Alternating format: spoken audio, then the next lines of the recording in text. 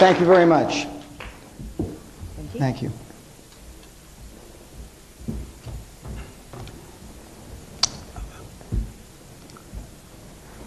Ladies and gentlemen, I think the opening of a seminar is so important that if you will indulge me, I'm going to read a short prepared speech before the seminar itself begins.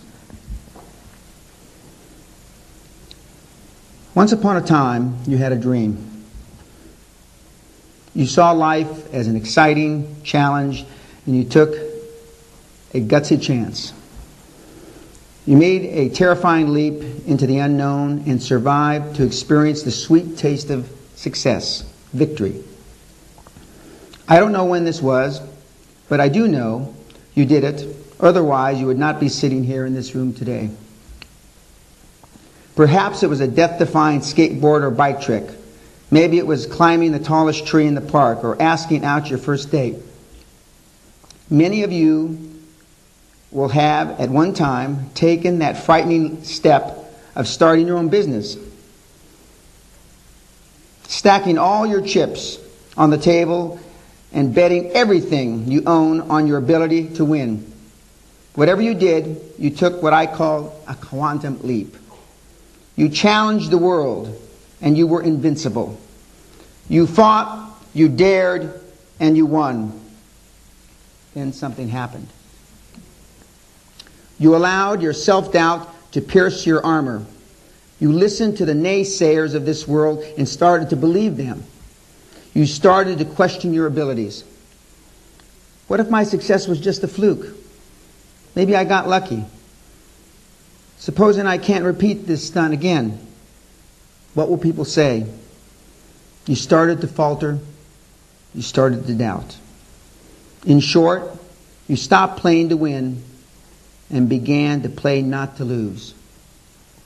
I'm here to tell you there's a very big difference between playing to win and playing not to lose. It's the difference between super success and lukewarm mediocrity, between winning the game of life and losing or barely surviving. This seminar has one purpose only: to rekindle within you the searing flame of desire. Desire to make another quantum leap, then another and another, until you reach stratospheric levels of success and leave all competition behind you in the dust. This seminar is about making you believe in yourself once again, forcing you to recall a time when you acted as though you had no limits to your abilities, when you leapt the chasm and landed victorious on the other side. More importantly, this seminar is about daring, fighting, and winning. I want to tell you at the outset, there is no success without risk, no fighting without action, and no winning without sacrifice. If you're not willing to dare to take offensive action and sacrifice many aspects of your normal life, then this seminar is not for you. I'm here to tell you, you cannot have it all. And any touchy-feely, silk-suited guru who tells you otherwise is just plain wrong. He's lying. But if you're willing to listen and learn, if you're prepared to avoid the company of morons and ignore conventional wisdom, if you will join with me and look the world straight in the eye, dare to stand in your way, and take powerful, decisive action, then each and every one of you in this room can become successful and can become a high-performance individual. And please let me be clear at the outset what I mean by success. This is not some happy, clappy, feel-good, rah-rah rally. I'm not here for you to like me. Quite frankly, if you want a friend, buy a dog. I'm here to tell you how to load your pockets with so much money that you have to weigh it instead of count it. If I have to slap, kick, punch, drag you over the finish line, that's what I'll do. That's my task. That's my job. I'm going to make you very, very uncomfortable. I can sense the discomfort from here already. I'm going to call your names. Not as many as Barry thinks I'm going to call you, though. And sometimes act like a drill sergeant. I'll be up here doing whatever it takes to make you realize one thing. You've been too comfortable. You've plumped your sorry arse down on a comfy chair a long time ago and have all but forgotten the warrior you once were. My task is to get you out of that armchair and turn you into a lean, mean, fighting machine ready to take on the world, ready to make your quantum leap, and ready to haul away cash in the tens of millions. I trust you will listen carefully to my message.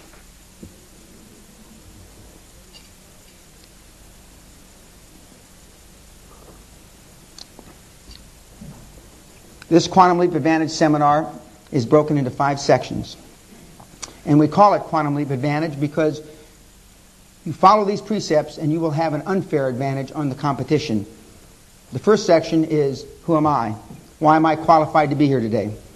Section 2 is what I mean by super successful.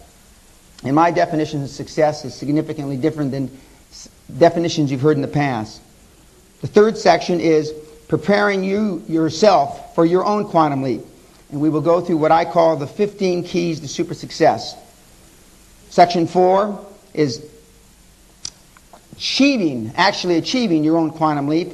And we will go through what I've determined as the 8 power strategies for that end. And last but not least, Section 5 is how you cash in on your quantum leap. How do you exit successfully? How do you put that money, that dosh, those shekels, whatever denomination, whatever currency you want to call it, in your pocket, and how to do it again and again and again. Welcome to Quantum Leap Advantage. You are the elite here. You have a great responsibility. Don't let yourself get comfortable. And I will do everything in my power to make sure you don't. Don't make friends. Do commit unnatural acts. And do talk to the devil. And some of you will ascertain, if you haven't already, I am the devil today. You're not here to be comfortable. You're here to go beyond. Dr. Oppenheimer was the head of the Manhattan Project. The Manhattan Project was the project to create a bomb of mass destruction to end the war in the Pacific. They were successful. I am qualified to be here because I have been dirt poor. Poorer than anybody in this room. I come from the ghettos of East Los Angeles. The barrio, as it's called. And when I make these kinds of talks in Spain and Latin countries, this is where they really get uncomfortable. This is my father. He was in the Naval Air Force during World War II. Some people think he looks like a movie star. I can assure you when he was beating me as a young man, battering me, I didn't think he was a movie star. I thought he was the devil. By the time this picture was taken, I had been expelled from school 5 times. I was 10 years old. One time for dropping an aquarium on my teacher from what you would call the first floor window, which we would call the second floor window. But I missed him.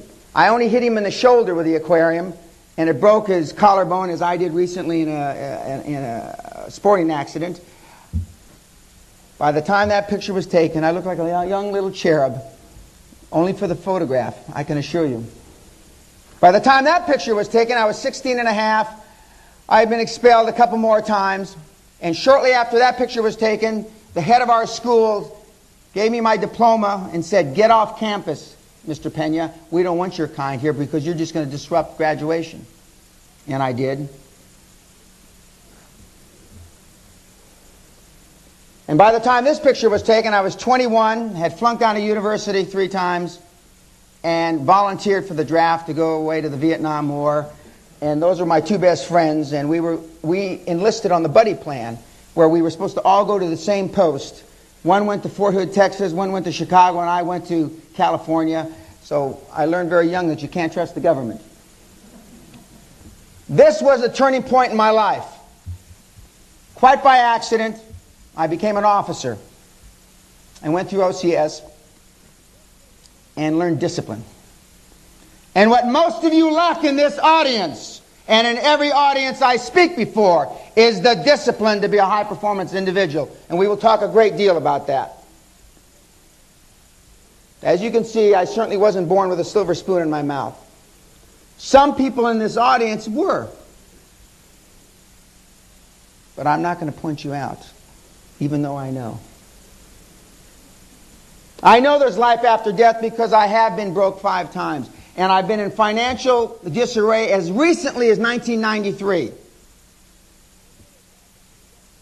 As recently as 1993. I've been broker than you, but I know something you don't. I can make it again. I've made it 5 times. And Lord, I don't want to do it a 6th. But if push came to shove, I could do it a 6th. Because I know I made my money not by accident. And now I have sufficient mentees, proteges in the world that have been successful, that now I'm at a stage in my life that I want to teach people how to coach. I made my first killing, so to speak, or I earned my guns selling property while I was in graduate school. At UCLA many years ago, 1971 to be exact. And I learned then, as we'll talk about later today, you are who you hang around with. And in fact, I sacked a room twice as big as this and started from scratch and hired people from Top Gun pilots that were being released from the Vietnam War and San Diego Air Station, and 13 of us sold more than 241 sold in 1 quarter the whole entire previous year. Now, many of you that have heard me speak before, and those of you that read the fine marketing piece at Stuart Goldsmith, and I want to take this opportunity of thanking him because he's brought me into the new century. I'm even not computer illiterate anymore, and we'll get around to that later, because I turned $820 into $445 million in 8 years, almost to the day, when the industry that I was part of went from natural resources, $42 oil, to less than $8 oil, and more than 10,000 energy companies alone in the United States went bust, and another 6,000 or 7,000 in Europe went bust during that same time frame. And I built and ran and founded for 5 years in a row the fastest growing natural resource company on the planet. And floated it here in London on the London Stock Exchange. Some of you may have even been shareholders. And I'm sure some of the pension funds that your money's in were shareholders. And this was the board, or at least half of the board, of directors of that company, and that was in my office in Houston, Texas. And we'll talk about it a little later, but this is the same board that threw me out several years later after me making them all rich. And last night I had drinks with one of the founders of British Biotech, who you've probably read about. And he's gone from a net worth of 270 million pounds at 20 pounds a share to 16 pence a share. And you can figure it out, he's lost everything. From almost being knighted to the penthouse to the shit house in less than a year. By the way, the gentleman in the gray hair on the left-hand corner, Robert Dyke, is the father of the North Sea. Found oil at Argyle in '79 and ostensibly, or theoretically, bailed out Great Britain from bankruptcy when Mrs. Thatcher first took over in the Tory government. The other gentleman just above him is the former treasurer of Royal Dutch Shell, a Scot named Bruce Patterson, and the rest that's not really important. You can tell where I'm sitting, though. Why am I here? Why do I have the credentials to talk to you about being a high-performance person? Well, we're just going to talk about a few of the milestones. One, I've taken $60,000 and turned it into $50 million in 3.5 months. I took an option public on the London Stock Exchange right here, not too many miles from here, when there had never been an option taken public, and the takeover panel and the yellow book and all the other rules and regulations says you can't do that, Dan. Nobody's ever taken an option for anything public. You have to own it. And I said, bollocks. I didn't know bollocks at the time. I didn't know whether it had 1 L or 2 L's. I'm not sure I still know if it's got 1 or 2. But I took it public in spite of the conventional wisdom. And there's a lot of conventional wisdom in the city. I forced one of the largest energy conglomerates in the world, a Canadian company, so it wasn't a fair fight because they're Canadians and Canadians managed by consensus, to sell their largest asset, Bow Valley, USA, for $155 million when they didn't want to. For those of you that say, Dan, how do I buy a company when they don't want to sell? Well, you can. In this particular case, I used their own bank against them, Citicorp. And we bought the debt from Citicorp. And if you don't think your banks will sell your debt, you are naive and living in a dream world. And then I'm your banker. How many would like to have me as your banker? And more recently, in 3 years' time, from January 96 to February of this year, I took a company from a genesis of an idea, sitting in my living room at my estate in California, overlooking the Pacific Ocean, to a flotation a few months ago, and created from scratch a publishing company worth $120 million. And I made my partner, the CEO, David Reeker, who some of you know, worth about $35 or $40 million, and he's not 40 years old yet. As an aside, the family was barren, and he conceived the baby with his wife at Guthrie Castle. So not only did I make him rich, I made him a father. I think the ghost had something to do with that. And there's David Reeker on the left. Some people say he looks like my butler, but... And we were signing our first acquisition there at Guthrie, and that was the gentleman we were acquiring, John Lindbergh, on the right. He looks like the maitre d' at the Savoy. I think he is the maitre d' at the Savoy now. And why am I here? Why am I qualified? This is my home. This is my dream. And we're going to talk about wrapping your new vision around some passion, some dream. That was my dream, and it came to fruition many years ago in 1984 when I moved to Britain, and I moved to Scotland, and I've been a resident ever since, and I pay UK taxes. And this is just a view. You can see my helicopter. You can see the shadow of my helicopter, actually, just off the lower left-hand corner. And that's how I used to fly to Edinburgh Airport, and I used to sit right down next to the British Air Shuttle. And I'd trot on the plane, and you can do those kinds of things in this country. The fact that Lord King was a friend of mine at the time who was chairman of British Air probably helped matters. And there I am sitting out in front of my main gate, looking casual, getting ready to ride to the hounds, I think. And this is the sincere look my children know isn't true. This is the PR look, Dad. You never look like that. And that's my lovely wife, a photograph of a painting that stood in the Royal Academy of Portrait Painters in 1987, and it was done by, theoretically, the greatest portrait painter alive today, a guy named Howard Morgan. He also did a painting of me, that made him famous.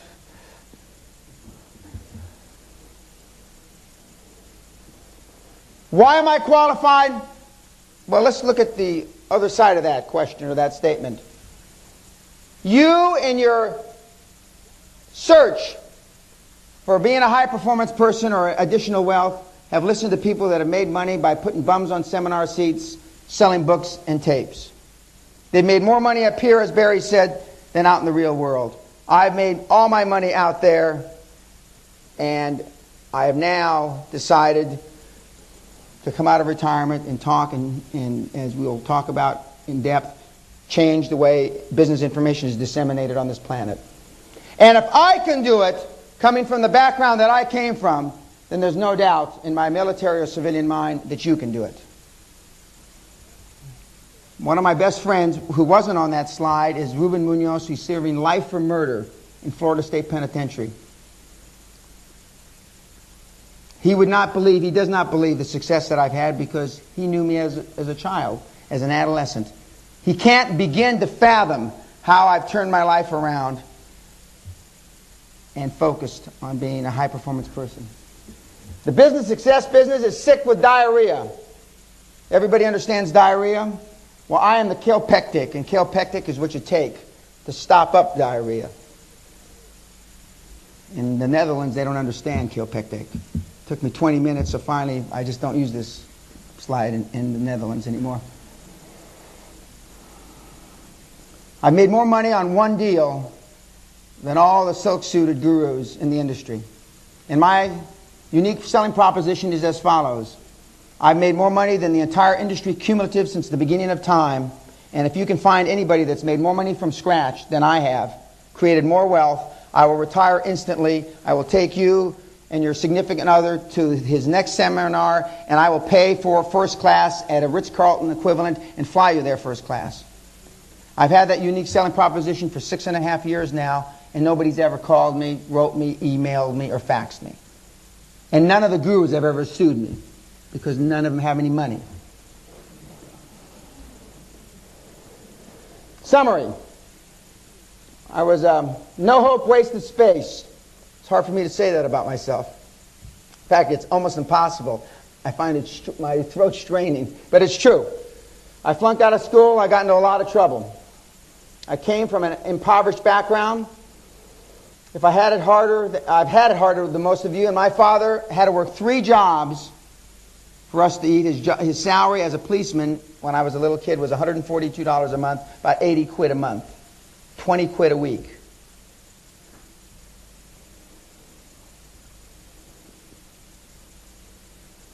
Believe me, I've been more broke than anybody in this room.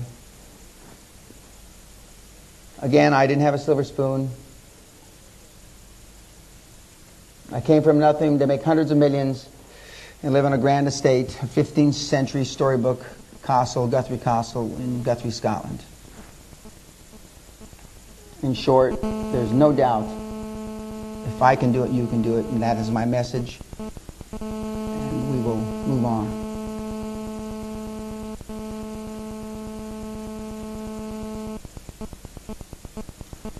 Now, money isn't everything.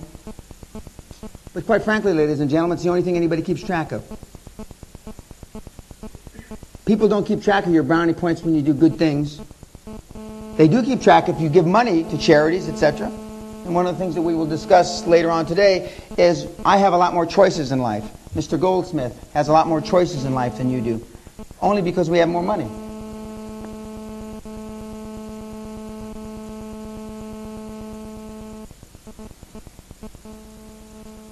I forget who said it, that the super rich aren't like you and me, but they're not. And things that I take for granted every day, you labor over. I told somebody here earlier this morning, my son started university this week after getting out of school a year and a half early, and he's gone to posh prep school, private schools, all his life. And now he's going to university, has 40,000 students. And he shows up with the other 4,000 first-year freshmen, and all of his classes are oversubscribed. There's lines of 600, 700, 800 people. And he's standing there. I can just see him now, standing there, not knowing what to do. So he's had a dose of reality. Success does equal money, because it's not the only measure of success, but it is, as I said a minute ago, the only one anybody keeps track of. Money can provide everything except health and love, and believe me, it enhances those two alternatives as well.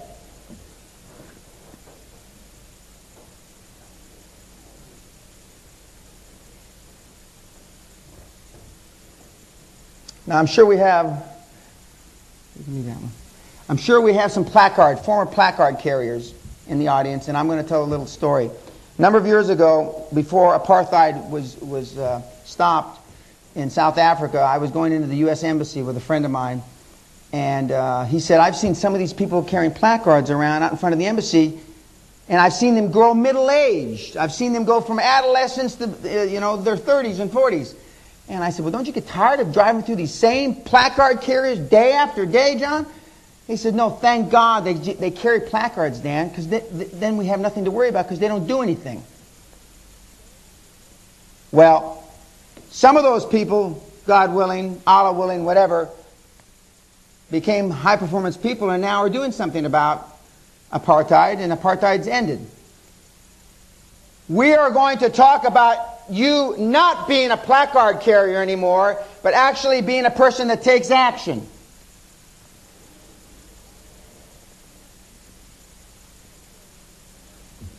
Most people who claim that money doesn't matter are broke morons, gutless tree huggers, and touchy-feely New Age mystics. They have all opted out of the effort and discipline required to get wealthy. I have a theory that the hippie movement in the 60s was a cop-out for Americans who didn't want to go to Vietnam and rather run to Canada and protest. I have a theory about that, which we're not going to talk about, but I have a theory. And, well, I don't want to make any political statements about my president right now. I could talk all day about that. Having met the gentleman, I've met 5 presidents in my life, and he was the least likely one to be president. There are no high-performance, touchy-feely people. There just aren't any. Now, I've been blessed, and we're going to talk about mentors later, to have 3 of the great businessmen in the world as mentors over the years. And they've told me, one of which was Konstantin Gratzos, the CEO of NASA Shipping Lines, the right-hand man of Aristotle Onassis for over 60 years.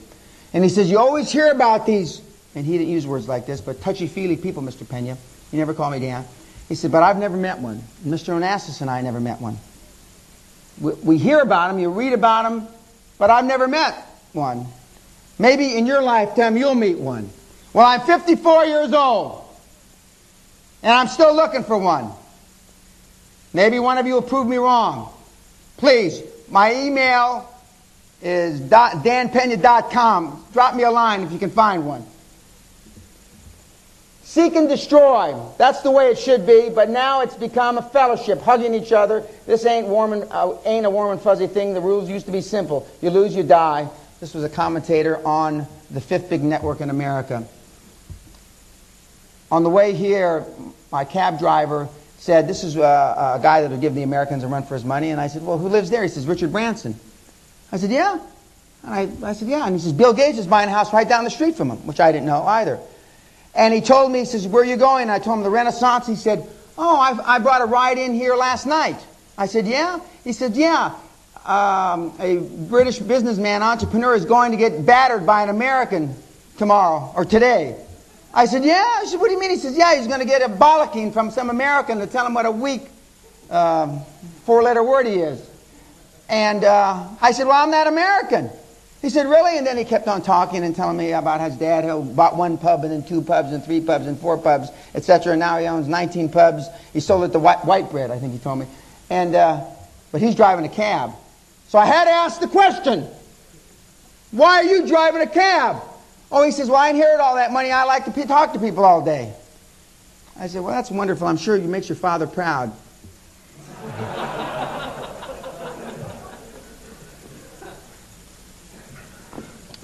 They train with the intensity of war.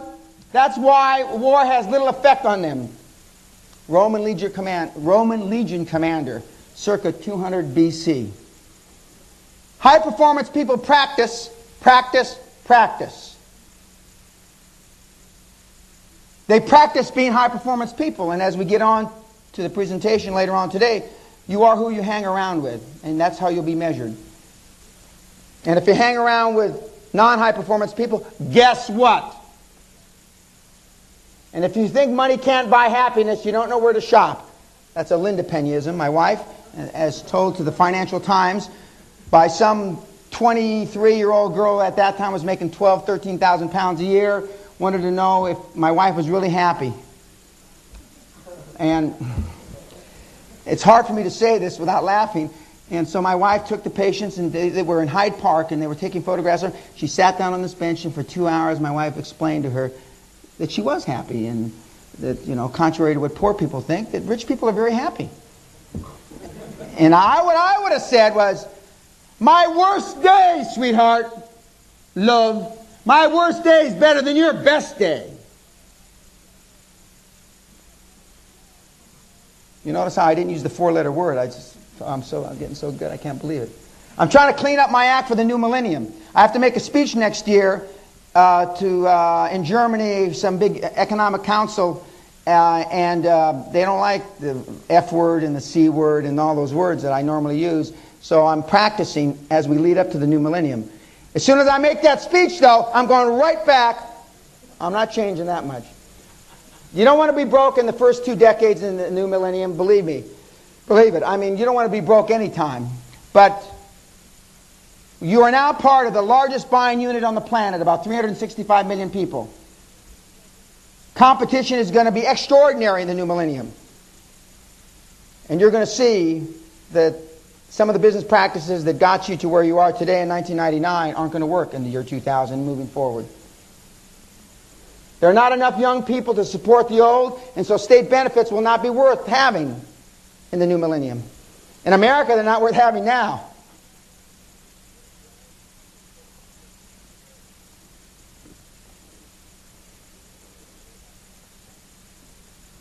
Hopefully, this is your wake-up call. Now, a few of you I've seen 2 or 3 times, it's like I'm the chairman of International Media Holding, a public company in America, and I make speeches for the holding company. And there's one guy that attends all my talks, and I asked him 3.5 years ago if he had used any of the stuff that he had learned, and he said no. And I saw him about 4 or 5 months ago, and I asked him again.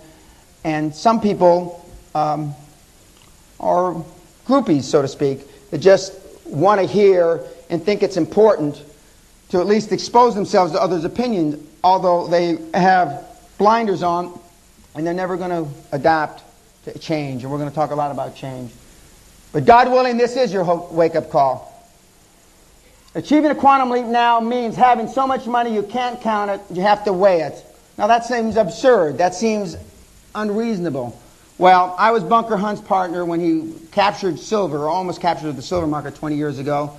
And I still remember him saying, he said some real gaffes at this press conference we called. He said, how rich are you? He was asked, how rich are you, Mr. Hunt? He says, I don't really know. If you know how much money you've got, you can't have too much money.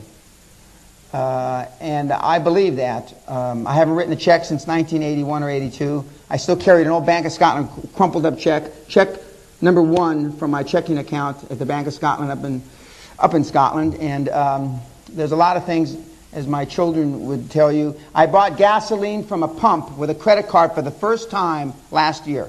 I'd never done that before. And my children were quite proud of me that I knew how to get the credit card in the machine and could find the gas tank. There are certain things you don't do if you have a lot of money. I just recently learned how to drive again because I had a car and a driver for a long time, and I decided that in my 50s I should be able to drive myself around. Now see, these are different things that you have to worry about, right? Well, this is a good thing.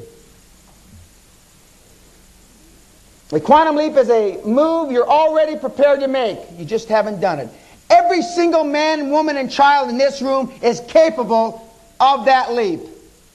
And when we talk about later on after the break, the steps, the power strategies, etc., you're going to think back, well, I've heard that before. You will hear nothing new here. It will just be spit out differently in a louder voice with more conviction from somebody that has actually done it. As they say in Texas, if you want to hunt with the big dogs and pee in the tall grass. Now, during the break, or maybe I'll explain what that all means, but this is analogous to during the oil boom when oil was $40 a barrel and people would ask oil barons that had gone from being roughneck daily workers in the field to multimillionaires because of the price of oil. They used to say, you build it and we'll buy it. And if you want to hunt with the big dogs in this country are gentlemen like Mr. Branson, who's been very successful, dropped out of school. You know his story better than I do. One of the great branding entrepreneurs this planet has ever seen, the Virgin brand. Didn't go to any of the great schools, did he? Did it? If there's anybody against conventional wisdom on this planet, it's Branson. Yet how many Bransons do we have in this country? Not too many. Actually, we only have one Branson in this country. I stand corrected. That didn't sound right.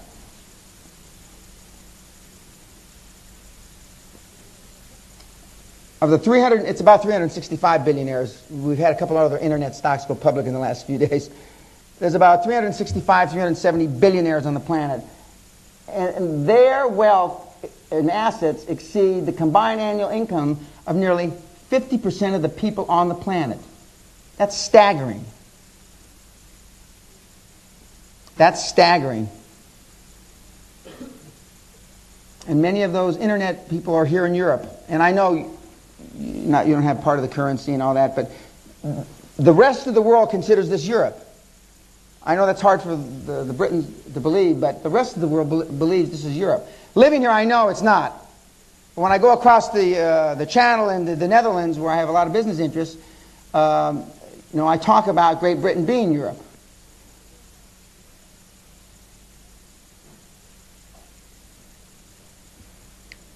One of the questions that I ask in the first half of today, and I tell and scream in the second half of today, is, are you willing to release the beast? What does that mean? Are you willing to make the change?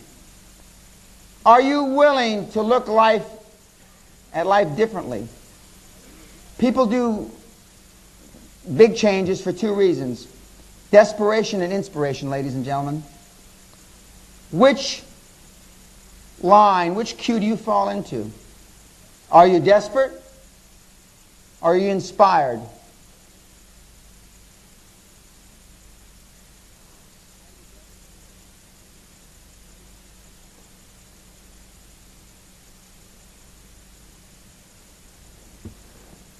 The gentleman that I had drinks with last night, one of the three founders of British Biotech, and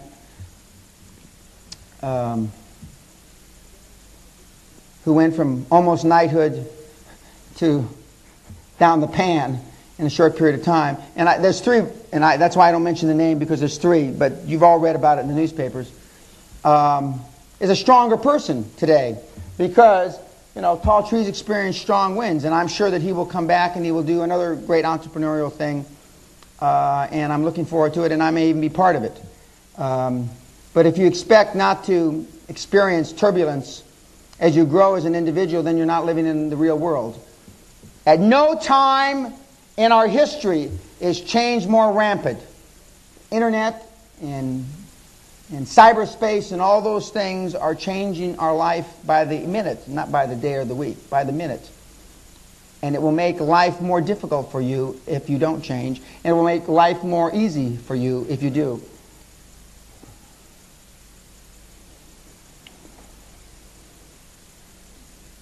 I am a high-performance person because I have an exceptional, extraordinary emotional bank account. Not because I have an exceptional, extraordinary financial bank account. These two bank accounts we have in life are directly related. People that succeed at a high level, that are high performance, deal with adversity better than you.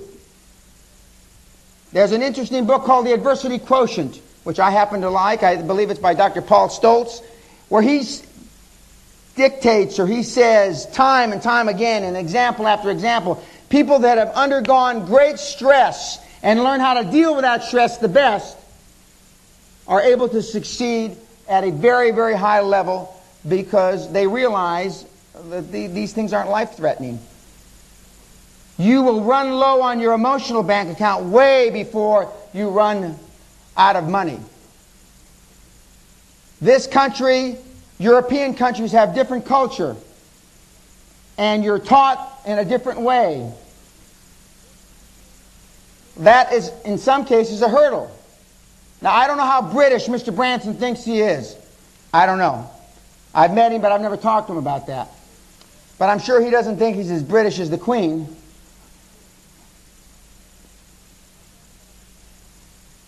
One of the reasons that I moved here was because of the fact that you look at life differently in Britain. And one of the reasons I made a lot of money here is because you look at life different in Britain.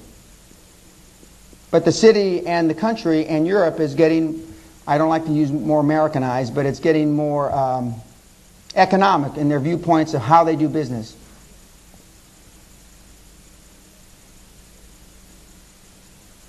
I want you to be committed to do what it takes in order to have what you want. I'm currently working on one project that I've been involved in 11 years. This is my 12th year, actually. And I'm fighting one of the Fortune 50 companies, a big chemical company, with a patent, and it's a long story. But I'm committed. I'm the only original guy in the deal in the 12th year. I'm the only guy because all the other men and women have decided it's not worth it.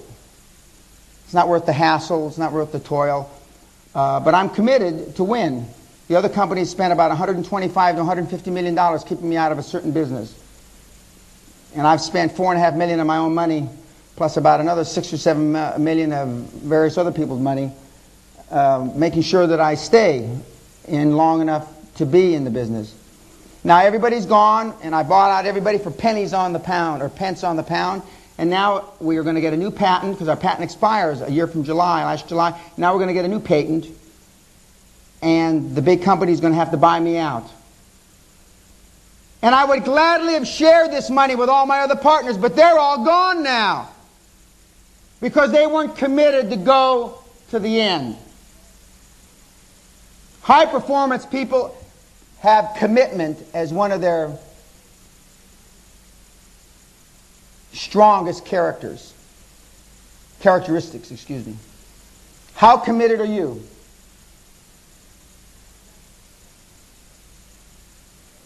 Unfortunately, most men and women lead quiet lives of desperation. I can't imagine what it would be like to get up in the morning and not enjoy what you're doing. Why do Europeans spend 3 to 6 weeks on holiday when the average American spends 2.1 weeks on holiday? Because you don't like what you're doing. That's why. And if you think it's any other reason, you're living in a dream world.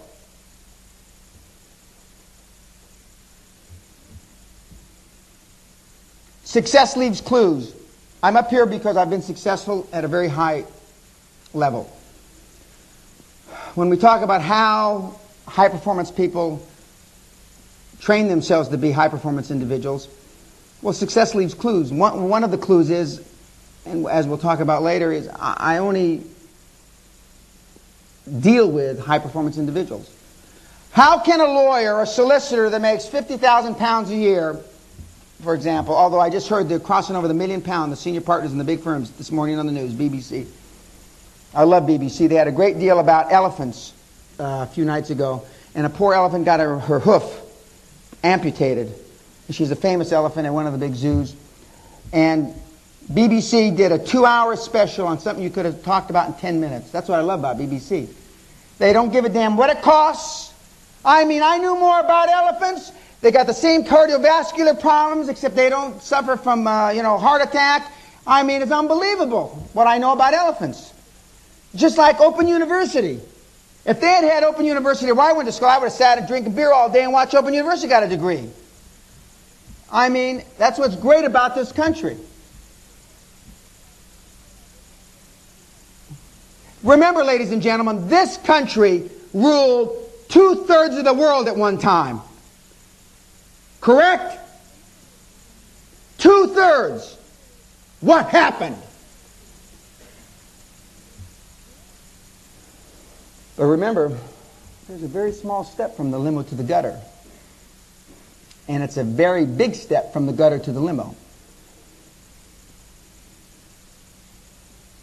Dedication, perseverance, discipline. And we talk more about it all day long. But those are just some of the characteristics of high-performance individuals. How else could it be?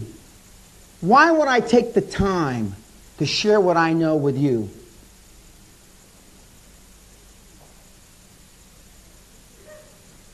I don't need the money. Stuart doesn't need the money unless something went wrong since I last talked to him. Why? I have the luxury of telling you exactly how it is because for that very reason. I don't need the money. I enjoy this.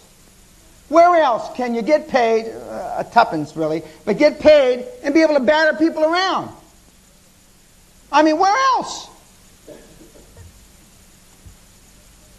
Now, these are just some of the advantages of being wealthy. There's a whole heck of a lot more, believe me. Your choices are infinite. For those of you that don't understand the word infinite, we have a dictionary in the back you can look at in the break. You can do anything you want when you want. See, you plan your holidays. Everybody, not everybody in this room, that's a cavalier of me. Most of you in this room plan your holidays out a good distance. One, because it's cheaper and I can come up with all kinds of reasons. You know when I plan my holiday? Well, first of all, I don't take holidays. But when I'm going to join my family while they're on holiday, I got a half-day break. Somebody canceled, a plane didn't make it to the airport. I jump on a plane, I meet my family there for 2 or 3 days, and I come back. I'm certainly not able to buy tickets cheaply that way, am I? I don't know anybody that's a high-performance person that plans holidays. I only planned one holiday, and I wish I had never gone. I went on the Love Boat, the largest suite on the Love Boat, through the Caribbean, up the Amazon, I don't know, 3 weeks. We had canceled the trip 3 or 4 or 5 times, and I didn't want to go. Just a bunch of old, people on boats. I don't want to go. Anyway, so I went, and I found out the guy that had the suite across from me had 6 square feet less than my suite, paid 1/5 of what I paid, and I paid for it 4 years before. I didn't realize if you wait till the last minute, you can get these things for nothing. And as soon as I found that out, I was very upset. And the cruise started. They put 10 people at a table, 5 couples. By the 3rd night, my wife and I were sitting alone at our table. Shocking, actually. I couldn't believe it. My wife says, Dan, can't you be nice to somebody so we could at least have somebody to talk to during dinner? I says, no. Basically, I said, fuck them. I don't care.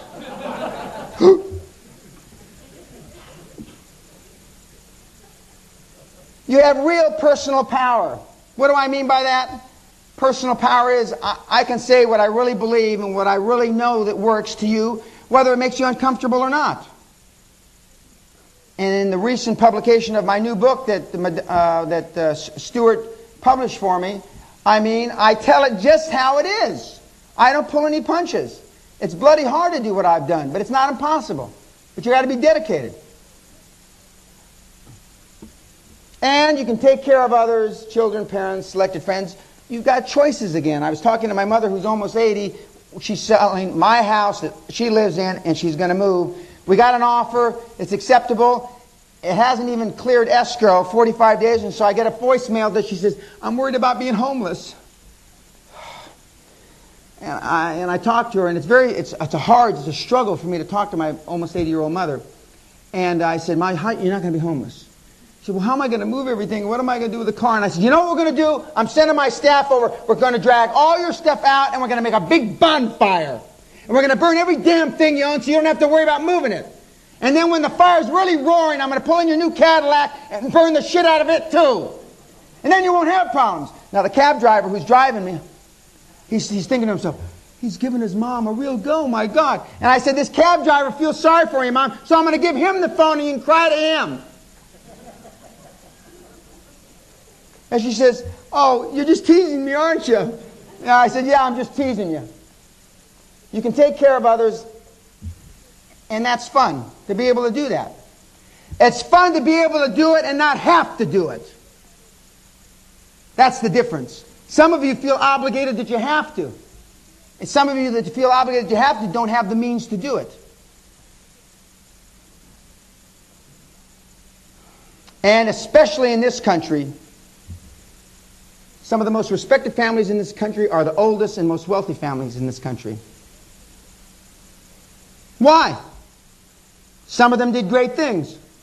Most of them haven't.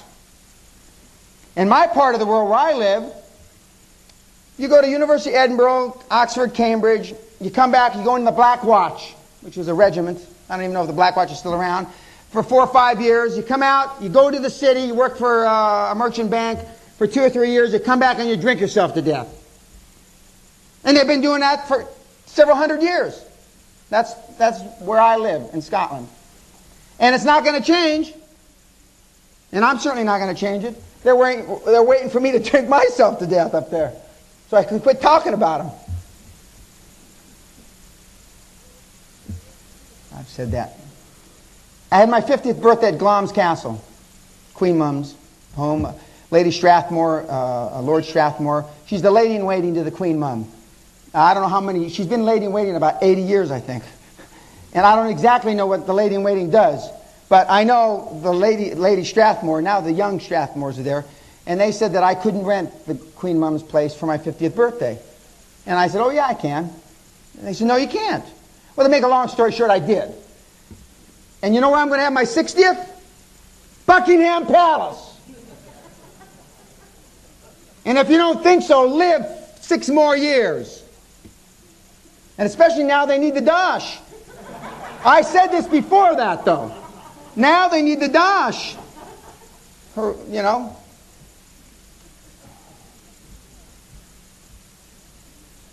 Lord, grant that I may always desire more than I can accomplish. One of the things we talk about after lunch, very briefly, is goal setting.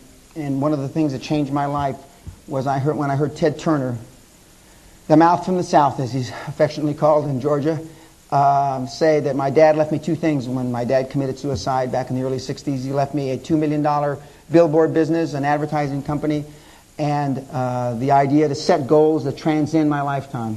When I heard that, ladies and gentlemen, a few years ago, on the dais at the Harvard Club with Mr. Turner, it changed my life. Because I had accomplished everything I wanted to by the time I was 39, and I retired to Guthrie. And I now realize that I would have been more fulfilled if I had set goals that I couldn't accomplish in my lifetime. And all the high-performance people have such goals.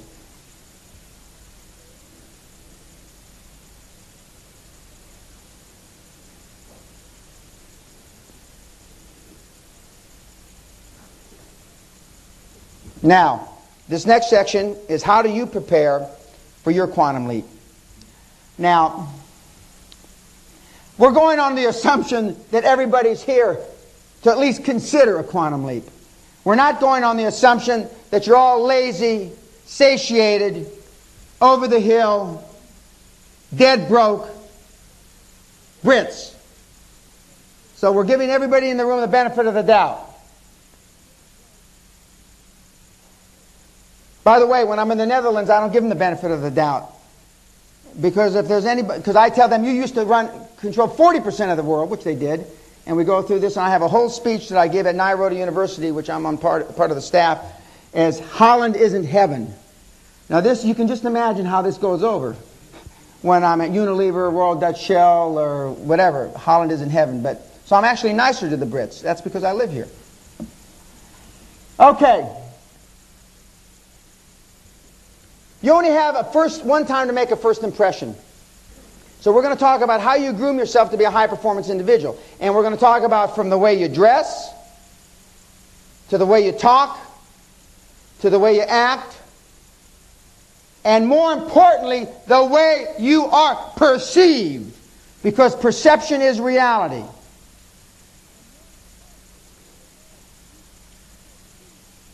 If I was up here with an earring in my ear, a green mohawk across the top of my head, which I get a chill just even saying that, let alone, and some other bizarre attire, it's not likely that, well, unless I'm a rock star or something, I mean, it's not likely anybody's going to listen to me and pay attention to what I have to say about business.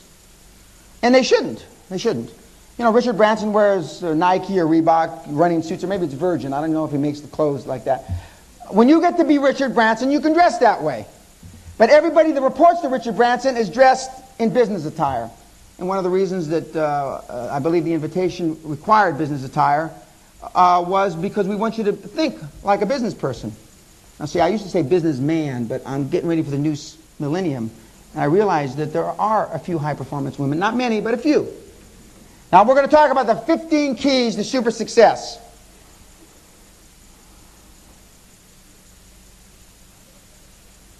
First, being a high-performance, super successful person is by no means for everybody, full stop, period. And anybody that tells you any different is either sick or lying to you because they're trying to sell something to you. Now, I see one surgeon near the front row, so I'm going to make a doctor analogy.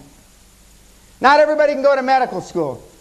As stupid as doctors are in investment, I can't imagine why everybody can't go to medical school. But I know for a fact it's difficult to get into medical school, especially the better ones. Because they don't want every Rufus doofus, cutting on you and doing the stuff that they do. Because it takes a high level of training, practice, education, etc. So medical school isn't for everybody. Even if we all applied ourselves, a lot of us couldn't. I say us in the royal us because I know I could if I had gone. But anyway, a lot of you couldn't have made it through medical school. This is no different than this. This is not for everybody. Just as public speaking isn't for everybody. Realizing this will save you thousands in books, tapes, and seminars. And I've had people come through the program over the last 6.5 years that I've done this that have spent as much as $73,000 in 1 year on seminars, books, and tapes. $73,000.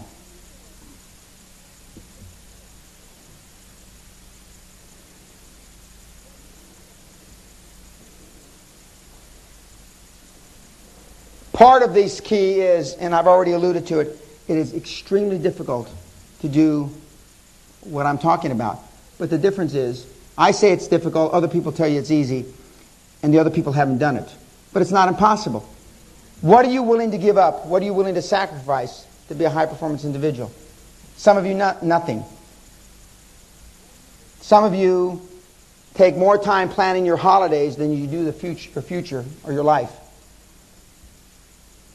I know my wife and I planned for our 3 children about university. Now that we've actually got one in university.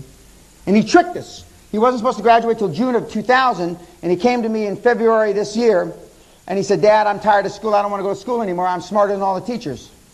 I said, well, this is part of life, Dan. We're smarter than most people. And he said, but I don't want to. I'm going to drop out of school. I said, no, you're not, Dan. You're not dropping out of anything. If you drop out of school, I'm going to drop you in a grave someplace. And so I said, but if you can come up with a way to get out of university without embarrassing me, your mother, the family, and that's legal, that costs me nothing, I'll consider it. 3.5 weeks later, when I know when my son picks me up at the airport, it's something catastrophic. Either the worst thing happened, there's a big death in the family, or he's got a big deal to sell me. He picks me up at the airport, he's driving me home, and he says, I came up with a way. To make a long story short, he got out of school in 1st of April. Of course, trying to get into a university, I underestimated that because I had forgotten that you apply a year before, or a year and a half before. And so that was a whole other big challenge, getting him into a school, which we did finally. But all the planning we've done and all the schools that we had gotten him accepted to for the year 2000 went down the pan because he decides to get out of school a year and a quarter early. So man plans, God laughs. But it's tough. No matter how hard you plan, it's still tough as hell to do what I'm saying, and I would be less than candid, and I would be lying to you if I said any different. Because everybody has a fear of responsibilities and expectations that come with success. Some of you, and I say this generically to all audiences, some of you are more afraid of success than you are failure, or are being average as you are now. Why? Well, as I said in my opening comments, you've got to keep doing it. What are people going to say? Was I just lucky the first time? Can I repeat? What if I lose it all? These are questions that you ask yourself, if not at a conscious level, for sure at a subconscious level. Because you are afraid. It's the same reason you don't, if you play to a 15 handicap in golf, why you'd be apprehensive to play with Nick Faldo or Jack Nicklaus in his prime or Tiger Woods. You'd be afraid of embarrassing yourself. For those of you that play tennis, we can go through a tennis analogy.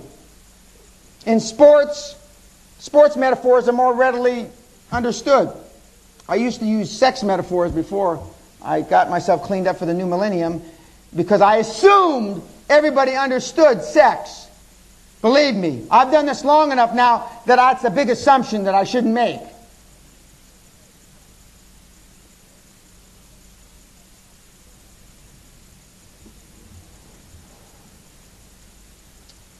Conscious choice is a wonderful thing. It's like the holy grail of therapy. One man came up to me recently and he said, Mr. Pena, I'm glad that I came here. I'm glad that I understand what it takes, and now I know it's not for me. If you fall into that category, you ought to kiss Stuart Goldsmith's backside and say, thank you very much, Mr. Goldsmith, for allowing me to understand that this isn't for me. And I don't have to flog myself anymore. I don't have to come to seminars. I don't have to buy tapes, but I still have to subscribe to his newsletter. I've had people do that. I had a recent partner, a Dutch partner. We were in the insurance business together. We were buying small insurance companies. He's 34 years old. He said, I can't take it anymore. And we sold off the assets. And then just recently, after 2 years, I have some other partners in Holland that I continued the business with. He approached him and said, you know, I really think that I do want to do it, because he missed the rush of doing it. And he's certainly still young enough. Everybody in this room is still young enough, no matter how old you are. And there are a few people in this room that are older than me. But you still have another bang, so to speak, in you. There comes a time in everybody's life. Some of us have already passed that time, and some of us have experienced it more than once. You've got to face the tiger. Is super success your tiger? Do you want to stand in the eye of the hurricane? Some of you, the answer is yes. I hear all the time, boy, I wish I met you 20 years ago. I like to smack those people. And I will today. I'm just in the mood. Because I see a couple of the old farts saying, oh yeah, I wish I could do it. Idiots.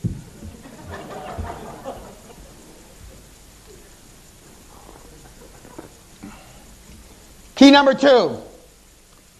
I've never met a part-time high-performance person. Ever. It's a full-time job. Getting wealthy is a full-time job. And anybody that says that you can do it part-time first of all, hasn't been there, done that. When I had the privilege of working with Mr. Gratsos of Onassis Shipping Lines, I mean, it was a full-time job, not just running Onassis Shipping Lines after Mr. Onassis died, but I mean, being a high-performance person. Everything he did, everything about him was at the very highest level. From the way he ate, the way he dressed, the way he looked, everything about him. I never saw him without his coat buttoned. I never saw him without a tie, or he had a silk smoking jacket, I think it's called. He was a true Renaissance man, and I was fortunate, I was blessed to be around him for a number of years. Part of this key, birthdays, anniversaries, and holidays are for poor people. Wealthy people, high-performance people, as I already mentioned, don't plan their holidays. They take it when they've got a break. They take it when they've got a break. I have been home for 3 of my birthdays in the last 15 years. My 40th birthday, we had several hundred people black tie party. My 50th birthday, had several hundred people black tie party. And last birthday, I happened to be home. My wife said, you must have made a mistake in scheduling. Why are you here today? I go, what's today? Today's your birthday. Just August 10th passed. I'll be damned. Yeah. And the birthday cards my children gave me all said about the same thing. We know you love us in your own way. And I carry them in my briefcase. We know you love us in your own way, and you've always been there for us, and you'll continue to be there to pick us up when we fall, as you have. I have a good buddy of mine who's a psychiatrist. And I said, Carlo, what's this mean? He says, Dan, you know what it means. Don't give me that crap. You're not talking to those doofuses in the seminar here. You're talking to me. And I said, oh. And I says, but he says, Dan, it's interesting that all 3 of them said the same thing. Ah, it's bullshit. Okay, I'll meet you for dinner a couple of days, and I just forgot about it. Be prepared to pay the price for super success or abandon your quest now, today. For everything in life, whether it's having a cup of coffee at the Ritz, to buying a drink at the Savoy, to taking a cab here, has a price. Why is it so difficult for you to understand that there's a price for high performance activity? Why? Nick Faldo's hit 6-7 million golf balls. Maybe 8 million by now. And he's at the twilight of his career. But in his prime, that price was, and I don't know if he lost his first wife because of his golfing career, I probably did, or divorced his first wife. I don't mean lose in the sense of going to the big golf course in the sky. But there's a price. There's an absolute price. Yet it's so difficult for people to understand. Key number 3. Categorically, by definition, you can read my lips. You cannot have it all. Full stop. No way, Jose. Can you have it all? By all? Oh, I want to do everything and not have anxiety and not have pressure and don't get ulcers and do everything all the things that I want to do and none of the hard things and be lovey-dovey, slappy, clappy. Well, that's all baloney. You can't do that. It's not possible. Because everything has a pay price to action. Every single thing has a pay price to action. You have a pay price to action for being here. Forget the money you paid, as little as it was. You have to listen to me or get up and leave. That's your pay price. I'm making a lot of people uncomfortable.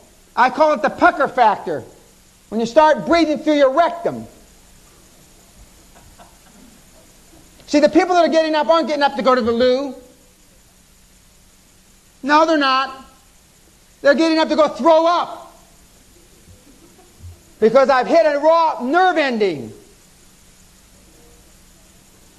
There's a steep price to pay for success, and successful people in business know that. Doing the things I've done has not come easy. There's been a lot of sacrifice.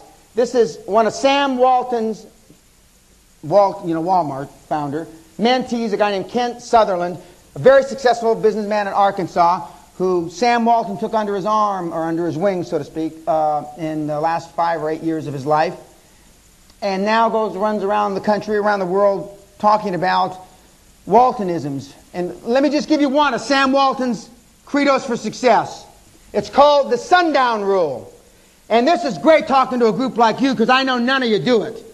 And the sundown rule doesn't mean you have a drink by sundown, you lazy. Sundown rule means every single inquiry, email, phone message, fax that you receive in a given business day has to be returned in some shape, form, or manner by sundown the day you get it. If nothing more than your PA calls up, Mr. Goldsmith received the message. We are following up. We will get back to you. Not in due course, like you say, because due course means sometime between now and never. We will get back to you in the next 48 or 72 hours. Now, my sundown rule is by the time I go to sleep, I clear all my messages. Because I travel a lot. When I get back to the hotel, I'll probably have 50 fax messages, and I answer them all by the time I go to sleep. That's my sundown rule.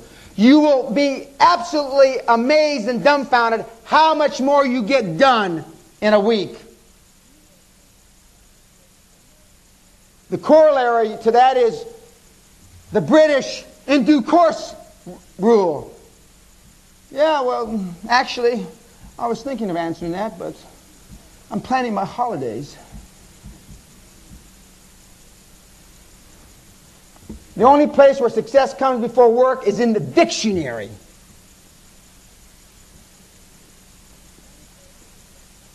High performance people all work to excess. I've taken one full day off since 1971. One full day. I worked part of my 40th birthday, but I didn't work any of my 50th birthday. I decided when you're half a century old, I decided not to work at all. I also played in a golf tournament, my own golf course. And so I didn't really have time. And by the way, there's a solicitor in the city. He works for Goulden's. He had not taken a day off, one day off since 1972. And I heard about him and he heard about me. And we had breakfast a couple years ago. He was one of Maxwell's lawyers, got off the Maxwell kids. And I had to meet him. He lives in Eaton Square, and he had just bought his 5-story place in Eaton Square from the Duke of Westminster for 12 million pounds. And we had breakfast, and he said, "Oh, I was really wanting to see what you really were like in person." And I said, "Well, the same, that's why I'm here." And we talked, we chatted for a couple hours. And he was also the highest paid solicitor about 5 years ago in Great Britain. Took a real slagging from the press. He made 6.5 million pounds. And he just got beat up, which that's a whole other story. That's a cultural thing. Key number 4, you've got to change. There's nobody in this room that is at a stage in life that change is not warranted. By definition, going into the next millennium, you have to. And we already know the reason we don't change is because of ourselves. Nobody keeps us from changing. We can chalk it up to our wife, our kids, our in-laws, or whoever, but it's you. It's you. And one of the things that high-performance people do is they take full responsibility. All the things I screw up, I say, I screwed up. I don't blame them on someone else. All people are self-made, but only successful people talk about it. The biggest loser in the audience is self-made.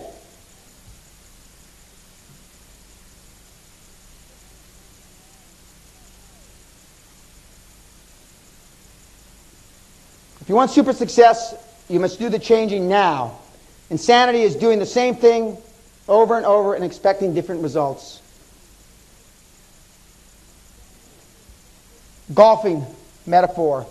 If you slice the ball, it's because you're hitting it from outside in. And you're putting a right to left spin on the ball, and the ball goes off to the right. You can hit 25 million golf balls. If your path of the club head is outside in, you will slice the ball for eternity. I don't care how many times you play golf a day, a week, or how many golf balls. You're doing the same thing, but you're expecting different results. More of the same will just give you more of the same.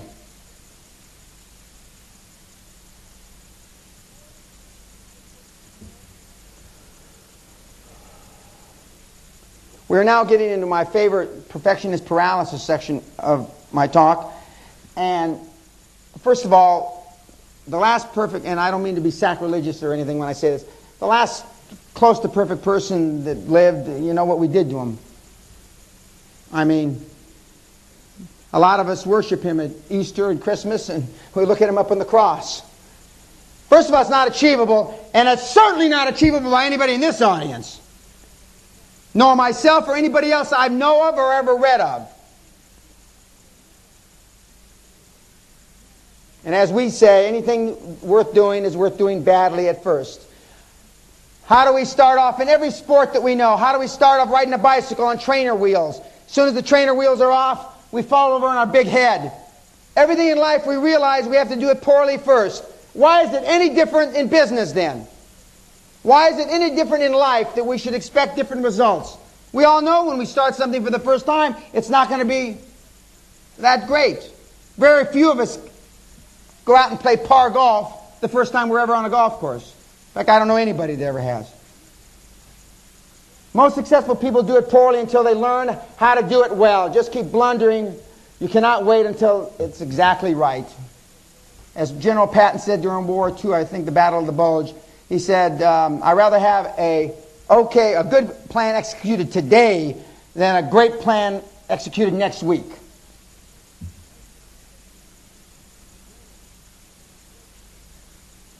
But what will they say about you?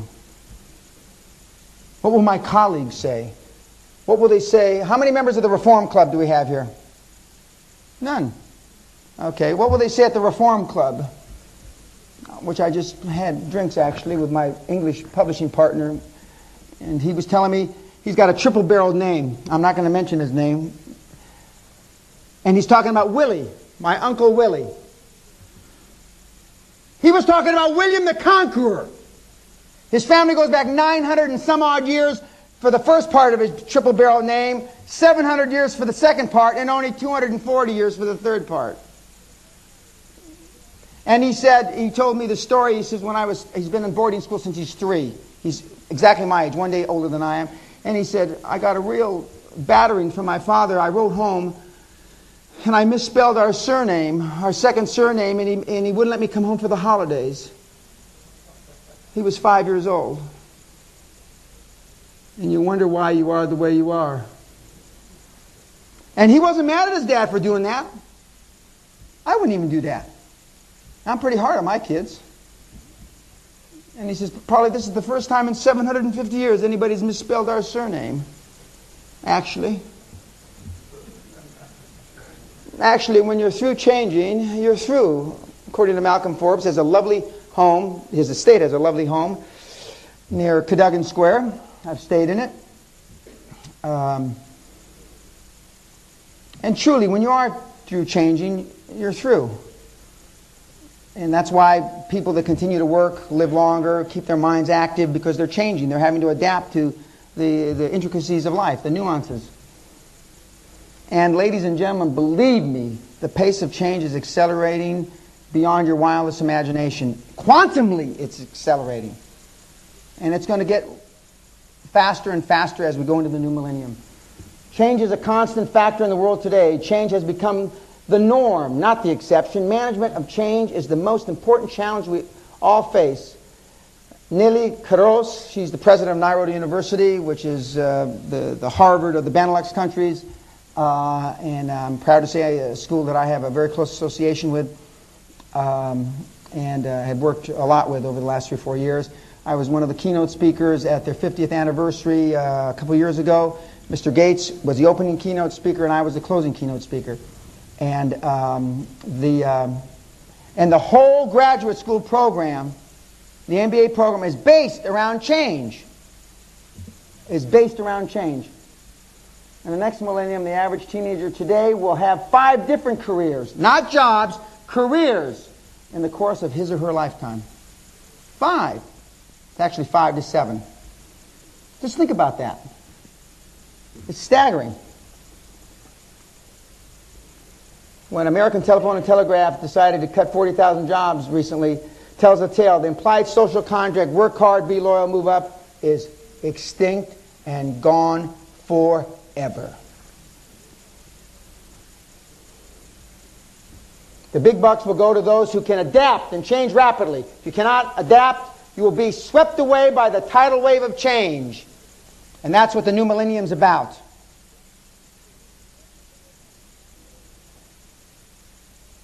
You will adapt or you will perish, according to Charles Darwin. Even now, I am becoming computer literate. Just in the last few weeks. Because I'm making this big talk next year for the new millennium, I felt I can't go into this thing without knowing something about computers. I talk about change up here, and I'm the great Neanderthal of computer illiteracy. And so my son, about 6 or 8 weeks ago, sat me down in front of his mother's computer in her office, and she says it took him about 10, 12 minutes to teach me how to do it. I said, this is really easy. And then he looked at me as only a Dan Pena Jr. could, and he said, Dad, anything 159, 160 million people can do on this earth's got to be easy. Anything that's growing at 60,000 a day, people on the internet, it's got to be easy. What do you think? These people are stupid out there, Dad. And I thought about it. Not exactly how the people want to think of themselves that are on the net, I would suspect. But it is true. It can't be difficult. 160 million people on the planet do it. It's like sex. Everybody's going to know how to do it. And what kind of change are we talking about? We're talking about a small shift of effort now, today, creates a large change years, a decade down the road. A small shift in aim with a weapon causes a huge difference. You move 1 inch with a rifle at the rifle end, how much does it move, or how much does it move the bullet where it lands in the target area? Depending on how far the target is. Inches, feet, yards, hundreds of yards, thousands of meters, miles. This is an American sports analogy, metaphor. In American baseball, a guy that hits the 250 averages, he's hitting the ball 2.5 times after every 10 at bat. He gets paid about $600,000 a year, more or less. A man that hits 3.5 times every time he's at bat, 10 times at bat, makes between $10 and $15 million. That's one hit per 10. That's a very small difference for a huge economic benefit. And it's no different.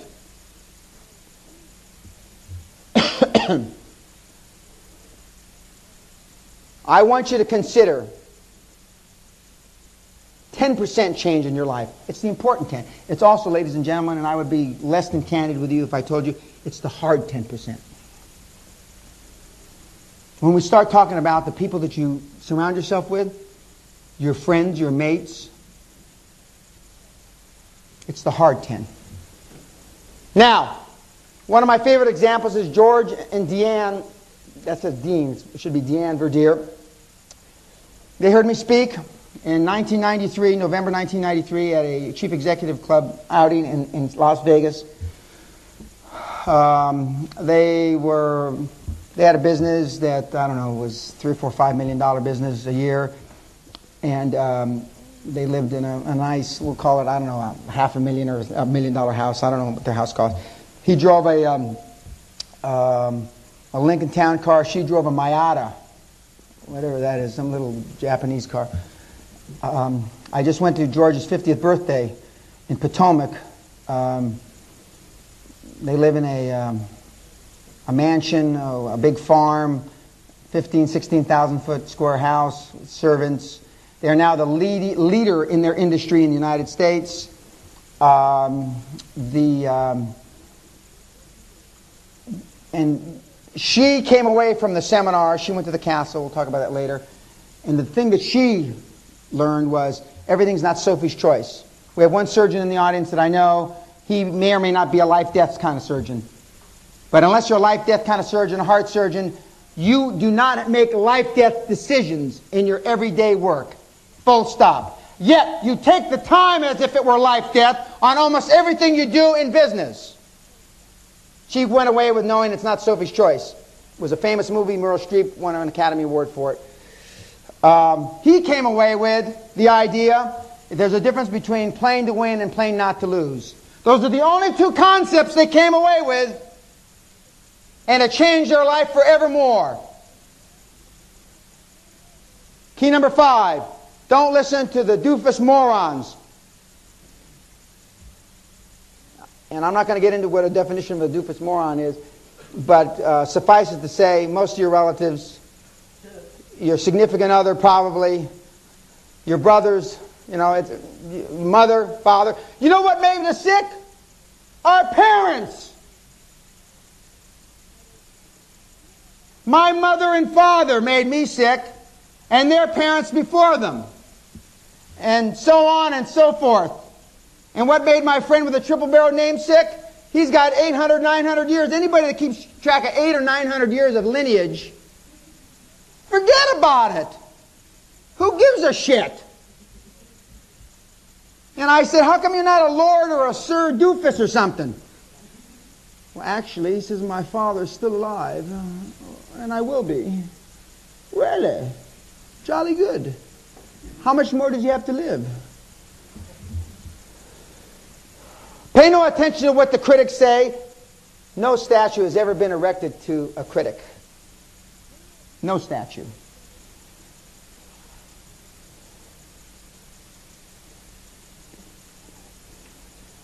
For those of you that are in the construction or labor industry, I decided to put some examples on you might relate to. Would you take advice on plumbing from a guy with leaky taps? Now, in American, that means something else. Leaky taps, which I don't want to get into because this is the new reformed me. Would you take advice on a DIY from a guy whose roof was falling in? Now, I tried to buy wicks here about 3 years ago in this country. And I made all the presentations to all the big venture capitalists, and I'm calling it a DIY. And I made like 15, 20 presentations. We were not successful in buying wicks. And all the people are in trouble, as you probably read the papers. And after 3 weeks of presentations, finally one of my accountants says, you know, Dan, it's DIY, not DYI. I said, who cares? Did everybody understand what I'm talking about? Wicks. Yeah. And I said, why didn't anybody tell me? He said, well, we were afraid that you would scream at us. And I said, well, we actually got somebody to fund it, but we couldn't buy it. Oh. Now, Lenin was wrong. It isn't religion which is the opiate of the masses, it's conventional wisdom. And as you'll see and as you'll hear me speak the rest of today, I mean, if you just did one thing from today and you went against conventional wisdom, you'd be very successful. Break all the rules.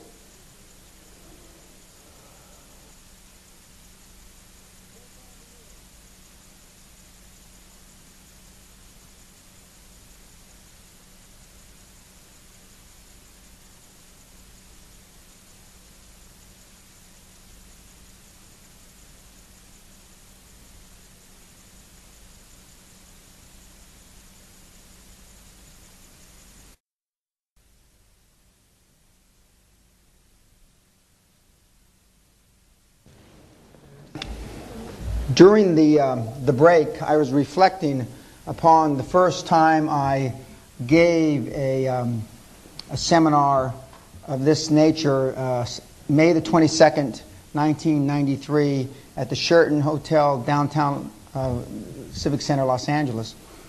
And I was naive enough to think at that time, since I had entered the coaching industry, and I had easily, by a factor of 100 or 1,000, accomplished more than any other business coach on the planet, that we would have to queue them up with security guards. It was $1,000 a head for a one-day event like this venue.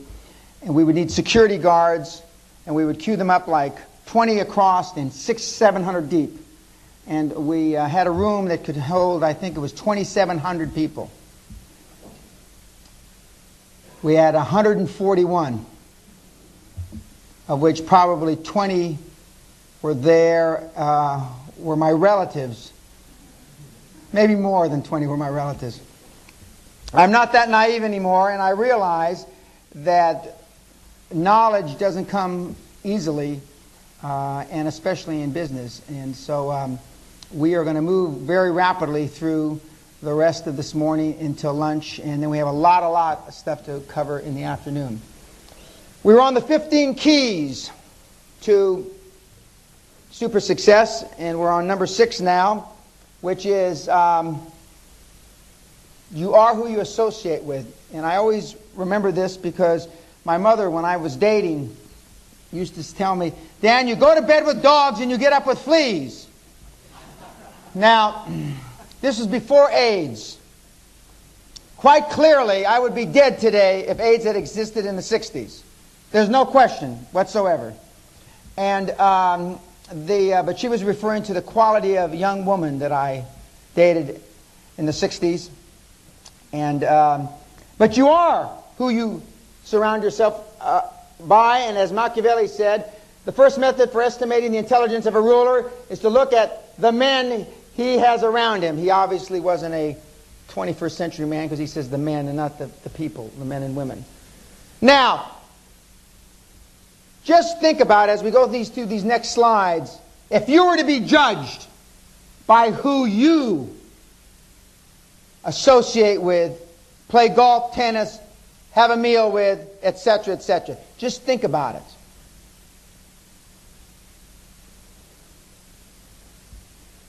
Now, in American parlance, in Dan Pena parlance, stop hanging around with morons. It's quite simple. Now, some of the morons actually went to proper schools, what I call the Winchester Etonian moron end of the continuum, then on to Oxbridge, etc., etc. The other end of the moron continuum didn't go to school any place, or went to one of those other schools, those institutions of higher learning. As Richard DeVos, a friend of mine, founder of Amway, if you hang around with poor people, you'll always be poor, and then you'll spend the rest of your life complaining about it. That's actually very British, and DeVos is no Brit. But he's a multi-billionaire, and it's quite frankly one of the reasons I don't associate with my family, my peers, family peers is because I got tired of people asking me, why do you still work, Dan? Because if you run with cripples, you'll learn how to limp. We're talking about mental cripples. Ladies and gentlemen, this country has a lot of mental cripples. I just read the FT, and it brought all back very clearly in focus. And for those of you that want to read August the 2nd, Financial Times, their news service, you'll read about the slander suit I just settled with the Financial Times, and they paid me. August 2nd. I'm very pleased about that. It took a lot of money and a lot of time to beat the FT down. They didn't roll over. It was Dunkirk all over again for them, though. You know what it takes to sue the FT and win? Do you have any comprehension? That's the same kind of determination that I've had and the high-performance people that I keep on talking about have.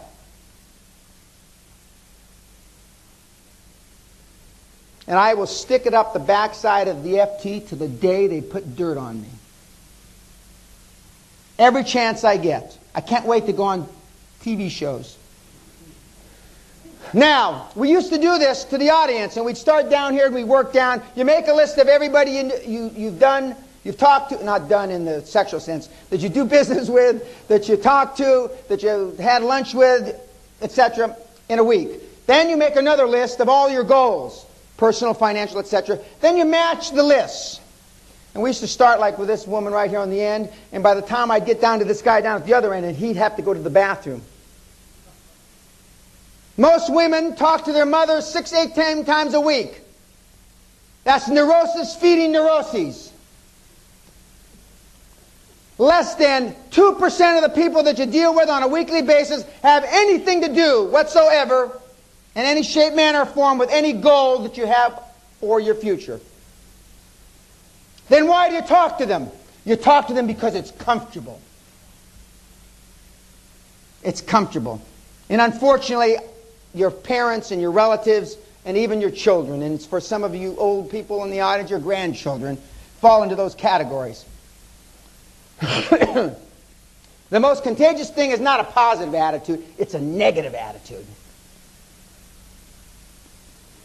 In 1978 or 9, when Mr. Thatcher took over the Tory party and the government, there were 8,800 and some millionaires in Great Britain. When they gave her the boot a few years ago, I think there were 64 or 66,000 millionaires in the country. I don't know if there's more or less under the new administration. I don't know that number. But it's not something you go around and brag about, being wealthy in this country.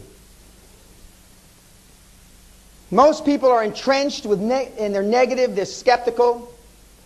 And there's a lot of skepticism about wealth in Europe, a lot more so than America. You simply cannot achieve the kind of success that we're talking about hanging around with mentally deficient losers that think that life owes them a living. I have a whole speech about the National Health Service here I can go through. Although, when I was seriously hurt, last time some of you saw me speak 3 months ago, I had just been in a near-fatal accident, and I thought I was getting a heart attack, and because my sternum was broken, and I didn't realize it was broken, and I staggered into the hospital, one of the hospitals here, a guy my age gripping his chest. I mean, I was in, I didn't have to fill out any paperwork, nobody asked me for a check, a credit card, nothing. And I got a young doctor from Dundee, and he said, he thought I'd just been hit by a car. And I said, no, the accident was actually 3 months ago. And he said, well, you're in, so I wasn't having a heart attack. But I liked National Health then. I could support National Health because they took very good care of me in a quick fashion. Now, the fact that you have to wait so many years for a hip transplant and some other things is another story. Now, this whole seminar could be based on one precept, or actually 2 or 3 precepts, and one of which is modeling. Following in the footsteps of somebody that has already been super successful and mimicking them, so to speak, imitating them. Now, I can't remember if it was Socrates was the protege of Plato. Yeah, that's the way it was, wasn't it? Socrates was the protege of Plato. He mimicked Plato. Now, Socrates said it a little differently. This is kind of Dan Pena's way of saying it, but he said the same 3 things. There's 3 three methods, three different precepts to follow to be super successful. One is trial and error, and that takes too damn long. Two, over time, and that kills you ultimately. And three, copying somebody. Socrates said the same thing. Modeling someone that's successful. When we talk about mentors, and I talk about my mentors, and I've already mentioned Constantine Gratsos, I modeled what he did. I dressed like him. I didn't talk like him. In business situations, I talked like him, but he never swore, never smoked, did drink. It's truly the fast track to success. Why would you want to, that's what parenting is supposed to be all about. In my judgment, being a parent is the least prepared thing anybody's ever been put on this earth to do. But that's what our children are, in theory supposed to do. Mimic us. How good of an example are you to your children, for those of you that are parents? And in using that same formula, how is it that you look to somebody, or do you look to somebody? What if they were following your footsteps in business? And in some cases they are, unfortunately for them. What kind of example are you setting? What kind of fast track to success are you giving to your children or grandchildren vis-a-vis business? Think about it. For those, some of you, you don't want to think about it. It's obvious by looking at the faces in the audience. Get yourself a mentor. How do you do that? Well, some of you, you got to pick up the phone. I called W. Clement Stone about a year and a half ago. He's still alive in Chicago. He was the father of positive mental attitude, amongst other things. He's 95 or 96 years old. And I asked him to go out to dinner, and his house had just burned down. And he said that, he was living in a hotel, and he said that he really couldn't because of his house. But I got through to him on the first call. To scale a mountain of success, you need a guide. I wanted W. Clement Stone because he had worked with Napoleon Hill, who had written Think and Grow Rich. All top athletes, sportsmen and women, even singers, everybody has a coach. Even Bill Gates has a mentor. You know who it is? Warren Buffett. The richest man in the world has the second richest man in the world as his mentor.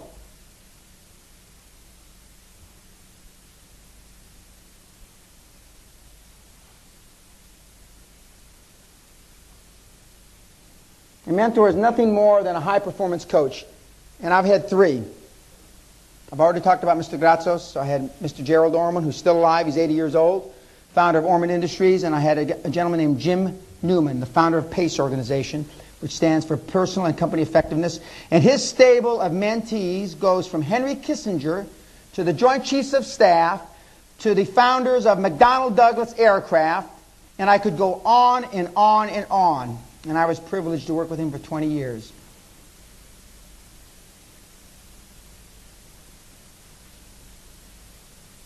You've all seen a similar saying, when the student is ready, the teacher will appear.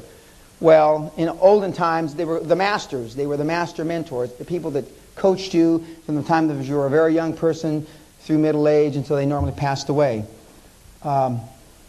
There are no easy ways to become a high-performance individual, ladies and gentlemen. And there are no shortcuts to success, and there's certainly no formulas for success. But the closest to all that I aforementioned is through a mentorship and finding somebody that is where you would like to be later on in life, or actually right now in life. Now, these are the characteristics that I found in mentors that have to exist. One, significantly more wealthy than you. For this audience, that's not too damn hard now, is it? We could find somebody on the next Lorry. Two, significantly more experienced than you. A senior person usually that you really like and respect. Now, they don't always have to be older, as the next comment, or number 3 says. But the reason why you have to really like them and respect them is because you're going to have to deal with them and do stuff with them that's outside of business, and that relates to 4, something else in common outside the field of your business, golf, fishing, etc.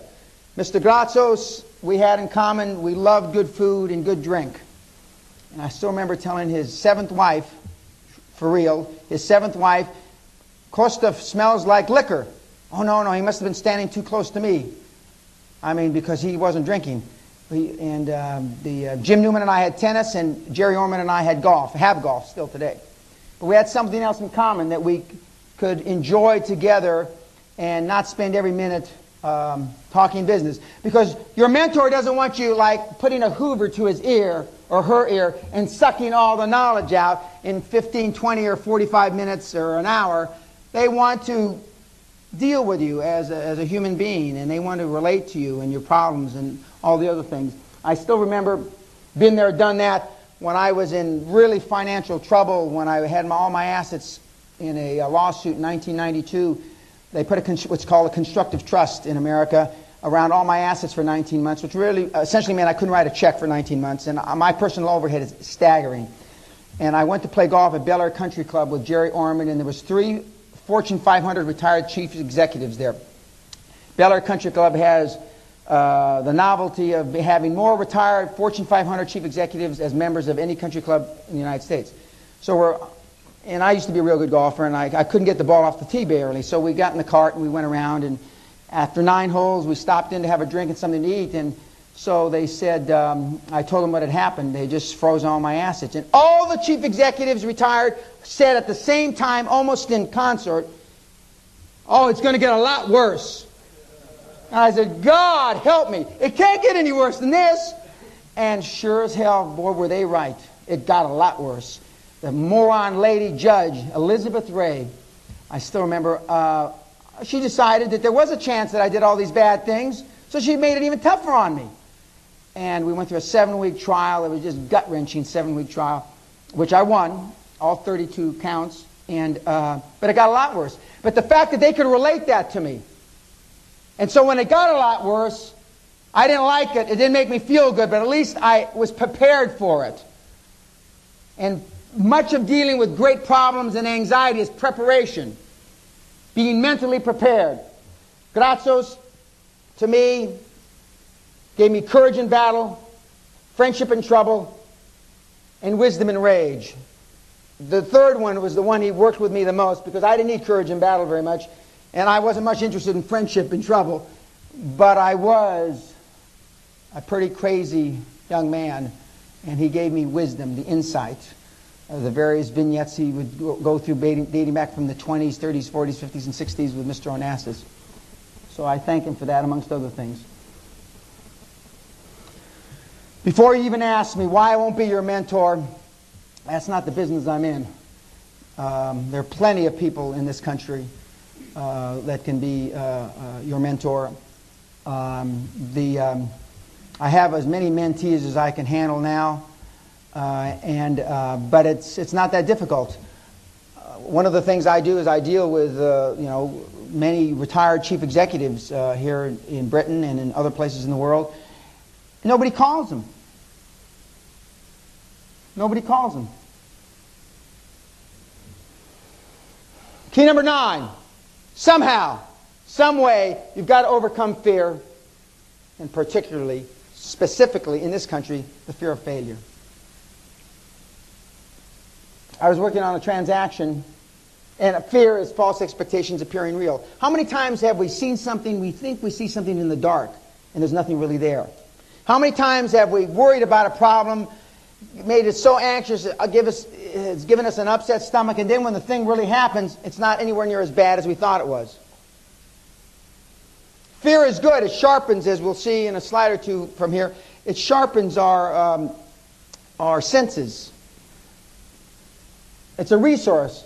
It helps us find the edge of our capacities. Going back to the primal time when we came out of caves, we had primal instincts. We saw a big animal, and it was fight or flight. We sense these things. We still have these primal instincts, but we don't use them anymore. And especially societies like exist in Europe that have been around a lot longer than America, you use them even less. The reason you don't rule 2/3 of the world anymore is because you don't use your primal instincts. Back in the days of the empire, did Britain give a damn what anybody thought? I don't think so. They just did what they felt like was right. And as Betty Bender said, a German philosopher, anything I've ever done that ultimately was worthwhile initially scared me to death. And you've got to remember that. I know the first president I ever met was President Nixon. I was apprehensive. This is before all this stuff happened to him. By the time I met Clinton, it was like money for old rope, or isn't that right? Isn't there a saying? I mean, it was nothing. It was like, you know, and then after I talked to him, it was even less impressive. I am not preaching about taking a big chance. I'm talking about giving yourself a big chance. Because nobody's going to do this for you but you. Not your significant other, not your children, not your grandparents, not your business partners, not your colleagues. And to get over this fear, and anxiety is fear's little brother, only you can make yourself anxious. Fear and anxiety are self-induced. And if you're not experiencing anxiety or discomfort, the risk you think you're taking probably is not worthy of you. The last time most of you were anxious or had anxiety in your business is when you first started it, as I said in my opening remarks. That's a long time ago from the look of some of you in the audience. A long time ago. A long, long time ago.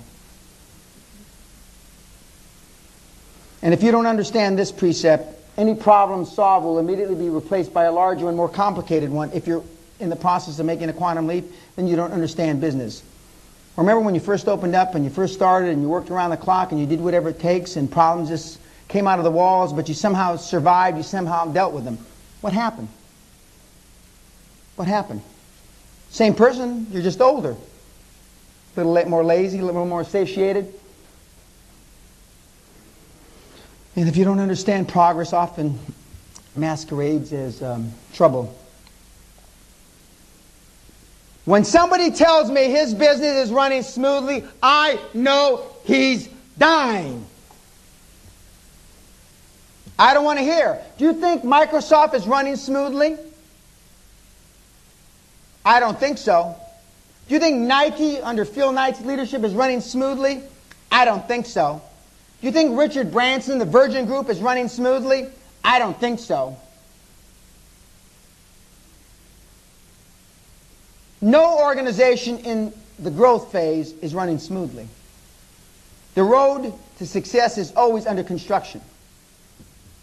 And as Walter Wriston, my old banker, the former chief executive of Citibank, used to tell me, all of life is the management of risk, Dan, not the elimination of it. To the extent that you're capable or able to eliminate risk from your business equation means, by definition, you're not growing. It's the management of that risk, not the elimination of it.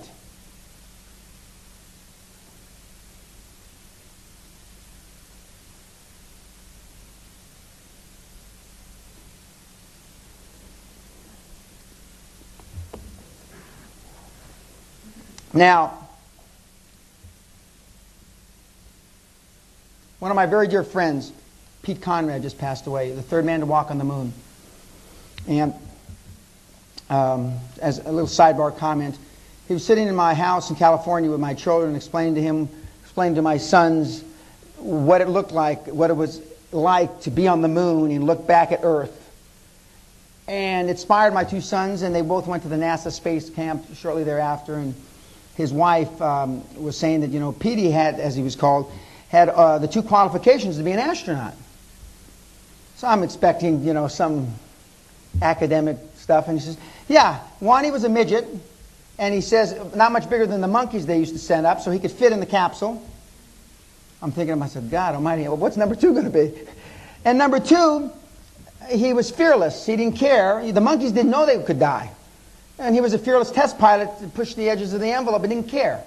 He was setting world records up until the time he died, and he died riding a motorcycle 25 miles an hour with a group of friends. They were on a trip from San Fernando Valley to Santa Barbara to have lunch and drive back. He slipped in gravel The bike went off on its side, very similar to the injuries that I had on a dune buggy in Mexico 5 months ago, and he died.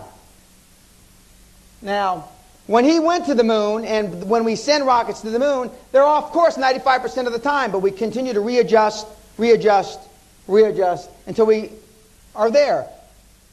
Business is no different. Business is like life. It's not static. How many times have we readjusted our thought process vis-a-vis business, being a high-performance person? Now, when people have low self-esteem, they protect themselves by not taking risks. When they have high self-esteem, you take all the chances that you can get a hold of. You know how you get a project done? You give it to a busy person. I can't tell you how many times I've been in boardrooms here in this country and all over the world, and I know from listening to the directors, or I know when the presentations are being made by the level 1 or 2 levels below directorship, they come in and their projects to be handed out and the extra responsibilities. The people that are on the fast track can't get enough responsibility, can't get enough authority. And the people that are satiated, oh, well, I have a full plate. There's a lot of full plates in Britain, and that's going to be the problem going into the new millennium. Because there's other parts of Europe that they don't have full plates, even if they are full. Now, there's 3 practical ways to overcome fear and emotional turmoil. Some of you may not think they're so practical. 1, and this is the easiest. Find somebody that's been there, done that. He or she will have been a far worse scrapes than you have ever been in, and they can help you achieve a sense of perspective for your problems. When something catastrophic happens, or something that you think is catastrophic, you think and you act like you're the only one that this has ever happened to. Well, that's baloney, because that's not true. A problem shared is a problem halved. And I'm not talking about sharing doubts with employees or moaning to losers. I'm talking about with your mentor. You don't share doubts, and we're going to cover that in a minute. 2, fear reduction technique 2. Know categorically the following. That which does not kill me makes me stronger. Nietzsche. Now, I just gave parts of this presentation to a group up at my home, Guthrie Castle, and there was one German, very successful publisher. And he noticed, or we all noticed, that about 2/3 of the examples I use are all Germans. Now, I never looked at it that way. And there's another name that's used for Germans in this country, which I'm not going to say here because we're taping this. But if it doesn't kill you, by definition, it makes you stronger. How many are willing to fill and go in and fill that breach? I got to be a world-class public speaker only one way, ladies and gentlemen. I made a hell of a lot of bad speeches. I made over 200 speeches in 1972. From Bangor, Maine to Miami, from San Diego to Seattle, Washington. Boy, those first 100 or 150 were just abysmal. By the time 180, 190, 210, 220, boy, I was a public speaking SOB. Boy, I could talk about anything. But I made a lot of bad speeches. I did it poorly until I did it well. And number 3, fear reduction technique. Deliberately push the envelope of your abilities. Place yourself in risky situations. Put yourself in harm's way. And I mean that literally. You put yourself in harm's way and you get good. Or as a couple of my friends say, you either get good or you get dead. Now here I am with Crocodile Dundee, and unfortunately Crocodile Dundee is no longer with us. This is the real Crocodile Dundee, a guy named Barry Leeds. Thank you. And we were hunting crocodiles here. Now, as I said to him, as we're going along there, I said, now how do we get the weapon down? I was trying to be too logical about this. And but I learned how you get the weapon down, because if you didn't get the weapon down in time, you got your bitten off. So, I mean, I learned the hard way. Now, it's quite interesting. If no one ever took risks, Michelangelo would have painted the Sistine floor. That was a risky deal back in those days. And I'm sure some of the things that you haven't done have been because of the risks involved, or the perceived risks. Other risky things I've done, Skydiving, which wasn't such a big thrill to me. Hunting pumas in dark caves is an adrenaline rush that's beyond comparison. I hunt wild boars with knives, and I have 27 stitches across here where a wild boar in Argentina tried to eat my, is it spleen on this side, Doc? Yeah. Recently, almost killing myself in a sand dune buggy in Cabo San Lucas, Baja, Mexico with my 2 sons, which I'm going to have to do this coming Easter because I got to do it again because I almost killed myself the last time. But, and God's not going to look for medals or degrees or diplomas when you come to meet your Maker. He's going to look for scars, and I got plenty of them. And some of those scars, ladies and gentlemen, are going to be emotional scars. And emotional scar tissue is a lot more difficult to get over than real scar tissue. And that's why when we talk about the emotional bank account and the financial bank account, the emotional bank account is infinitely more important.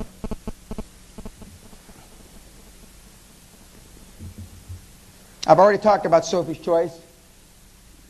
More importantly, nothing that you're ever going to decide is going to be more in the cosmos of time than a fart in the wind. I mean, nothing that you do. And yet, you ponder it.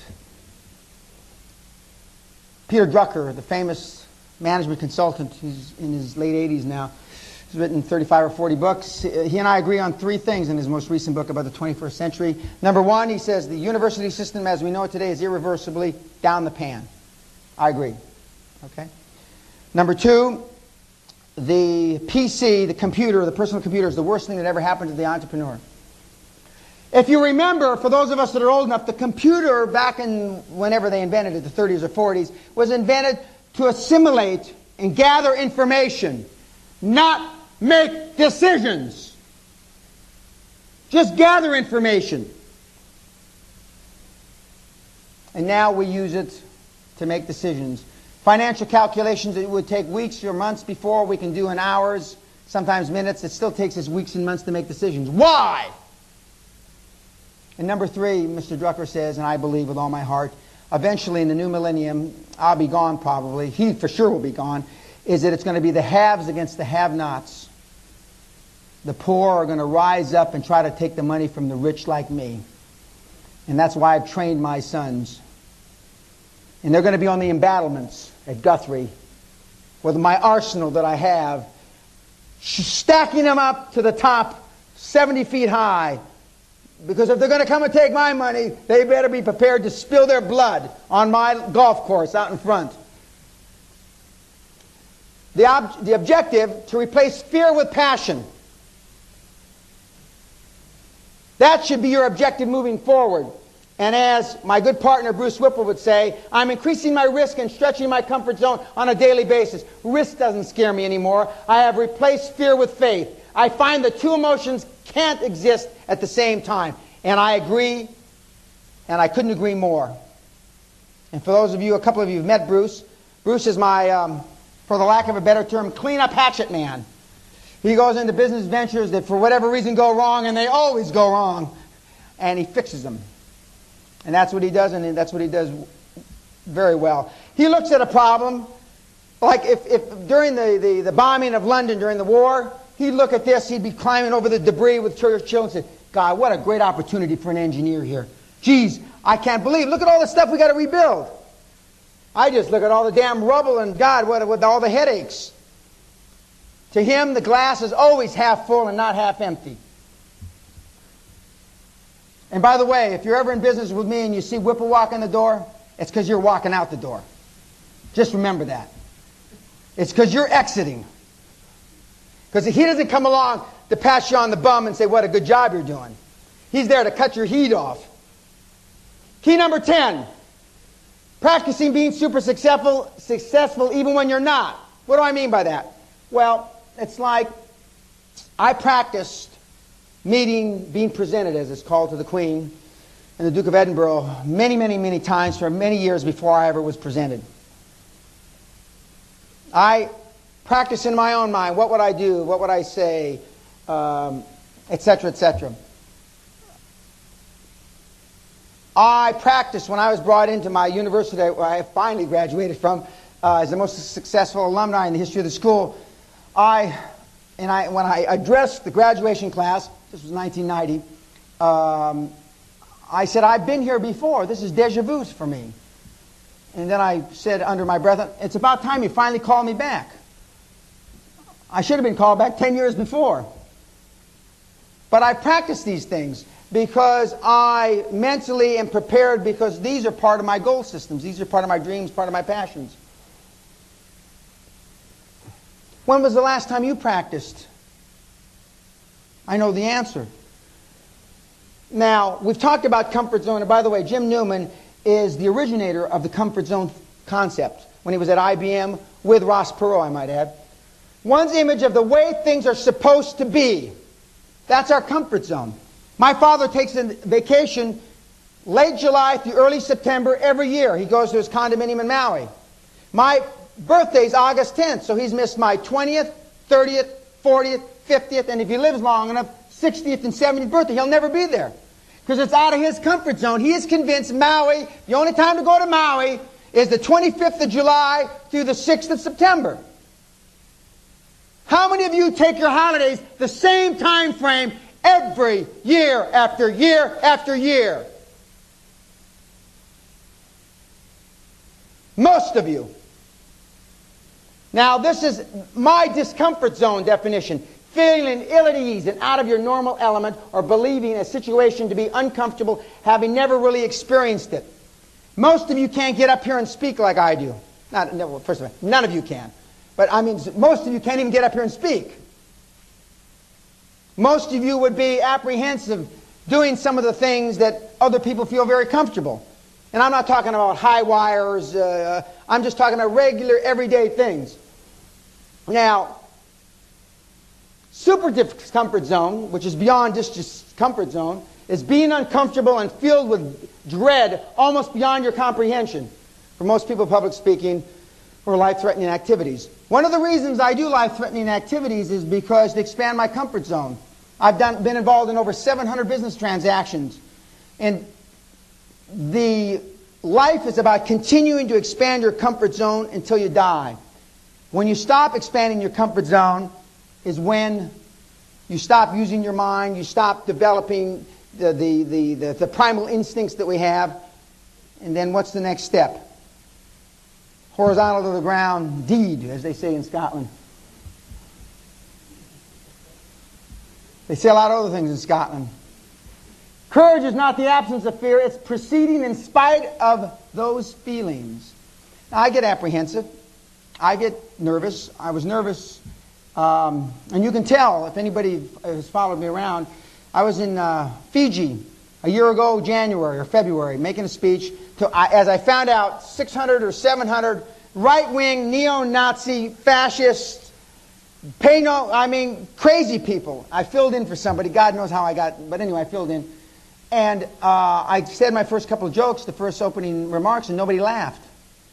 So I turned and my glass of water, I take a long time drinking the glass of water. I go, geez, what's going on here? I don't understand. So then I went back and I revisited it, and then I said, there must be a language problem here. We must not be speaking the same language. And I finally got him going, and then the rest was great, and we went on the rest of the day. And but my mouth dried up. My mouth hasn't dried up in a long, long time. And but I still can get anxious. But it takes a whole heck of a lot to get me anxious now. I can't remember the last time. Of the people in the audience, I've shook the hands of maybe 12 or 15 people. All but 3, their hands were wet. Now either they just peed on themselves or they were anxious. And I look for that, and we're going to talk about that after lunch. Barry Diller, the founder of Fox Network, the major fourth network in America,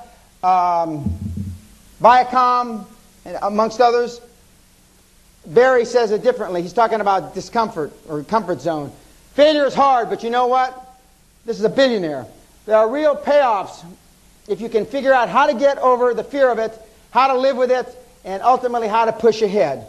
Now that seems pretty simple, doesn't it? But it's like when the first day of school, when you were there and you were nervous because it was a new environment. It's like my son being the first week of university and showing up and all his classes being full, and he's been going to posh private schools all his life where they give you the classes. He was uncomfortable. We've experienced it in different areas of our life, and we've expanded it. We've been forced to expand our comfort zone as we've grown up. But once you get to be adults, nobody's there to force you to expand your comfort zone anymore. And that's a problem. Your mentor will, though. Now, here are a few suggestions of things that you should do. 1, for example, take a limo to the airport next time you fly. I've been with people recently, the former president of the YPO organization, which stands for Young Presidents Organization in America. We went out to dinner with one of my young mentees because I wanted her to be a member of the, she wanted to be a member of the YPO. So he was a neighbor of mine in California. We get in the Rolls and we're driving to the restaurant, and this is, I'm not lying about this. He goes, this is the first time. Now this is a guy that's formerly managing director of 3 of the biggest advertising companies, agencies in the world. He said, this is the first time I've been in a Rolls Royce. I look in the rearview mirror and I look at her back there and she goes, why are we with this moron? She's saying to me. Second thing he says, smells like leather. Oh, it gets better. It gets much better. And I look in the rearview mirror again. I look at her. She's going. She goes, turn around. Let's go back. And then she says, then he puts his greasy, sweaty palm, and she says, is this real wood? And then I knew it was a big mistake us having this dinner. We got to the restaurant. First of all, my mentee and I were dressed just like this. In fact, she has a little pocket chain, a little one with a little miniature little watch. And he was wearing a golf shirt and a sports coat. This guy, I never saw any human being go through a 5-course meal faster than he did. And he couldn't get back and get in his car and drive away fast enough because he was clearly out of his comfort zone. Clearly. Okay. Now you remember, for those of you that have read Napoleon Hill, you know he visualized his first Rolls Royce when he was 7 years old as a poor farm boy in Tennessee. Hire yourself good lawyers, good accountants. Not your brother-in-law. I mean, doesn't necessarily have to be Slaughter and May or Freshfields or Allen and Overy. But I mean, ones that are going to give you proper advice. You'll feel out of your comfort zone because you're going to know what... First question you'll ask is how much an hour they charge. That's a question I never ask.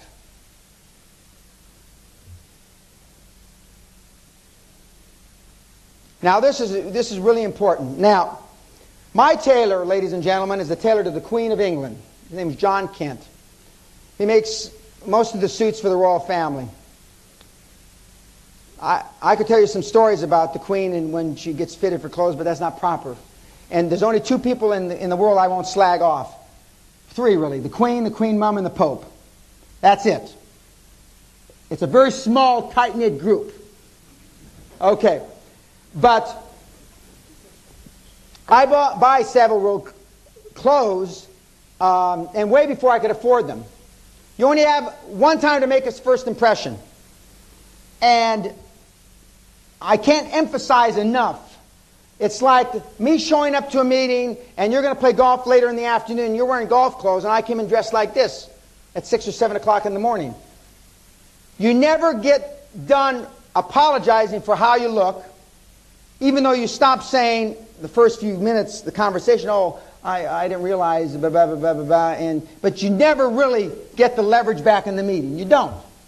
You don't. And I've proven this time and time again, sending 25, 26-year-old kids against 45, 50-year-old mature businessmen, and the kids eat them alive. I can't emphasize enough that the day of the ponytail, the earring will never be seen in the city at the board level. I don't care, 500 years from now. You want to be taken seriously. It's like I took over a company in Florida a few years ago. It's always hot. People wear sports shirts, casual. I don't care if it's 60 degrees Celsius. We changed, not in written policy, but dress policy. And slowly but surely, productivity went up. Expense accounts went down. It was a dramatic turnaround. This year, revenue turnover is up 50% since January. Because you start to think about yourself more positively. It's like the former chairman and chief executive of Fibro, who bought Solomon Brothers a number of years ago, the big commodity trading house. He told me, he says, Mr. Pena, just remember, think Yiddish and dress British. And he was referring to, the proper city dress. Now, if you notice in the city, have you ever been to a meeting, and I know the answer to this, where you haven't seen the person in a dark suit? The answer is no. Have you ever seen a pair of brown shoes? The answer is no. Have you ever seen a pair of white socks? The answer is no. Unfortunately, have you ever seen too many females at the board level? The answer is no. And I can go on with the further discrimination. Will it ever change? The answer is categorically no. And if you're going to compete at that level or anywhere near that level, you better know that and better realize it. Of course, you have the choice to not compete at that level.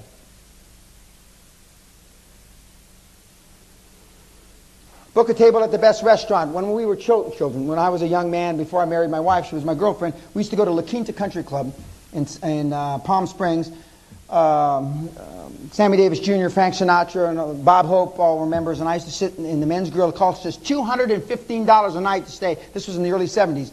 Our flat that we had was $205 a month. And we'd go down there and we'd stay and for one night a month. And then that's when I decided I needed a Rolls Royce, and I bought a Rolls Royce when I was just before my 25th birthday. And I've had Rolls for 30 years, yeah, almost 30 years. So, my kids think everybody drives around in Bentleys and Rolls. They don't know any different. That's their comfort zone. My son had a big problem because he couldn't sign up for classes because there wasn't somebody there to sign him up. Now he's learned.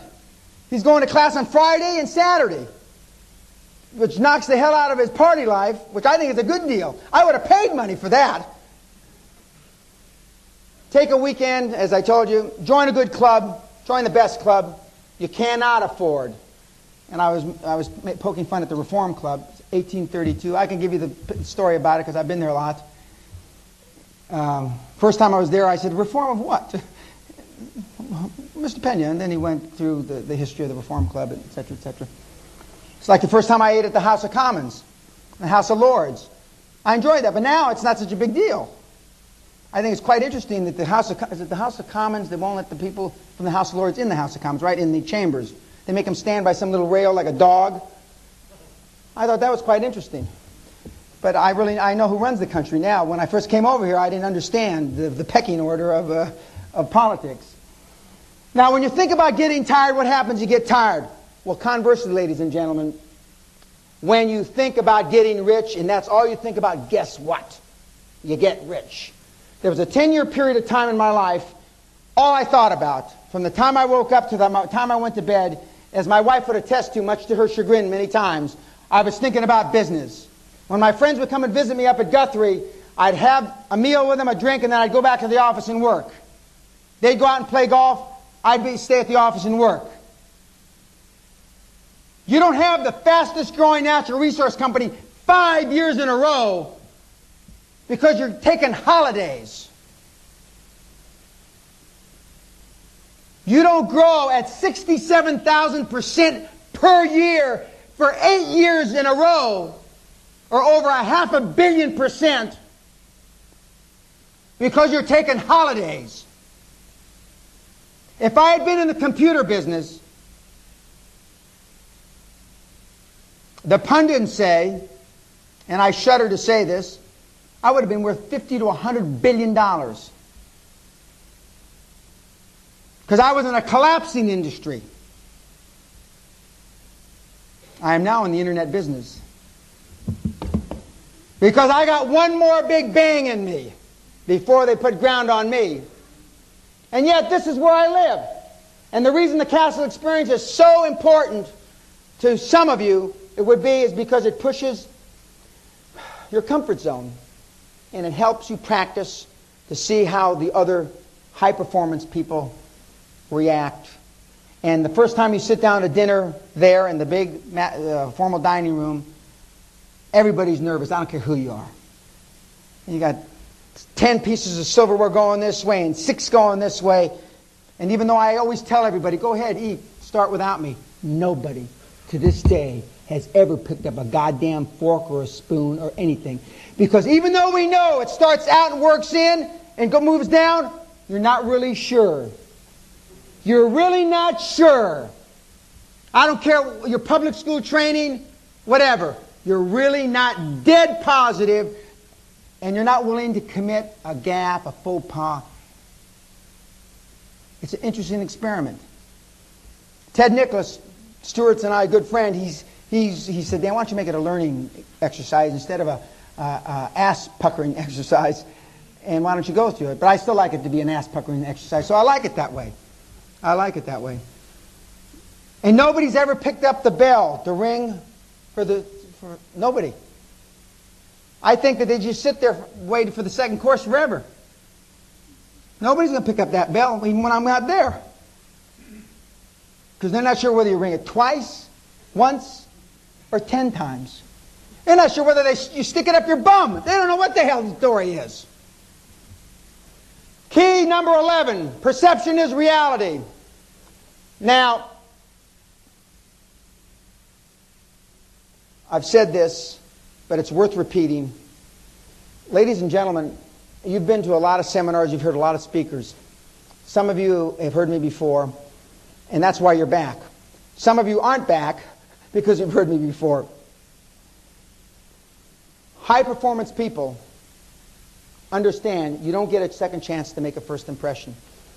When it's dealing from your local bank manager, to your solicitor, to your potential joint venture partner, to whatever it is, you don't get a second chance. And the way you come across, and the way you dress, and the way you're prepared is extremely important. I can't tell you enough. I mean, when I first met Mr. Gratsos or Walter Wriston, the former head of Citicorp, or I met a managing partner of Timothy Ritalik of Freshfields the first time. I mean, I only got one chance. And in those days, Freshfields interviewed you, and you needed 3 recommendations from existing clients to become a new client. They used to say, and they still do, we represent the Queen of England, the Bank of England, and the Church of England. And then I would add, and Dan Pena, and not necessarily that order, actually.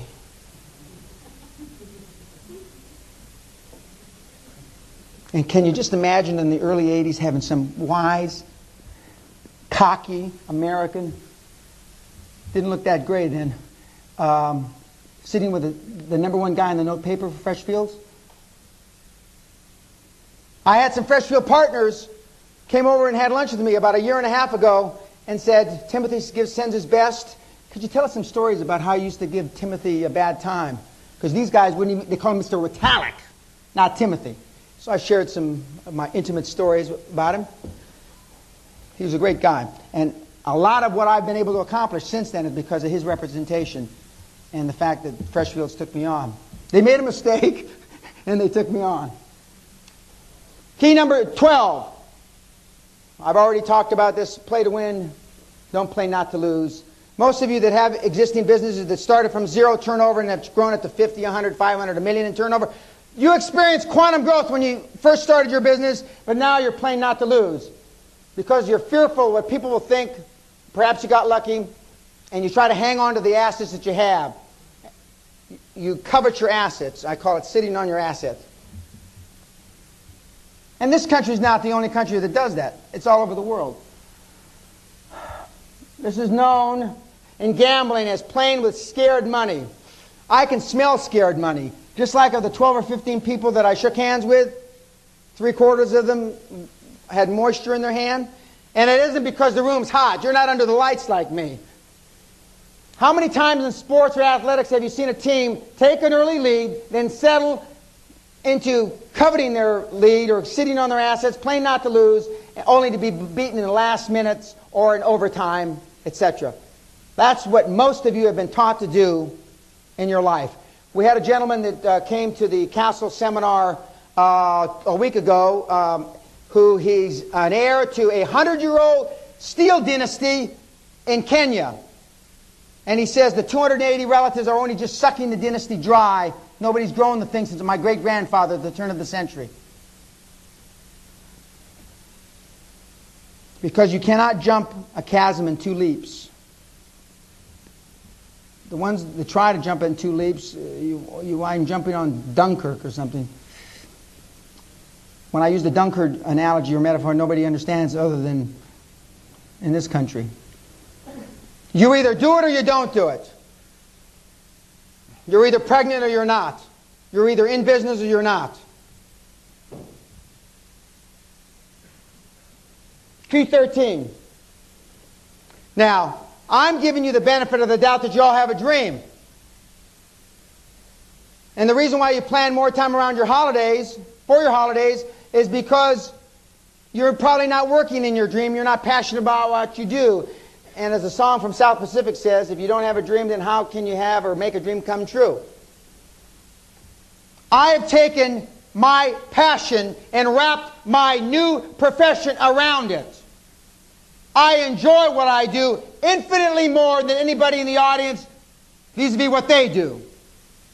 And it should be pretty obvious.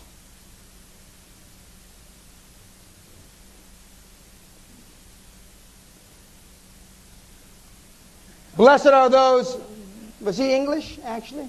Blessed are those who expect nothing, for they shall not be disappointed. I think he was actually. I think he was a seminar guru in the first part of the century. Yes. I think he's a 6th generation Etonian.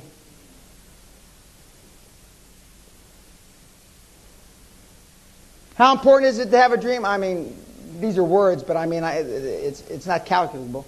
If you do not have a dream, you must either get one or abandon all thoughts of being a high-performance person, because you will not spend the time, you will not be able to stay committed and show the discipline that's necessary unless you love what you do.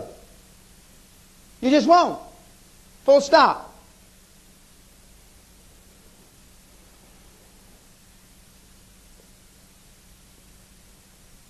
Started with someone's dream. When I think of that now, when I see that, I think of Pete Conrad now.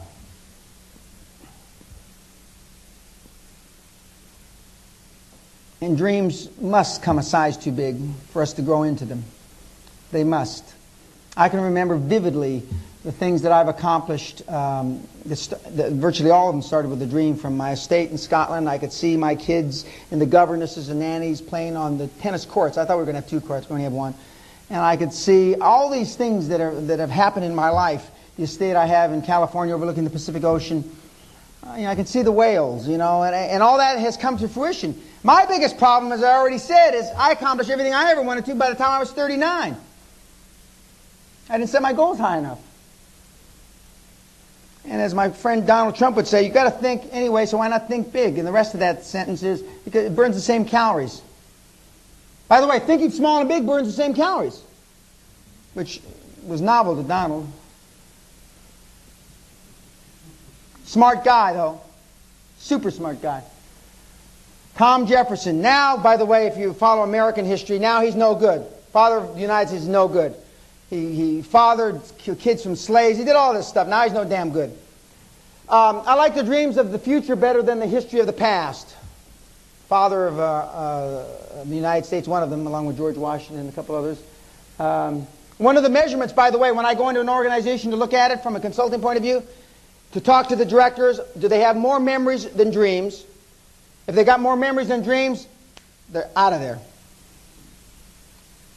How would you be judged? A committee cannot, oh, this is a bright man. This is a world-class philosopher. A committee cannot dream. Dreams are for individuals to have and for committees to execute. Stuart Goldsmith, great newsletter writer of the planet, and Prince Among Men, Renaissance man, raconteur, bon vivant. I can't say enough. Also the publisher of my new book.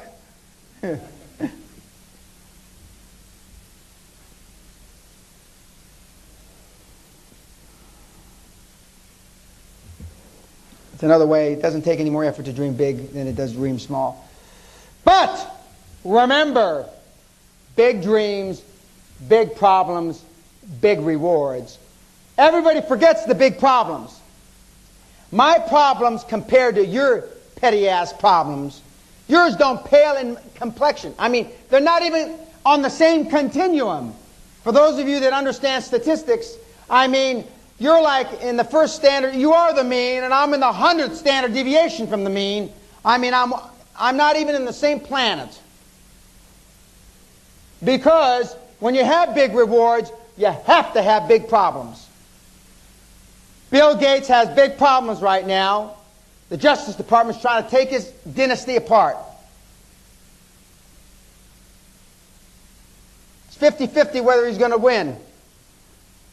They say that he should have cut a deal by now, because now the Justice Department has too much to lose to let him off the hook. We'll see. We'll see. But he's got mammoth problems.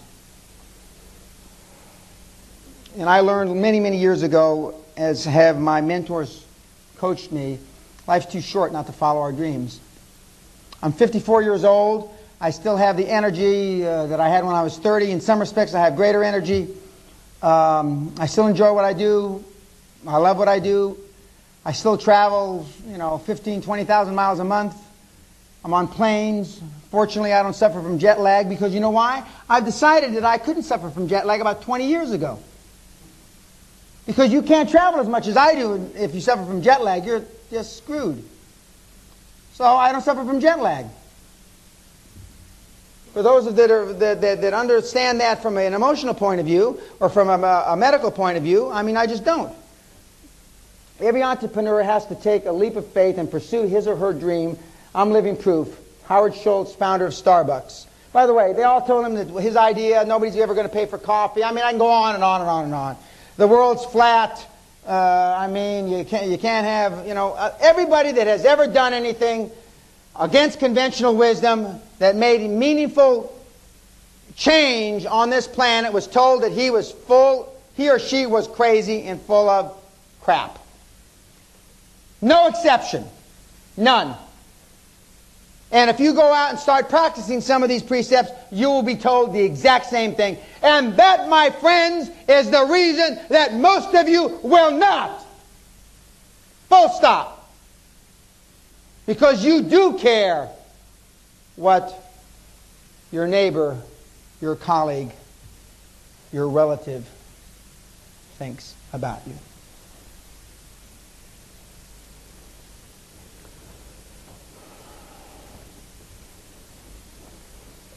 They're bringing me them faster than I can drink them today. Thank you, though.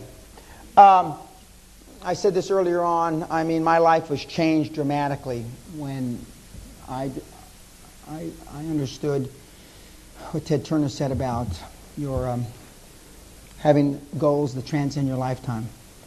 I can't emphasize enough, because it shifts your whole way of thinking. That's too simple. It's more than that. It shifts your whole way of living, of being, when you have things that are going to transcend your lifetime.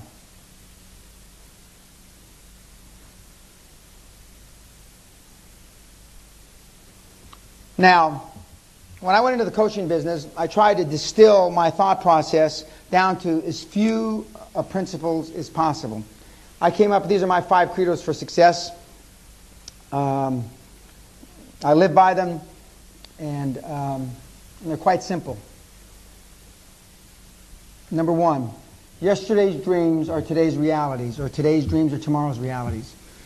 The example I use of my dream coming to fruition, and it's the perfect metaphor for this, is Guthrie and how I live now, which was my dream.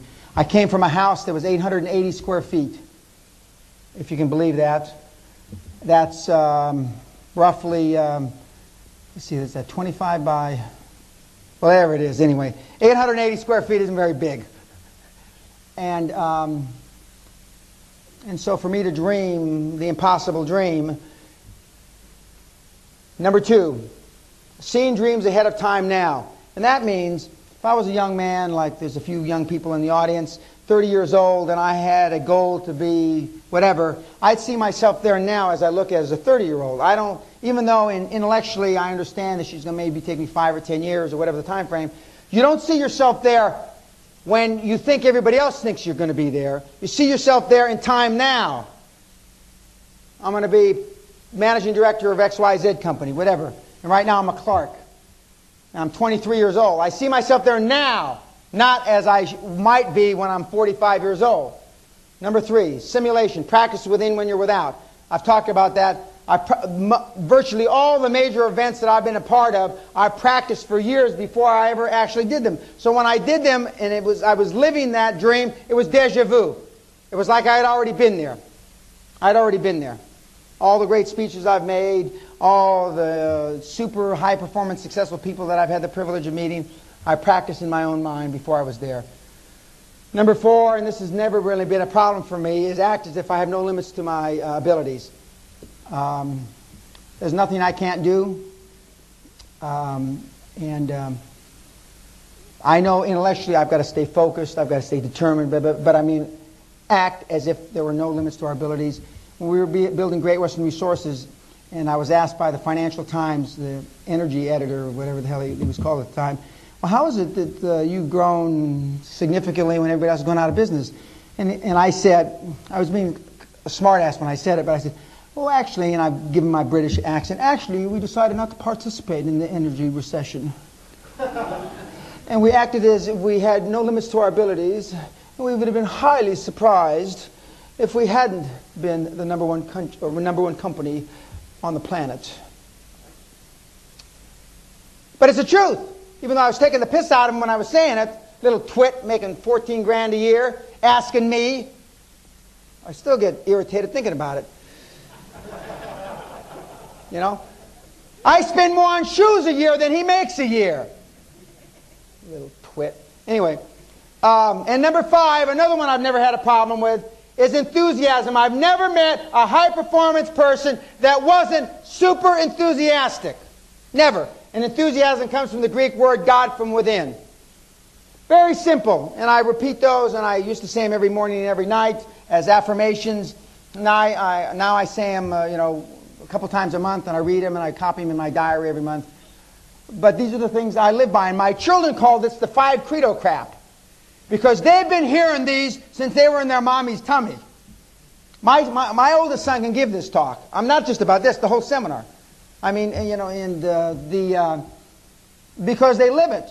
And he says it's very difficult. When I go to Cabo San Lucas every Easter, notwithstanding I almost killed myself this last Easter, we spend, the 2 sons and myself, we spend time together, bond or whatever you want to call it, and I let them drink, and we sit around talking, and then they keep on telling me how hard it is to be my son. No matter what we do, no matter who we meet, Dad, we're going to be compared to you. And I said, no, and you don't have to be me to be a high-performance person. There's the Henry Kissinger end of the continuum, and there's Norman Schwarzkopf and Dan Pena end of the continuum. Most high-performance people, ladies and gentlemen, are at this end of the continuum, not at mine. Remember that. So don't use it as a cop-out why you don't do this. I can't be a Dan Pena. Thank God, as my wife would say. What if the world was filled with just Dan Penas? And I think, my God, that's actually a grand idea. I like that. Nobody loves me more than me. And that's another thing. Self-esteem, all the high-performance people have it. And the bedrock of excellence in life is self-esteem. And if you haven't figured that out yet, then you better go to some other slappy, happy seminars. Key number 14, you must have passion. All high-performance people are passionate, enthusiastic. If I'm nothing else, I'm enthusiastic and I'm passionate. And I've sold a lot of transactions just on my passion. And maybe the numbers didn't stack up as well as they should have. But I've sold them on my passion. I did a rights issue many years ago, Barings, before Barings went kaput. Lord Baring was in the audience, and he said, I give the presentation. He's walking me to the lift. Very proper. America, nobody walks you to the lift, the elevator. I mean, you get there yourself. And we're strolling along, and I said, Lord Baring, how is it that I could have made my presentation more succinct, better? And as the lift doors are closing like this, he leans into the elevator like a Alfred Hitchcock movie. And he leans forward to me and says, "Learn to stutter." And he backs up, and the thing goes like this. So he was saying I was too slick. Okay. 5, 6, 7 months later, I'm back for another rights issue. Of course, I told him it's not our intention to have another rights issue for 3 or 4 years. I'm back 6 months later. So we start the presentation. Lord Baring's there, and a guy named Gunn, as I recall, was his chief investment officer. They're sitting there, and I start out by saying, "Lord Baring," and everybody just burst into laughter, and they said, "We take up our rights, let's go have lunch." And that was in the day with the big lunches. I mean, but I learned, and I still try to learn. And I wish Barings was still around as Barings. And people who never get carried away should be in a box. Enthusiasm will get you a long, long way in this world. A long, long way. Enthusiasm and good looks will get you longer, and enthusiasm, good looks, and brains will even get you longer. Our duty is to proceed as if we have no limits to our abilities. You know who said that? Charles Schwab, the biggest discount broker in the world. One of the great deals. He sold his company for $106 million to Bank of America. 4 years later, he bought it back for $8 million from Bank of America. And now it's worth, I don't know how many $billion. A very enthusiastic, it is, okay. A very enthusiastic guy. Very bright guy, very charismatic guy.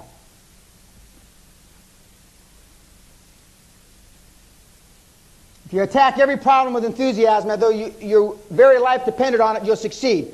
Why is it, now I can only think of an American analogy. During the playoffs, no, that's not true. I can think, during the World Cup, etc., the level of play, the standard of play goes up. It just does. And they have a drill in American football, the 2-minute drill. Why can they almost score at will in the 2-minute drill at the end of 2 minutes of a football game when they can't during the regular part of the season? Because they're playing with more enthusiasm. They're playing as if it was the last 2 minutes of their last World Cup, their last Super Bowl. And you're going to have one strike at the ball to put it in the net, etc. If you lived every single day that way, you'd find that you'll be infinitely more successful. Now, the correct order is as follows. Find something you're passionate about, and then wrap a career around it, which I've already said. See, most people do it the wrong way. And I'm sure that 3/4 of the people in this room can relate to this. They start a business or launch into a career because they think it will make money or be successful, bring success. They try to force themselves to feel enthusiastic, passionate about their career or business. This doesn't work. The end result is despondency, lack of energy, and even depression.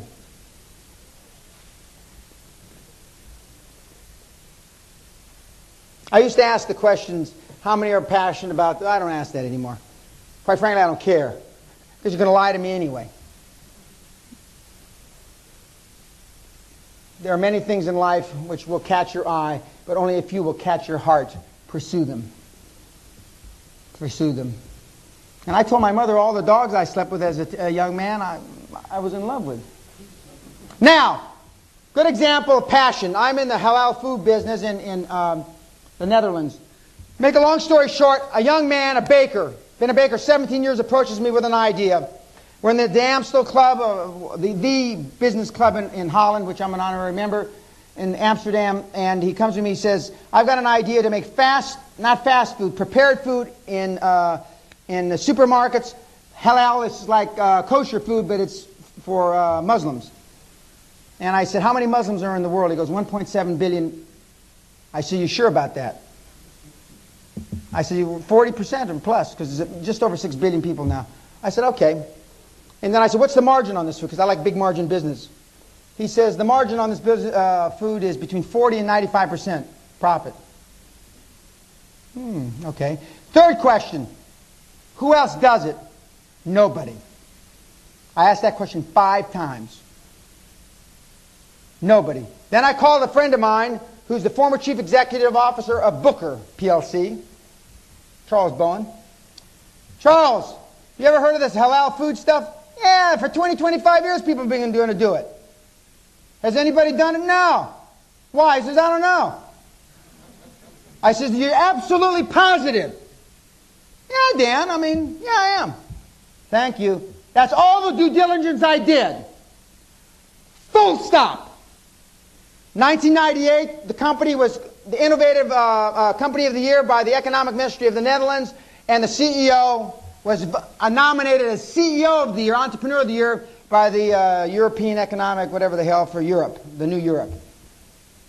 We have 30% of the market share already in the Netherlands, and we're negotiating with Tesco and I want to say Sainsbury, maybe it is Sainsbury, I don't know, to sell half the company to. But he had a passion, but he couldn't find anybody to listen to him. That's how much due diligence. I didn't have to run any sums. Now you'd still be fiddle farting with the numbers. You'd be doing Lotus 1, 2, 3. Idiots like you. Key 15. You know, when in the old days, you remember the movie 10? What's the name of the woman? Bo Derek. Now, when Bo Derek, excuse me, ladies, because I don't have an analogy for the guys, for you. Now, when Bo Derek was walking down the beach back in her prime, you didn't have to Lotus 1, 2, 3 to know she was hot, did you? Mm-mm. And if she's going, please, please, take me, take me. Now, guys, any red-blooded, even the blue-blooded in the audience, it doesn't take us a long time to figure out what the right thing to do is. We don't have to Lotus 1, 2, 3. And that's how I approach business, and that's how these other high-performance people that I've talked about so far this morning approach business. Now, the final and most important key of the 15 keys is the high-performance person is laser beam focused on success, and he takes definitive action. Whether it's right or wrong, he realizes eventually it'll be right. There was a great article a couple years ago written about Microsoft. Part of their mission statement is think it, do it, fix it. Think it, do it, fix it. They know they're going to screw it up, so they're going to have to fix it. And some of the stuff they've come out with, you can appreciate that for those of you that are in the industry. So we want you to get focused. Get absolutely laser beam focused. As Jack Nicklaus says, I've never hit a shot, not even in practice, without having a very clear, in-focus picture of it in my own head. How many of you can say even a fraction of that? Probably none. Hank Aaron, who is the home run king, 754 home runs I believe he's hit. I think what separates a superstar from the average ball player is the fact that he concentrates just a little bit more. Remember, we're talking about a marginal shift for a quantum difference.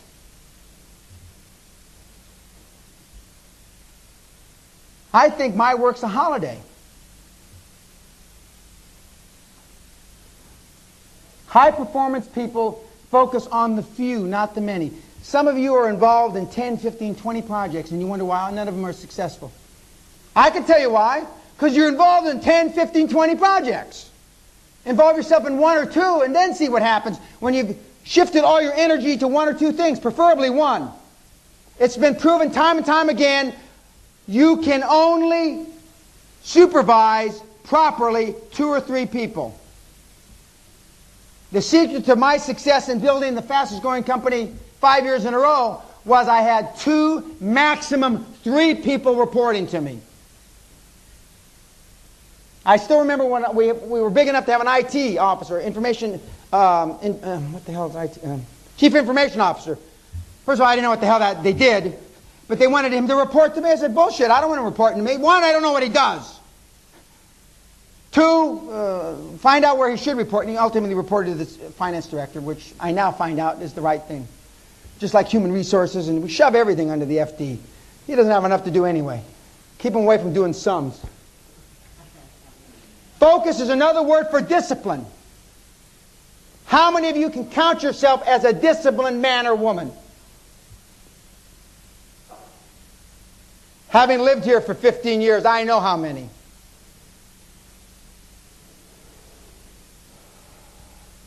All high-performance people are disciplined. Even today, I still work 12 hours a day. When I'm home in California, I roll out of bed, 5:30, I get on the phone to the UK, the Netherlands, Germany, and I'm there because of the sundown rule. I'm there 10, 11, watch 11 o'clock news, Letterman, whatever he's called, and go to bed 12, 12:30, 1 o'clock. I normally take a break for an hour and a half and go out and work out sometime during that day. It's no use saying I'm doing my best. You have got to succeed in doing what is necessary. Winston Churchill. This is the real Winston Churchill, the old one from the war. Because there's a young one, grandson or something like that. We're talking about the original. And for anybody that knows anything about Churchill's history and all the stuff he did and the discipline and the youngest, not warlord, what the hell was he called? The Admiralty, whatever the hell he did. But anyway, and as Sean Connery would say, there's some vulgarities that are attached to this, but because we're cleaning our act up, they're out. But losers always whine about doing their best. There's a milkman, Edinburgh milkman, that's done all right. Half the women that are 40 or above said that they slept with Sean Connery in Edinburgh. He couldn't have delivered that much milk. Even his milk. Everybody's proud as hell of it. Motivation gets you started. Hopefully, a great many of you will take what you learn here today, and it will be enough motivation for you to take your first step. Your first step. I mean that sincerely. Otherwise, I wouldn't be up here. By the way, Jim Ryan is the one that told me motivation gets me started, and we're going to get to another slide. Habits keep you going. The reason why you're not more successful, ladies and gentlemen, even for those of you that are motivated or have been motivated, is you have piss poor work habits. I can't make it any plainer than that. You got poor work habits. And as Jim Rohn, who said this, for those of you that are tree huggers, motivation alone is not enough. If you have an idiot and you motivate him, now you just got a motivated idiot. There's plenty of those walking around the city. I can assure you of that. You've got bad work habits. And all the high-performance people I know have extraordinary work habits. Extraordinary. Myself included. It's the discipline at the turning point in my life when I got my head screwed on straight. And then we had to do a lot of screwing to get my head screwed on straight. But ever since, I have and continue to have extraordinary discipline. I can do things that people shudder. Now just imagine if you had all the money you ever needed. You could do whatever you wanted to do in life and have done virtually everything there is to do. What would get you up every morning to work minimum 12 hours a day for money that you don't need? What? My mother asks me that every time she talks to me. That's why I don't talk to her very often. Because I enjoy doing what I'm doing more than just sitting on all the money I've got. And where's some wood?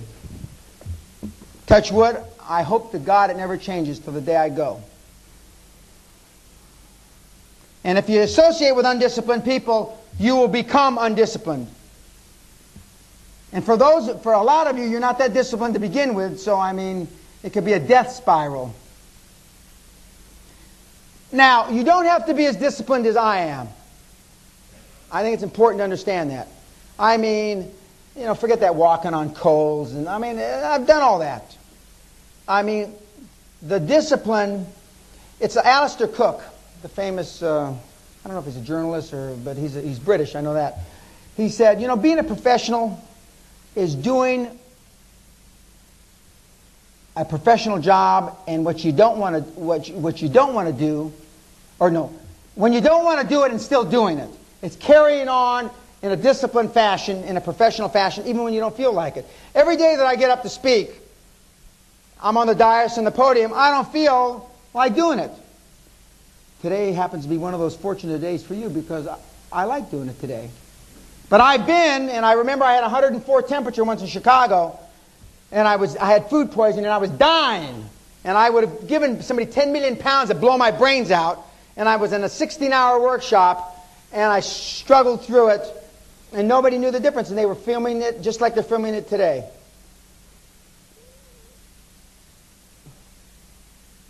Having lost sight of the original purpose, actually, we've doubled our efforts.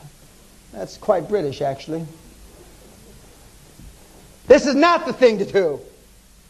And after lunch, we're going to talk about structure, follow strategy. But action is the key. Action. Do you realize that this country is the only country that I know of that has a equivalent of a takeover panel? And when you're in the takeover, you're buying the company, or you can only talk to 6 people at a time. And then to talk to a 7th and drop one off, you got to go back to the takeover panel. And I mean, no other place in the whole planet does that exist. Now, I don't know what it's a derivative of. Whatever it's a derivative is bad, because it takes longer to do transactions. In America, you can talk to 6 million people at once, 500,000 lenders, venture capitalists. In this country, you can talk to 6. And then you have to go with your hat in your hand and ask to add a 7th and drop one. There are risks and costs of a program of action, but they are far less than the long-range costs of comfortable inaction. John Kennedy, the former president of the United States. You will weigh, as you leave here this evening, what the costs of doing what I've suggested are. Wrongfully. What you should weigh, ladies and gentlemen, is the costs, what are the costs of not doing what I suggest.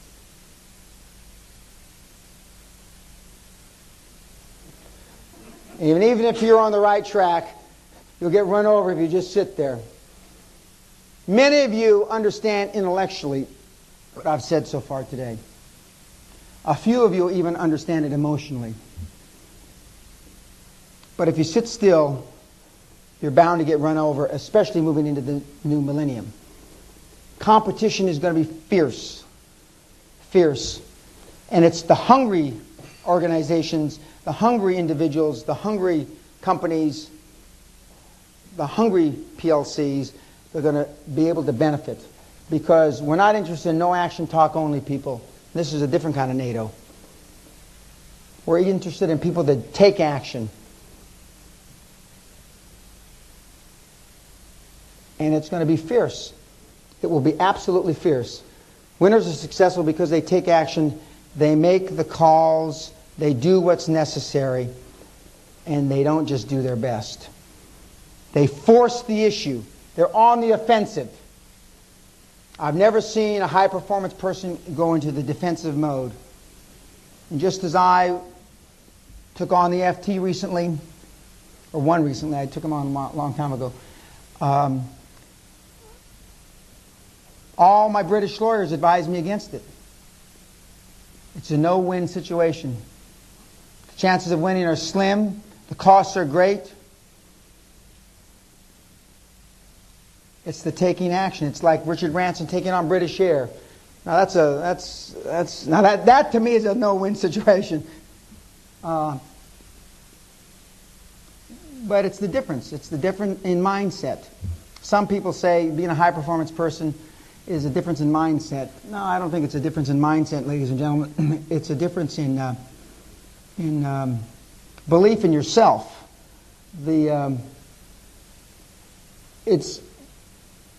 I know that being a high-performance person, I'm a better business partner, as is Mr. Spielberg, who I've never been in business with, but this is the epitome of taking action. He says he makes 6 decisions every 10 seconds and never looks back. He acts with utter confidence. This is Matt Damon about Mr. Spielberg when they were filming Saving Private Ryan. Now, I can relate to that. I've made over 65,000 business decisions in my career. And I'm not talking about note, paper, and pencils.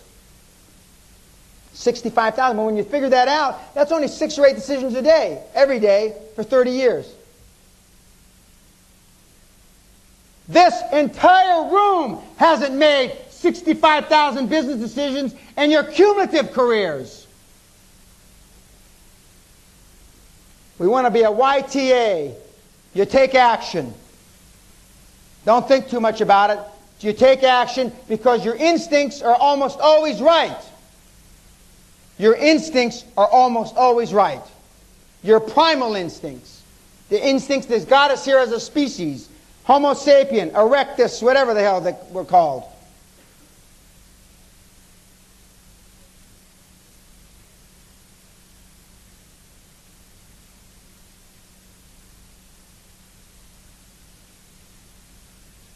I know I've been effective so far because I can tell that I've scared the shit out of a lot of you because the men's room stinks. And for those of you that don't believe me, I have at this seminar to a KPMG partner had him shite in his pants as I spoke to him. And he wrote me a letter to the God's Truth, and I have the letter, and there's a few people in this audience that know what I'm talking about. He wrote me a letter on KPMG stationery telling me as much, which I have in my trophy room. One would think, do we have any KPMG people here in the room? Do we have any Big Five people here in the room? So I can slag them all off, get it out of the way. Okay. Now, summary of the 15 keys for super success. 1, being a high-performance person is categorically not for everyone. And that goes without saying. And anybody that tells you any different, 1 isn't a high-performance person, and 2 hasn't been around high-performance 3, and 3 is crazy. 2, this is not a part-time profession. Being a super successful high-performance person is a full-time endeavor. And unless it's a full-time, 24-hour a day, 7-day a week, 52-week a year project, the probabilities of you being successful at a high level are greatly diminished, if not impossible. 3, you cannot have it all. There's an interesting question in Think and Grow Rich by Napoleon Hill when Andrew Carnegie, the great industrialist of the last century, sent Napoleon Hill to interview with the 500 most wealthy people on the planet to write a book that was finally in the form of Think and Grow Rich. It took him 20 years. He didn't get paid, Napoleon Hill. Only 3 of 500 almost had peace of mind. Tom Edison, John Burroughs, and Andrew Carnegie, until he started to give all his wealth away. By almost having peace of mind, I equate that in today's language, having it all. So if 497 out of 500 didn't have peace of mind, don't expect that you're going to have peace of mind. You must change, and you should be underlined, because the good news is you're on the job, and the bad news is you're on the job. It's up to you. As I've already said, you're self-made. Only successful people talk about it, though. You cannot listen to the people that have not been successful, and I coin them being the morons of this world. And the morons might be well-educated, maybe the city gents, the landed gentry. They take a lot of different forms. But the bottom line is you can't listen to them and be a successful, high-performance person. You are who you associate with. I used to do another exercise. I don't do it anymore. I used to go to see who you sat with at lunch. And do the poor bastards all sit together? And do the few wealthy ones sit together? And you can figure this out for yourself. I don't have to tell you. Think about who you sat with, unless there was only one seat left and you sat your butt down because it was the only one available. I can tell at the castle when I walk in the room where they're standing. If they're standing in the drawing room or if they're standing in the library. Are they standing or sitting? Are they near the drinks table or are they near the fireplace? And all those little places are comfort zones for one reason or another. And I can tell just by where you stand when I walk in a room. as Socrates and Dan Pena have said, modeling is the easiest way to get to high performance activities. Find somebody that has already been there, done that, and mimic or model his or her activities. Get yourself a mentor. At lunch, two of my former colleagues reminded me that my only living mentor is getting old. He's going to have another birthday pretty soon. He's already in his 80s, and we were talking about what I'm going to do when he's gone. I'm not going to focus on that. I'm going to think about what I'm going to do as long as he's living right now. But get yourself a mentor. You have to get through the feeling false expectations appearing real. Somehow you have to bust through that mindset that we've been raised with, that our parents taught us and our grandparents taught our parents. Somehow you have to overcome the fear of rejection. Somehow you have to overcome the fear of worrying about what other people think, be that your significant other, your brother, your mother. You have to get through that fear. Without getting through that fear, there's no chance of you becoming a high-performance person. Number 10, practice being super successful even when you're not. I've told you in several different examples this morning that I practiced even before I actually did the act, so it was almost like deja vu. I had been there, done that. I had a sense of comfort. I had a sense of well-being because I had done it over and over and over again in my mind, sometimes in front of the mirror. It's one of the things I do when I'm on long plane flights, is I practice things that, high-performance activities that I haven't done yet. Number 11, perception is reality. From what you look like when you walk through the door, the first time you have, and again, you only have one time to make a first impression, as we'll talk about now after lunch, surrounding yourself with other high-performance people, be it solicitors, and or accountants and other professional advisors, the very best you can't afford, but perception is reality. From how you comb your hair, for those of us that are losing it, not much. You don't have to worry as much about how we comb our hair, but the perception, I can't stress that enough. Perception is reality. A couple of people came up to shake hands with me during lunch. One of them didn't, or I can't remember, it was one or two of them didn't shake hands with me because they said their hand was wet. It's a telltale sign. It's a telltale sign. I mean, go like this. I mean, dry your hands off.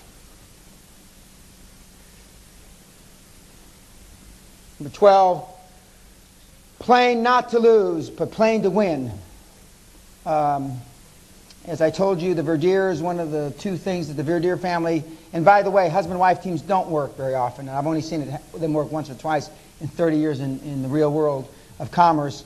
But as George Verdier found when he first met me some 6 years ago, that he had been playing not to lose in recent years up until then, and now he plays to win. And when I visit him at his big mansion estate in Potomac, I feel very gratified that I've impacted his life, as I have some of the people in this room, including Stuart Goldsmith, in a positive way. I've also impacted a hell of a lot of people in a negative way because people. The failing in attending things like this is you're going to pick and choose the things that are most comfortable for you, and you're not going to do the things that are least comfortable for you. And by definition, ladies and gentlemen, you're zigging when you should be zagging. This is a full-time deal. You can't just say, well, I like this, like a menu, and figure, oh, I feel all right. I'll have a bit of that and a bit of this. This isn't a Chinese menu. You must have a dream. You must have a dream. Otherwise, you can't have a dream come true, as they said in South Pacific, the great musical. Many of you, your dreams you haven't seen for many, many years. And that's why you're struggling, you're laboring, and you're at a crossroads. Many of you are at a crossroads. As I talked to you earlier, people make massive change in their life, either out of inspiration or desperation. Which one of those two roads are you going down currently? 14, you got to have passion. You have to have passion. If you don't have passion, you can't make any of the previous 13 work, and you certainly can't make the program work. And it's extremely important. I can't speak highly enough about it. And 15, and last, the high-performance person is laser beam focused on successes and takes action. And remember, they focus on the few, not the many. For those of you that are taking action, you have to take action on the few, 1 or 2 or 3 things, not the 10 or 15 or 20 things. You must take action now. There's a slide coming up late today that tells you if you don't take action within a certain period of time, the probabilities of you succeeding at a high level are virtually none. Those are the 15, my 15 keys that I base my career on. More importantly, the careers of virtually every high-performance man, woman, and child that I have ever been exposed to personally, or ever read about, or ever heard about, follows some derivative of those 15. Full stop. Now, let's talk about achieving your own quantum leap. And I call them the practical steps for achieving your dream. Because if it's not your dream, you will struggle, you will labor. It will be tough as hell for you to get from day to day.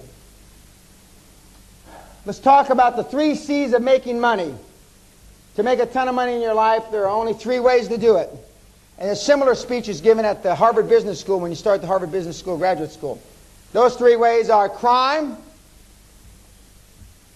chance, you luck, you win the lottery, you're married, or commerce.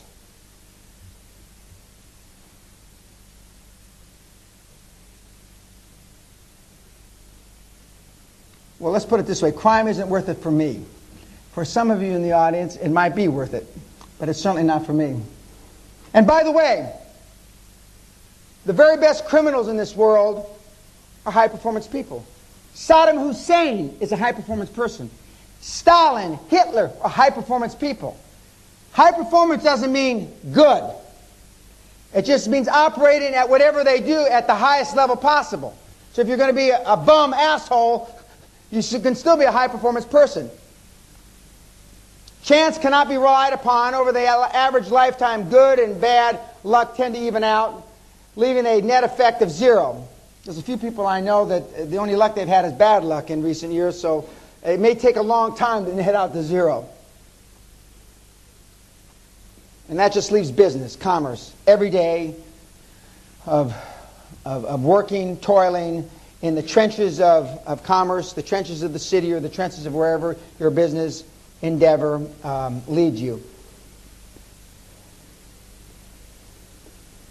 Now, within commerce, the legitimate way, the legitimate of the 3 C's, there's 2 main ways of making mega bucks. If you're Madonna or some world-known, top-notch athletic star, you're famous, you live off royalties, etc. But I mean, there's a handful of those in the country. Or start, buy a business, build it up, sell it, or float it, and do it over and over again. And that's what we're going to focus on this afternoon. It's not that some of the singers in the audience might not be as good as Madonna, or some of the athletic people that excel in athletic prowess, but that's not what I'm here to teach. I certainly, I forget who told me that better not give up my day job. They heard me sing. Where was that? I can't remember where it was, but some place recently I was trying to sing along with some national anthem and the people around me all turned silent. And I'm looking around, what the hell happened? They said, Dan, don't give up your day job because you couldn't sing your way out of anything. Okay. Now, most of you with a business should go home. Now, this is what you're going to ascertain after today, this afternoon. Most of you ought to just go home and lock the door and close it up. Why? Because basically you've bought yourself a job. Not a cash-generating money pump. Your business will never make you any real money. Money in the tens of millions. Also, you are not passionate about your business. Now, remember earlier I was saying I like to be first or different. Remember the halal food example? 1.7 billion Muslims. Big market.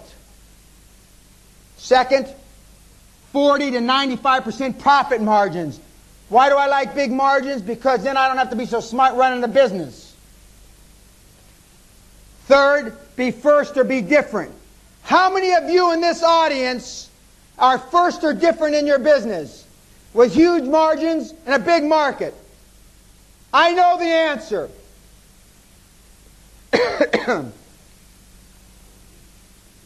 How many of you are passionate about what you do? And I'm getting ahead of myself, but how many of you would buy your business now if you had an opportunity to buy it? I know that answer. Forget about it, as they say in Brooklyn. Better you should have a gun than a bullet in your head.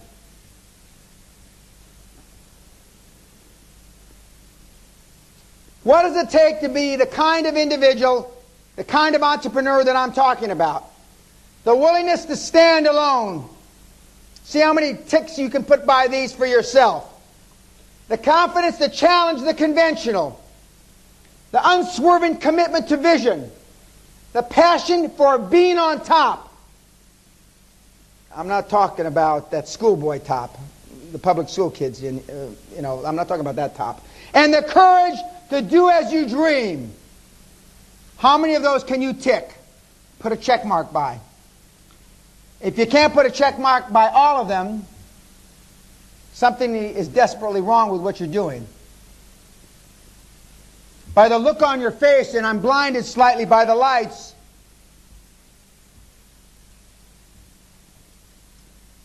yes, you've told me the answer.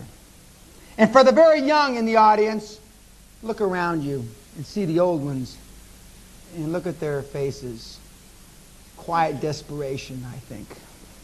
I know.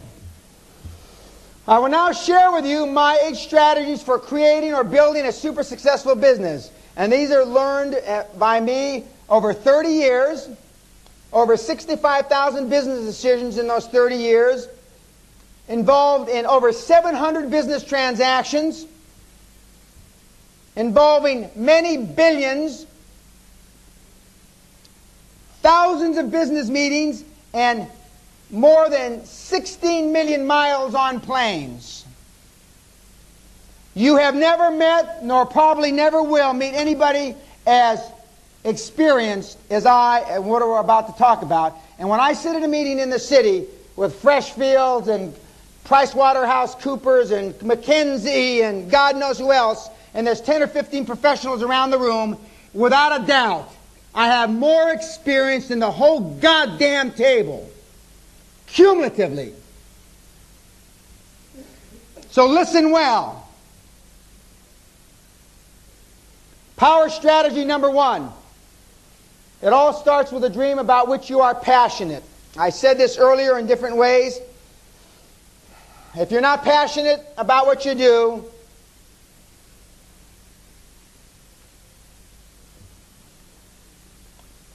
now, let's look at some examples. How is it that I was able to buck the trend in the industry that I was once a very integral part for 8 years in a row and build a natural resource dynasty? Because I ate it, I slept it, I loved it like my first child. There was nothing more important. There was a time in my life that I would have taken a bullet for that company proudly. And as my wife would say if she were here, it came Great Western, 2 children because the other one came way late, Driller, my famous Great Dane, his money, and then me. I was in the top 10. There was nothing more important to me. And I'm not suggesting the order of importance that you should follow that order, because some of it would be revolting to you. But I'm telling you, that's how passionate I was about my dream. Another man with passion, and they had a special last night on Channel 4, Channel 3, about John Kennedy and the assassination with Jackie Kennedy. And in 1961, when President Kennedy said, before the end of this decade, we will land a man on the moon and return him safely to Earth. And it also said before the Russians, by the way. There was no NASA as we know it today.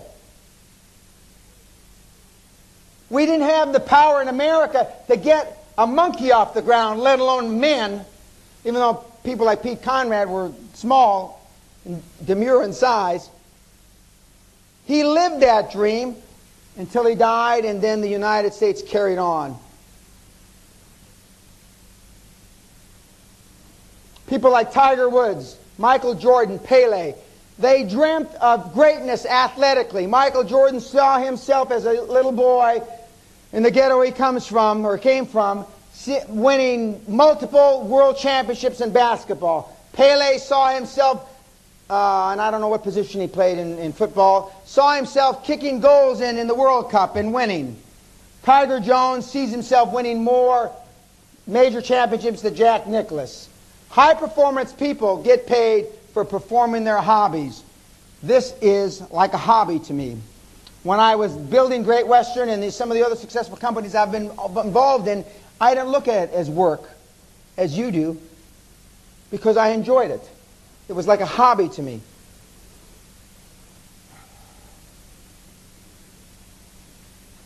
Part of these power strategies is surrounding yourself with the perception of success. How do you do that in the shortest amount of time? You go find people like Konstantin Gratsos, Jerry Orman, Jim Newman, and you have them become part of your dream. Here are 3 ideas for tapping into what your dream may be.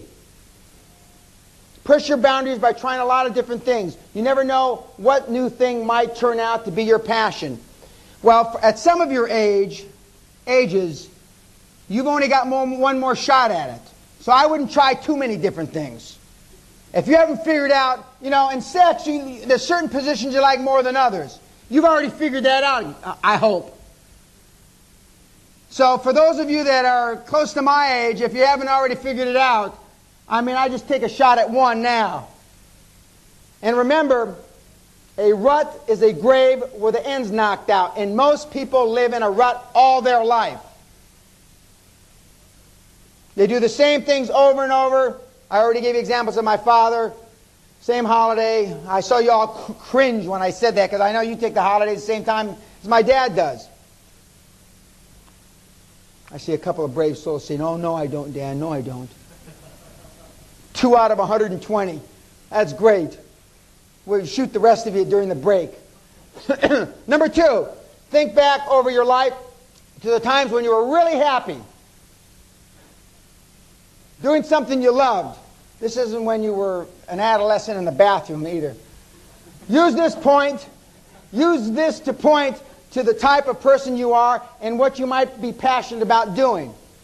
What do you really enjoy doing? Some of you don't like sailing. Maybe you could form a passion, a business idea around sailing. Some sort of sport, painting. You'll find it a lot easier to get up in the morning and work the amount of hours with the discipline that's necessary to be a high-performance person if you enjoy what you do. I had a scholarship to go to law school when I was in university. After I finally figured out how to graduate, I had a scholarship to go to law school when I was in graduate school. And I talked 4 or 5 of my friends, and we were all going to go to law school, guys. It's a license to steal. We'll get that certificate, and we'll just rip them. I'm the only one that got a scholarship, and the other guys went to law school, and they're lawyers today, and I didn't go to law school. And whenever we get together, boy, you bastard, you talk to now we're doing something we don't like. I had the passion, and I've had that gift. I can sell people on my passion. And that's the next level beyond this seminar. Taking your passion and selling your passion to somebody else. This is one of my favorites, and this is actually something, not just the only thing I've learned from Stuart, but this is a good analogy. Write your own epitaph. Imagine you have a chance to write the words on your gravestone. What would you put if you died today? Here lies, so-and-so, Rufus Doofus, public school prat. who is best remembered for his antics in the bathroom. What would you put on your gravestone? I shudder to think. I shudder to think. This will help you get real focused. Not focusing on death, but focusing on what people would say about you, or you would say about yourself after death. As Martin Luther King Jr., this is not the current Martin Luther King, this is his father, said, if a man hasn't discovered something that he will die for, he isn't fit to live. Most people that you know don't know anything that they're willing to die for.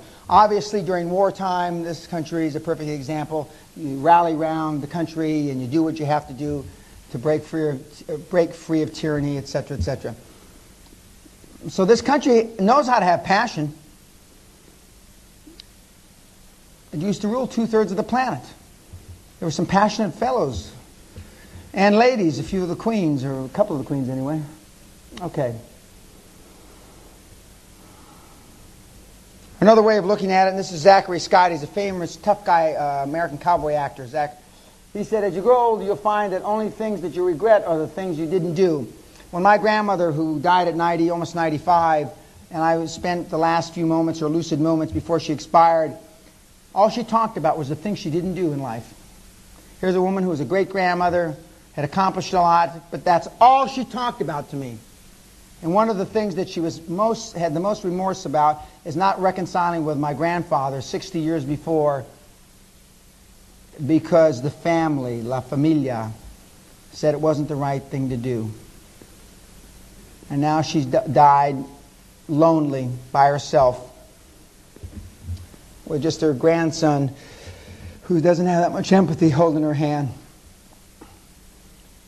Dan Pena looks at it a different way. Just think of your hell. This would be great. I like to go down the aisle. I wish this was a longer seminar. Just think of your hell as watching an endless movie of your life, what it might have been if you had taken the actions to make it happen and make it different. Everybody in this room, man, woman, and child, has got something in their life that they wish they had done, but they didn't. No question. Just think about it. If that's what you had to look at for eternity, like a video that just kept going around and around and around and around. It's not too late. Even for the old duffers in the audience. It's not too late to live life on purpose. It's not too late. And anybody that says it's too late, let them step out in front of the first lorry that drives by during the next break. In fact, I'll help them.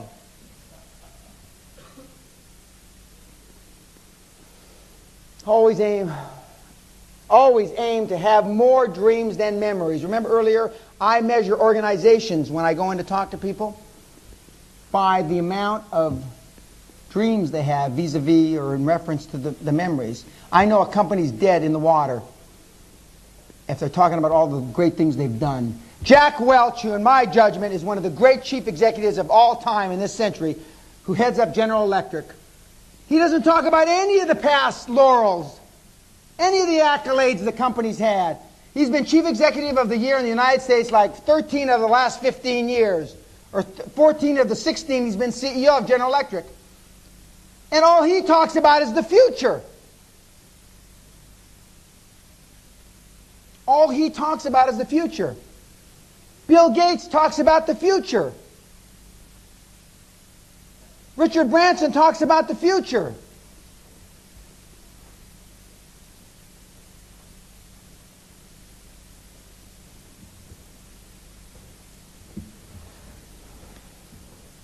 Once we have a dream and a passion, here's a good business tip. Thank you.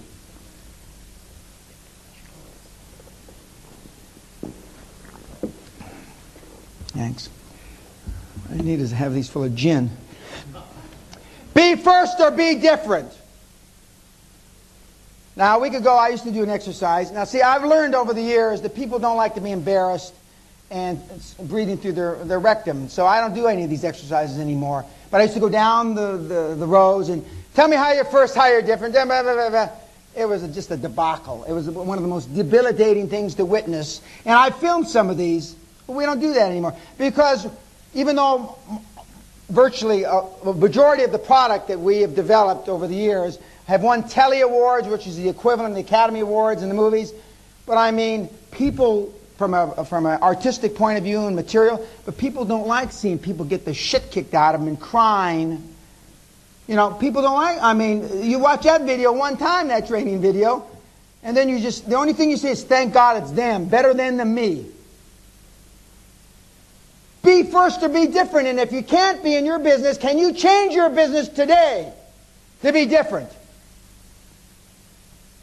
Because by definition, being first is different. Can you?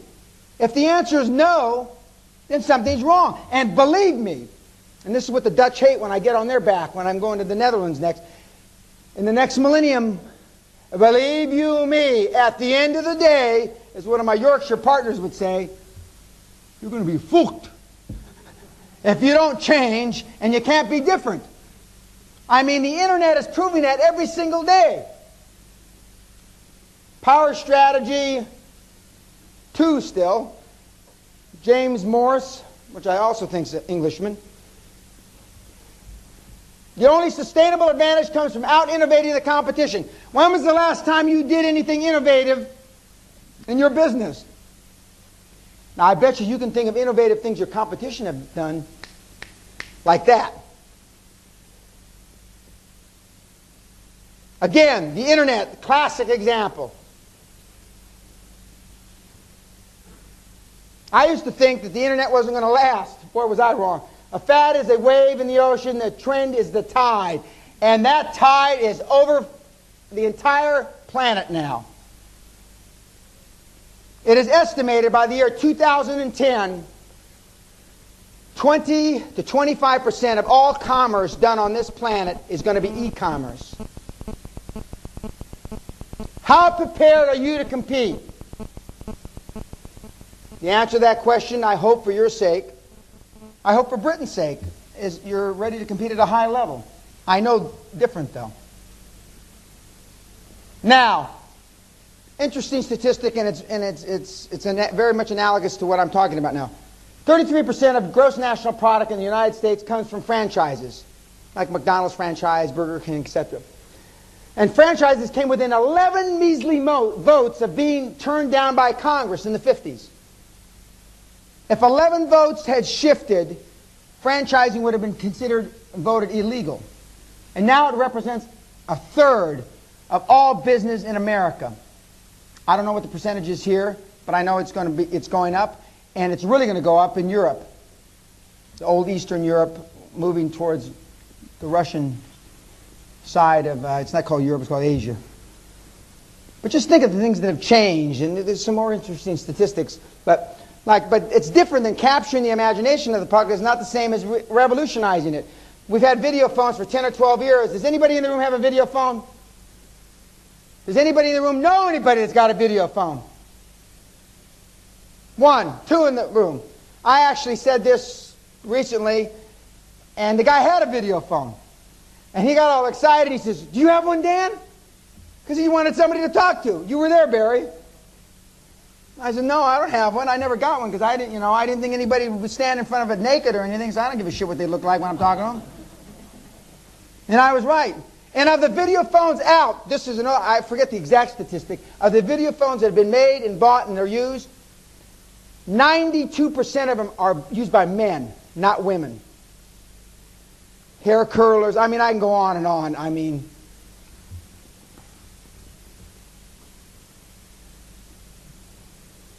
The big slice of cake goes to those who create, the crumbs go to those who copy. Remember, first or different. It's an extremely important concept. Allow food. I talked to a couple of my Muslim friends during lunch, and they were surprised. I don't know if surprised is the right word, but because I know nothing about being a Muslim. I didn't know I can't spell halal, and I'm not sure it's spelled right on the slide. But the Muslim communities even talk about halal food. So every great idea hasn't been thought of. is my point. If old Roman Catholic Dan, altar boy Dan, can come up with a halal deal, you can as well. And up my part of the world, up in Scotland, you don't brag a lot about being a Catholic. And on Sunday Mass, Christmas Mass in Scotland, there's about, there must be 25 of us. In regular Masses, maybe 8 or 10. And the closest town to me is a town called Forfar, which is halfway between my home and Glom's, the Queen Mum's place. I mean, and in all these examples I'm giving, the skill with the maximum shelf life is creativity. When was the last time you did it? Remember, we're talking about building and starting a business and then ultimately selling it and exiting. When was the last time you did something creative with your business? When? When? After you started it. When? Because ideas are a dime a dozen. The person who puts them into action is priceless. I mean, these are cliches, not almost, they are cliches. But ladies and gentlemen, most of the things that I will talk about and have talked about and high performance people actually take action on are cliches because they've been around since caveman. They've been around since caveman, and you've got to understand that. You understand, and the reason you don't enact these cliches that you've heard over the years and you've read is fear. Plain and simple. Only fear. The fear of what other people are going to say. Because if you're not the lead dog, your view never changes. As Lee Iacocca used to say, who said the biggest lie of all time when he stood in front of Congress in the early 80s and said he wanted $1 billion from the U.S. government on some special financing. He said, I can turn around Chrysler.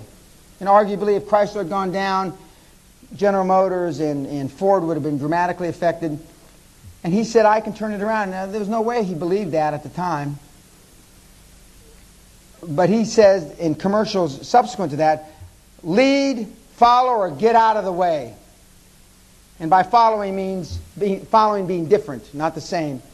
And ladies and gentlemen, the same can be said of your business, whether it turns over 200,000 pounds or 20 million pounds. And unless you do that, this industry, the internet industry, is going to put you out of business.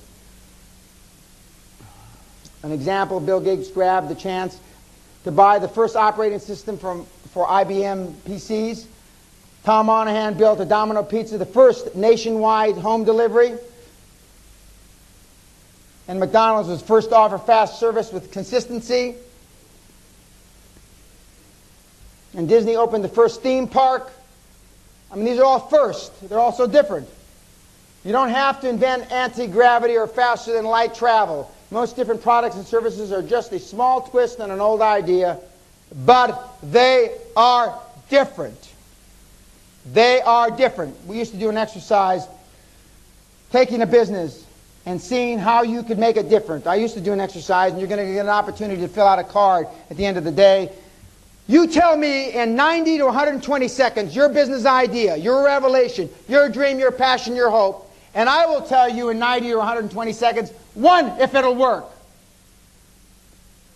2, if it won't work, how you can change it. Or 3, whether to put it in the bin. Now, I only used to do that exercise with a 95% probability of being correct. And whenever I told you your business was no damn good, you said, it's the 5%. It's the 5%. He's wrong about my business. And we used to keep track of the people in here. Big Brother, to see how many, when they went out of business, how they were successful. We stopped keeping track. In your heart of hearts, you know what you should do with your business.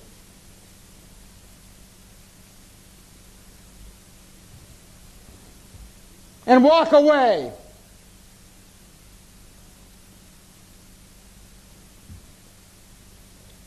I want you to get ruthless about doing something different.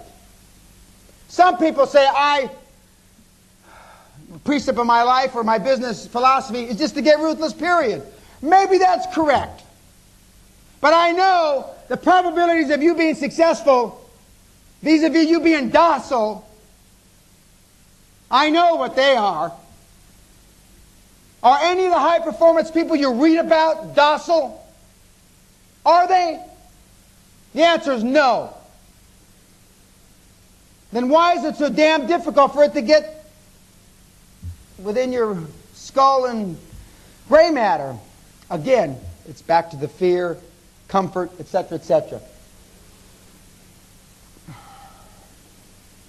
Is your idea discernible, first, different, interesting, neat, special? I added the neat and special because those are words currently being used by the big PR firms, the big Madison Avenue firms. I don't know what the hell it's neat means. Now, if you were, my 3 children were here, my youngest, my oldest, and my daughter, and you said, oh, you're special, God only made one of you, or Allah only made one of you, they'd all go, we're special because we think like our dad. It's true, God made me, God, Allah, whoever, only made one of you, but I'm not so sure he's so proud of it right now.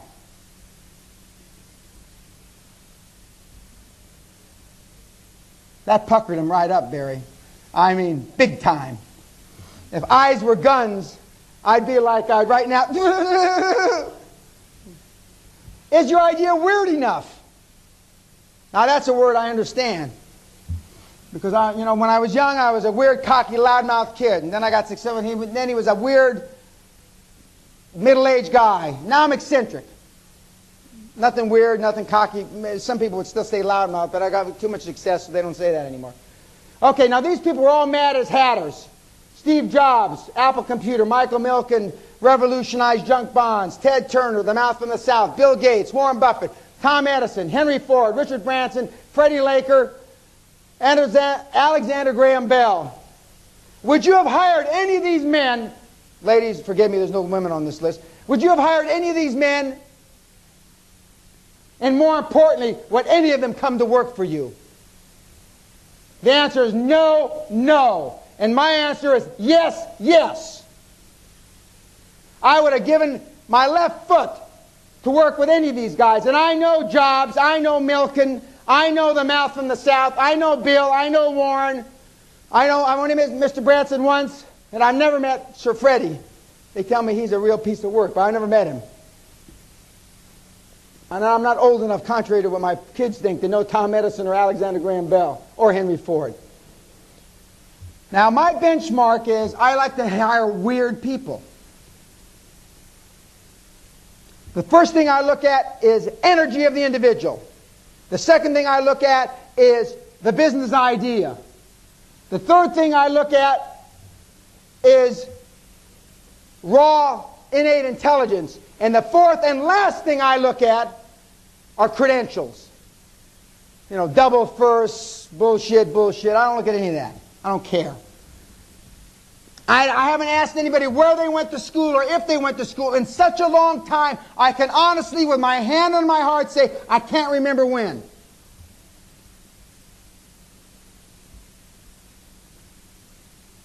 I can't remember the last time anybody asked me if I went to university. If I went to graduate school. It's something that nobody gives a damn about. It's something that is measured only at the very embryonic stage of your career. And if you work with somebody like me, it's not even measured then.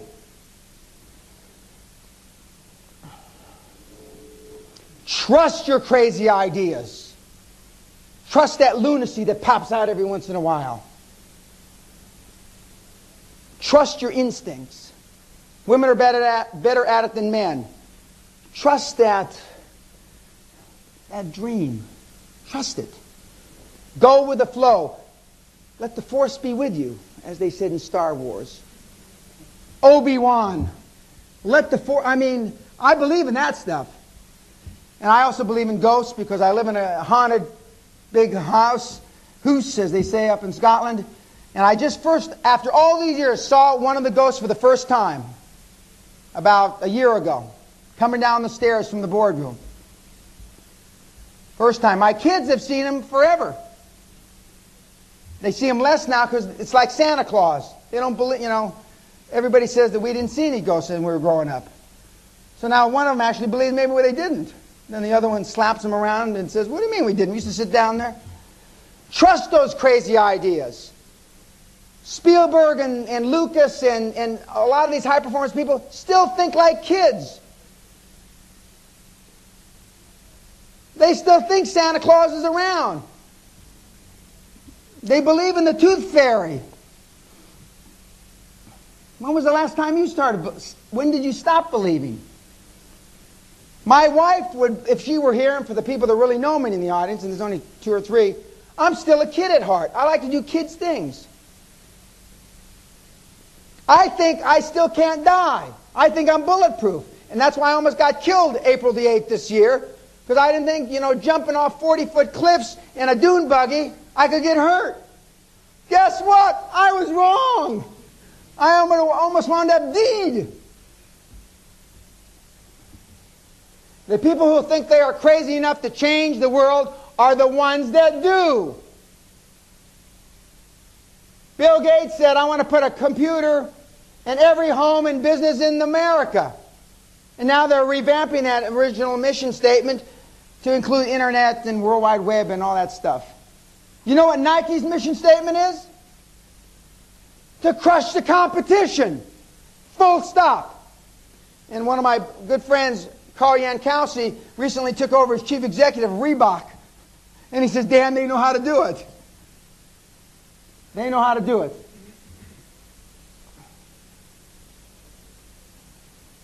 If I had thought about it, I wouldn't have done the experiment. The literature was full of examples that said you can't do this. This was 1921 New York Times editorial about Robert Goddard's revolutionary rocket work, one of the fathers to modern rocket technology, maybe the father. I mean, conventional wisdom has kept most of you from doing what you really want to do. And the educational system in this country bolsters and bolsters that thought process, and in many regards hampers what I'm talking about.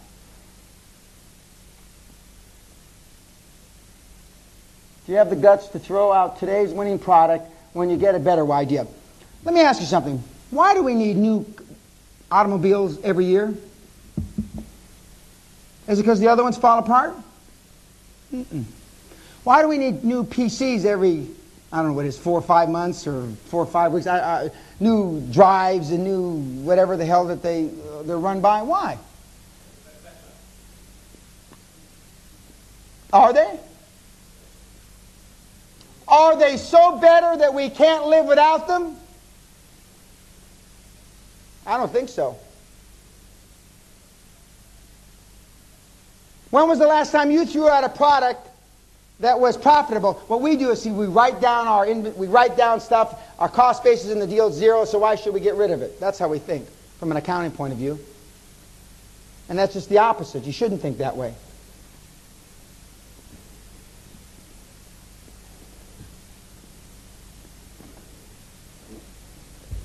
And as Admiral Rickover, the mentor of Jimmy Carter, said, the father of atomic submarines, good ideas are not adopted automatically. They must be driven into practice with courageous patience. And much of the things I say very matter-of-factly don't happen very matter-of-factly. They happen over time. They happen over persistence, conscious persistence, and focus, laser beam focus. This methodology that I talk about so vehemently, so passionately, is my way of life. It's how I participate in sport. It's how I participate in business.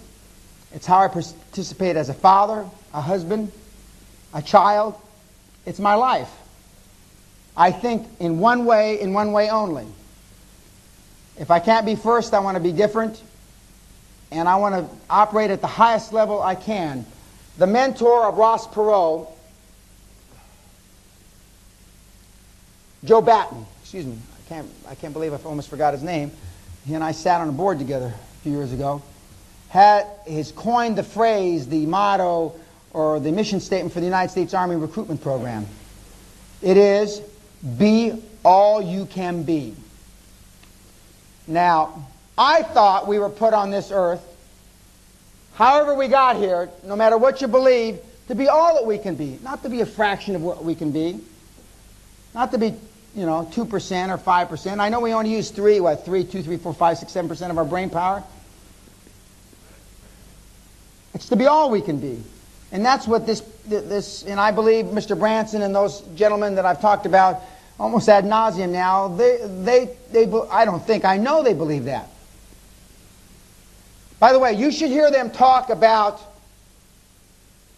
this industry, i.e. the seminar business, and the people that teach it. They have a very interesting perspective about, as Donald Trump once told me at the MGM Hotel a few years ago, we were going up the lift, and he said, "Are you still trying to teach poor people how to be rich?" And I said, "Yes." And that was the end. That's the only thing he said. And see, they think all the things that we're talking about, or you're listening and I'm talking, it's not like we're having a two-way conversation, are matter of fact. Because this isn't new information. It just isn't. Even the best can get it wrong. There's no reason anyone could want to... This is what Ken Olson, the 1977 chairman and founder of Digital Equipment, said. Even the best can get it wrong. There is no reason anyone would want a computer in their home. That's just 22 years ago. There's even a better slide coming up.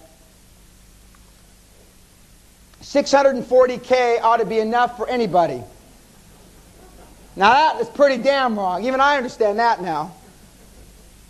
How many times bigger are the current computer load? How many times bigger than 640K is there now?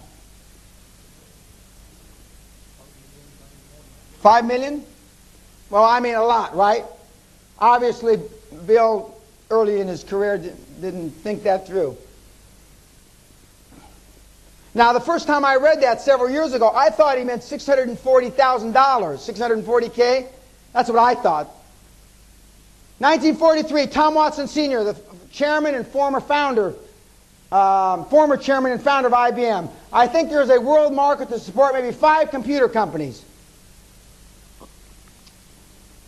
Had it wrong. Just as in 1949, Popular Mechanics said, computers in the future may weigh no more than 1.5 tons. This is conventional wisdom, ladies and gentlemen. This is conventional wisdom. Now, from chaos comes order. You heard me say earlier today that when I go into a business and I look at the founder or the managing director or some of the senior executives and they tell me our business is running smoothly, I know they're dying. Because I realize from chaos comes order. The internet and World Wide Web and that market is so wrought with potential because it's chaotic. It's changing all the time. And as you create order in different little parts of it, niches, people are getting rich. The multiples in the internet companies are staggering. I heard a chief executive of one of the big internet companies with it's got 3 or 4 billion market cap. He says it would be I would be something to the effect I would be overlooking my fiduciary responsibility if I planned us to make money anytime soon. Boy, and I've run big companies, PLCs. Boy, I wish I could have gotten away with that. My shareholders would have drawn and quartered me and burned me at the stake, but I wasn't in that industry. From chaos comes order. If we wish to make a new world, we have the material handy. The first one, too, was made out of chaos. They're talking about the Big Bang theory of how the universe started, and I'm not here to talk about that.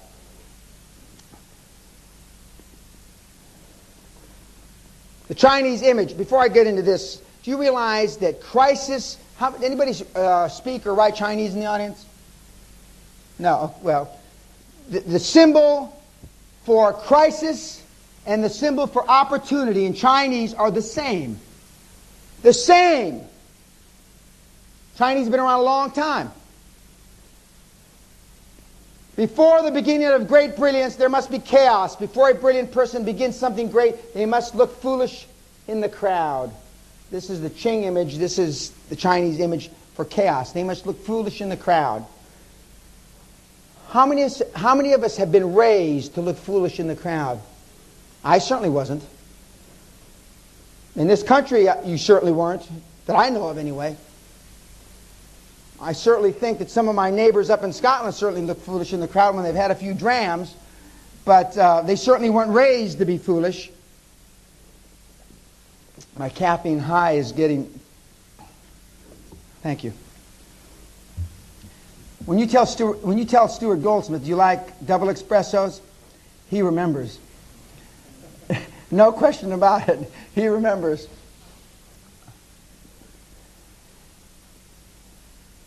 Now, there was a gentleman named D. Hawk. How many know the name D. Hawk? Okay. He originally was the I don't know if he was president of Bank Americard, but he was with Bank Americard and it was not doing well. And then he came up with an idea where he was going to bring together 50, 60,000 banks that existed at that time with a concept called Visa. Everybody said he's crazy. Well, he did. Visa is the only trillion-dollar business that I'm aware of on the planet. He made a bunch of money, retired about 15 or so years ago, and he's just come out of retirement recently. He lives in Northern California on a walnut grove, and he coined the word chaotic. From chaos comes order. He says, if I'm able to bring these 55 or so thousand banks together with one concept, i.e. Visa, I mean, everybody's going to be a winner. And he was successful. A lot of money. Visa's obviously very successful. But how many of us look for chaos? I like chaotic industries. And I'm not here to talk about consolidation in the fragmented industries per se, but that's what I look for. Big margins, big markets, chaos, etc. And how do you find an area in which to make millions? Seek out chaos and bring order to it. You don't even have to bring total order. All you have to do is bring the perception of order, and you'll make a lot of money. Bring order. Example, I mean, most of the people in the audience know more about this than I do. The Internet. The Internet. I mean, that's what happened with General Motors. General Motors was 15, 20 different companies at one time. Consolidation of a fragmented industry. Railways. There used to be many different gauges even. I remember when I went public here, if I remember correctly, they asked me not to, or they suggested, the pundit said, don't use the word Great Western because I think it was one of the largest bankruptcies in the history of this country, Great Western Railway. And I said, well, what does what I do have anything to do with the railway? Most of the kids that are managing the billions here in the city don't even know about Great Western Railway. American Express, there used to be hundreds of different cards. I mean, find chaos, bring order. How many of you are in a business where you are in a chaotic business, Internet aside, and if you're not bringing order to that chaotic business, then you're missing a golden opportunity. See, we've been taught from the time we were little to stay away from chaos. Don't make waves, don't do this, don't chew gum, don't stand out, etc., etc.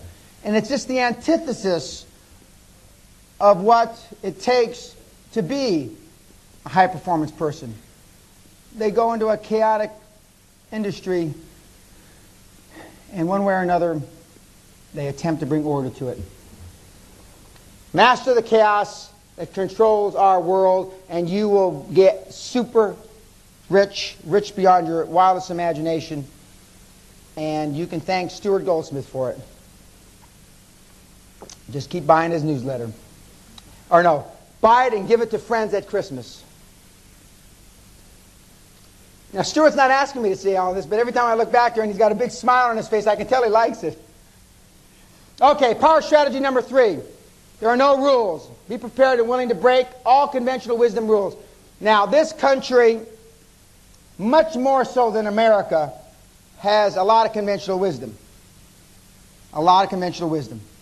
It's been around a long, long time. I mean, you've had more years to deal with it. But I've been doing business here in Britain since 1981 and lived here since 84, and I've seen a lot of change. Now, where I live, I've seen virtually no change.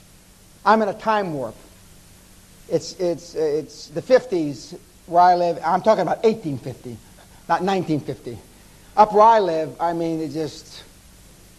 That big gate, the main gate at my home has been, I forget when it was built, but the last 30 years of the last century or something like that.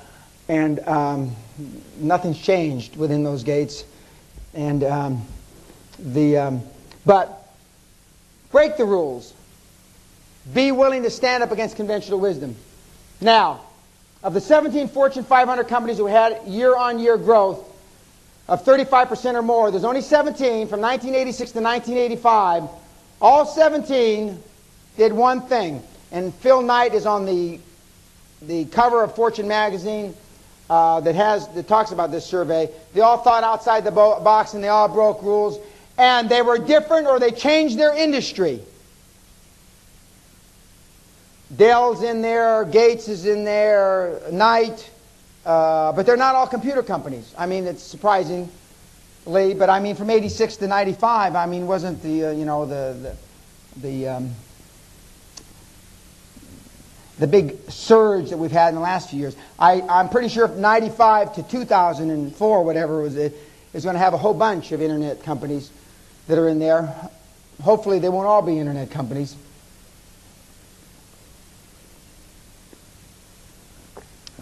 I don't want you to listen to the purveyors of conventional wisdom. For example,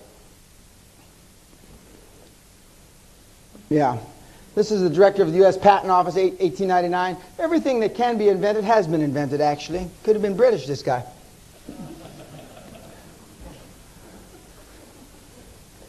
Well, here's one. The Royal Society. Heavier than air flying machines are impossible, actually. And I asked Royal Society of what? To a British friend of mine, an English friend of mine. He looked at me. What do you mean Royal Society of what? I mean, well, what are they the Royal Society of? He says, then that's the full name. Full stop. The Royal Society. You should know that. And I said, well, I don't. Lord Kelvin. Who the hell wants to hear actors talk? Harry Warner. That's chairman of Warner Brothers. Babe Ruth was the home run king until Hank Aaron broke his record. He was a great pitcher. And Tris Speaker said in 1921, Babe Ruth made a big mistake when he gave up pitching. I mean, by the way, Babe Ruth, good example. Mistakes. He's known as a home run king until Mr. Aaron came along 20 years ago. But you know what he doesn't lead in home runs anymore, but that's what he's known for. But you know what he still to this day leads American baseball in? He has struck out more times than anybody that's ever played professional baseball. Babe Ruth. And nobody even remembers him for that record. The very thing that you fear the most, the failures in your life, you won't be remembered for. I have lost more money, in addition to all the money I've made, I have lost more money than the entire public speaking, stroke coaching, guru group cumulatively since the beginning of time also. Not just that I made more, I lost more. But nobody remembers me for that. Only way anybody even knows about it is when I talk about it. When I talk about almost single-handedly taking down TWA pension fund by myself. One man, one investment idea, 1974. I did the same with a couple other pension plans. One man, one idea, 1974. So I've gone through the continuum. But nobody's interested. It's not on the internet. It's not on, nobody's interested in all that. They're only interested in the other things. I tell you, it's like Freedom of Information Act. I tell you because of full disclosure.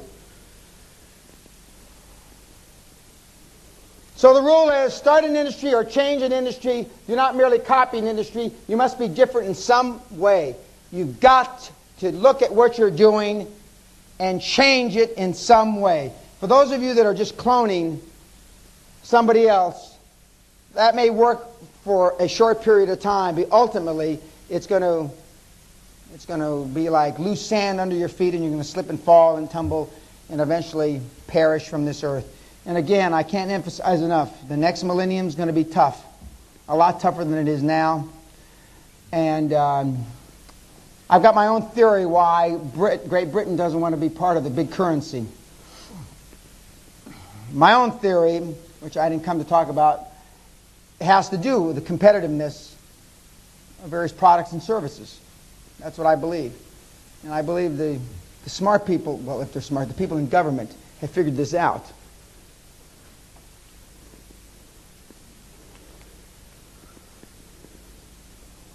As Scott Olson, by the way, the founder and president of Rollerblade, who says nobody can teach you how to, or nothing on earth prepares you to run a company that goes from zero to $100 million in revenue.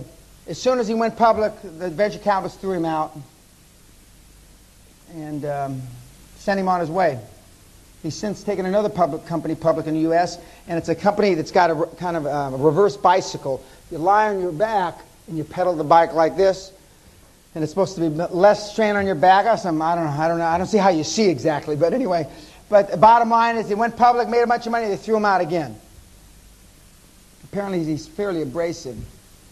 It's hard for me to believe that, having been thrown out of a PLC myself, I mean, it's hard for me to believe that just because you're abrasive, you get tossed out.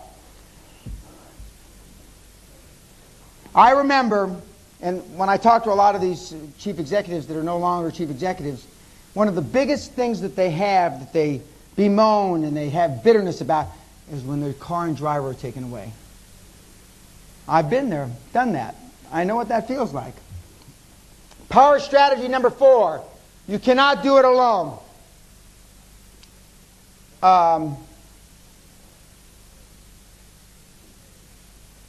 If Ross Perot has a mentor and Bill Gates have a mentor, I mean, I don't see why anybody in this room would even not consider for a microsecond the mentor-mentee relationship.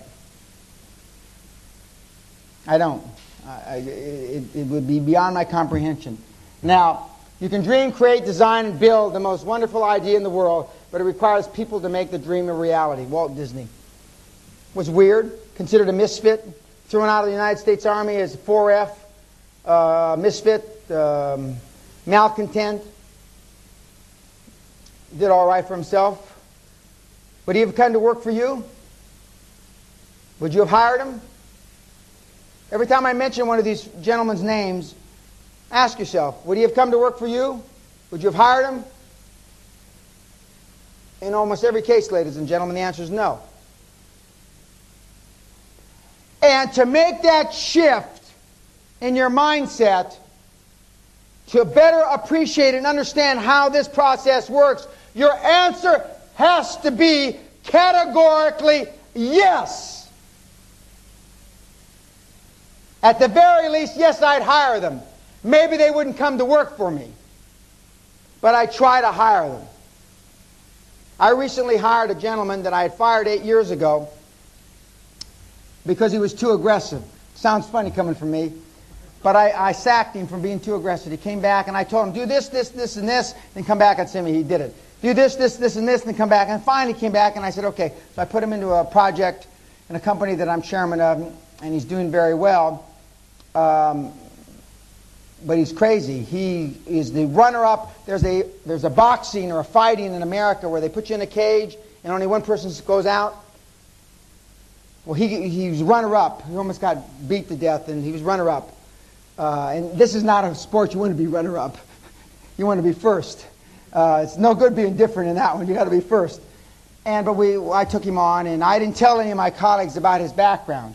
I wanted him to get through the process on his own. And he did. And then after he's on the payroll, at a board meeting, I tell everybody. And I mean, panic. Jesus! And then I told him that he had been arrested a few years ago for almost beating a policeman to death. Jesus! Well, what else has he done?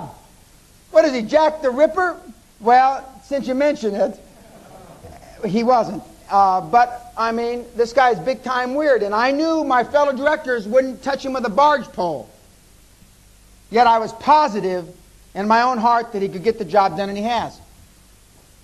Now, some of the mealy-mouthed directors I have, well, gee, maybe we should just hire a search firm to look for weird people. Oh, that's brilliant. That's brilliant, you idiot. I mean, now they want to build a strategy around weirdness. Fucking unbelievable. And he's not even British. This guy's an American idiot. Okay, get yourself a dream team, get yourself a board of directors. This is giving you the perception of being more than you are. It's surrounding yourself with people that have been there, done that. Whether you've got a 100,000-pound company or a 100-million-pound company, it works. I can prove to you beyond a shadow of a doubt, and these are some of the things that happen to you when you get a board of directors. In some countries, it's a board of advisors. But the point is, there's a senior group of people to advise you. You need to have this board of directors for the following reasons. One, perception is reality. I've already beat that to death. People will perceive you to be something that you're not. They'll perceive you to be ahead of the spot that you are on the learning curve only because you've surrounded yourself with this group. Two, they add credibility to your project or business. By definition, a bank, a venture capitalist, an accountancy firm, a firm of solicitors will think these people in the zenith of their careers would not attach themselves to you and your project unless they really believed in it. Three, they make it easier to raise lots of money, lots of OPM, by definition. Because the presumption is, again, they must feel great about your project and, more importantly, you, otherwise they wouldn't be there.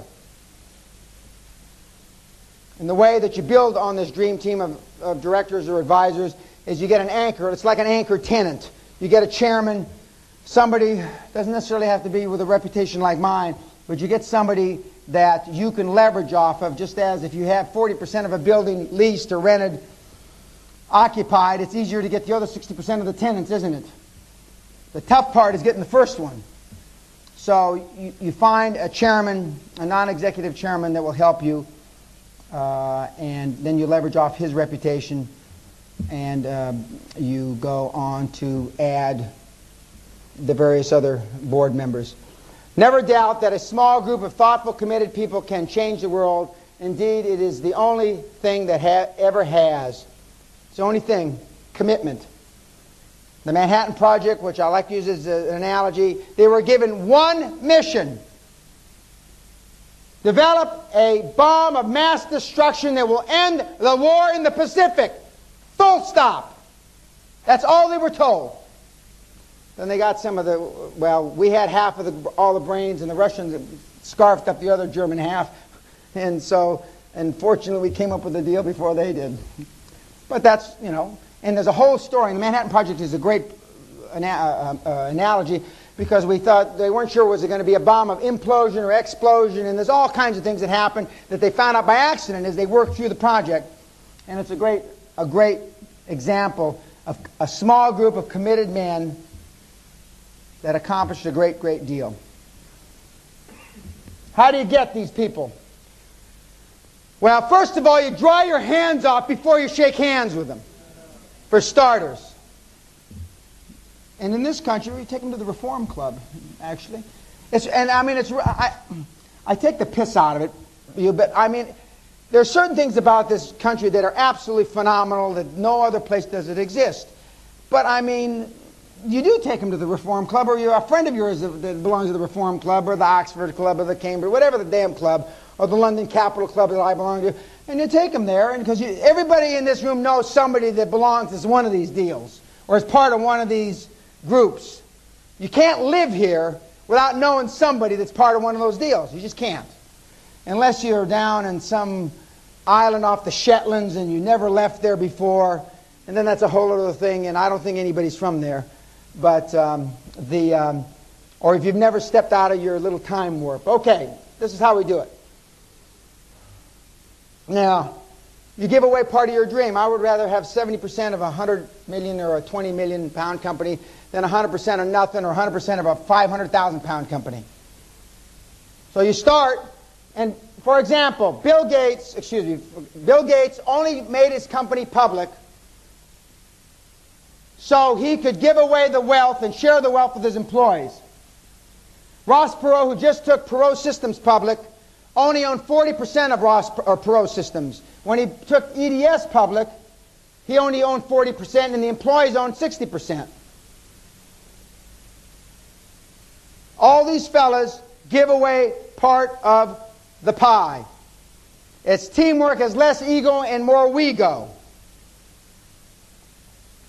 We're going to get to a slide that I love about ego, but we'll wait. I won't get ahead of my thunder. And how do you do this? my recommendation, you give 1 to 5% of each of the directors. 5% if they're going to take an active role, 1% if they're just going to be names on the note paper. And so you wind up giving 20, 25, 30% away at the end of the day. And I can give you countless examples of how it works. Countless, I mean, all the big names that you talk about. For example, the number 3, 4, and 5 guy from American Telephone and Telegraph in the last year and a half have left AT&T to join small startup internet companies. They walk away from 6, 8, 900,000, $1.2 million a year in compensation for 50,000 a year plus a big chunk of the stock or options. Now, all three of those guys, and I can't remember their names, 3, 4, and 5 guy from American Telephone and Telegraph. The poorest one, they're all public now, they're companies. The poorest one is worth $140 million in stock. The richest one is worth $350 million in stock. That's why they leave. That's why they go. And that's why they'll do this. The concept of giving away shares to the directors in this country is so foreign, I virtually have never been turned down.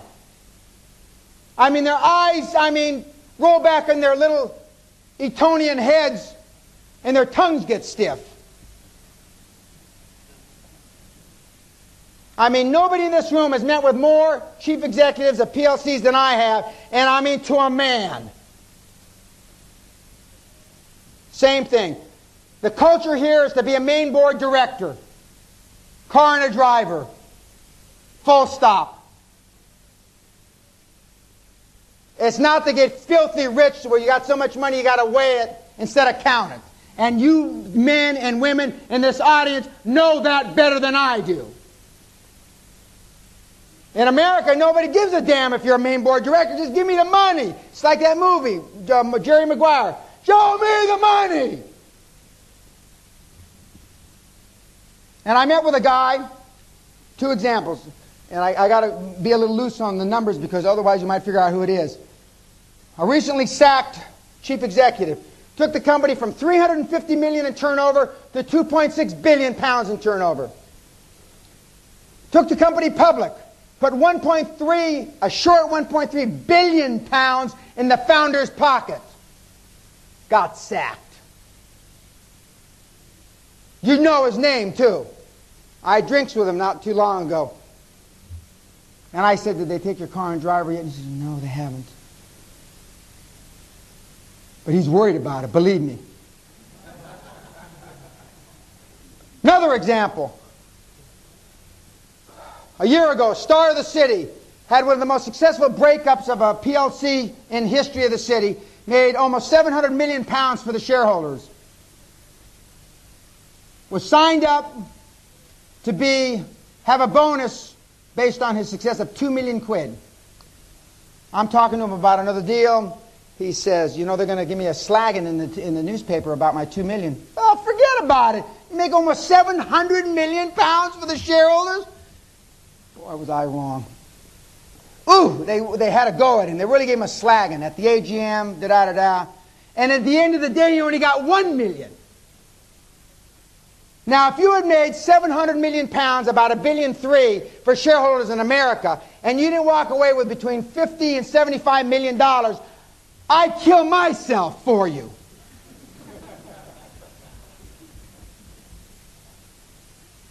This system works because, there's one more example. Another guy, big PLC, he had taken 5 of the divisions public, rolled them out, 300 million to $1.2 billion, 800 million to $3 billion, ba ba ba ba ba ba.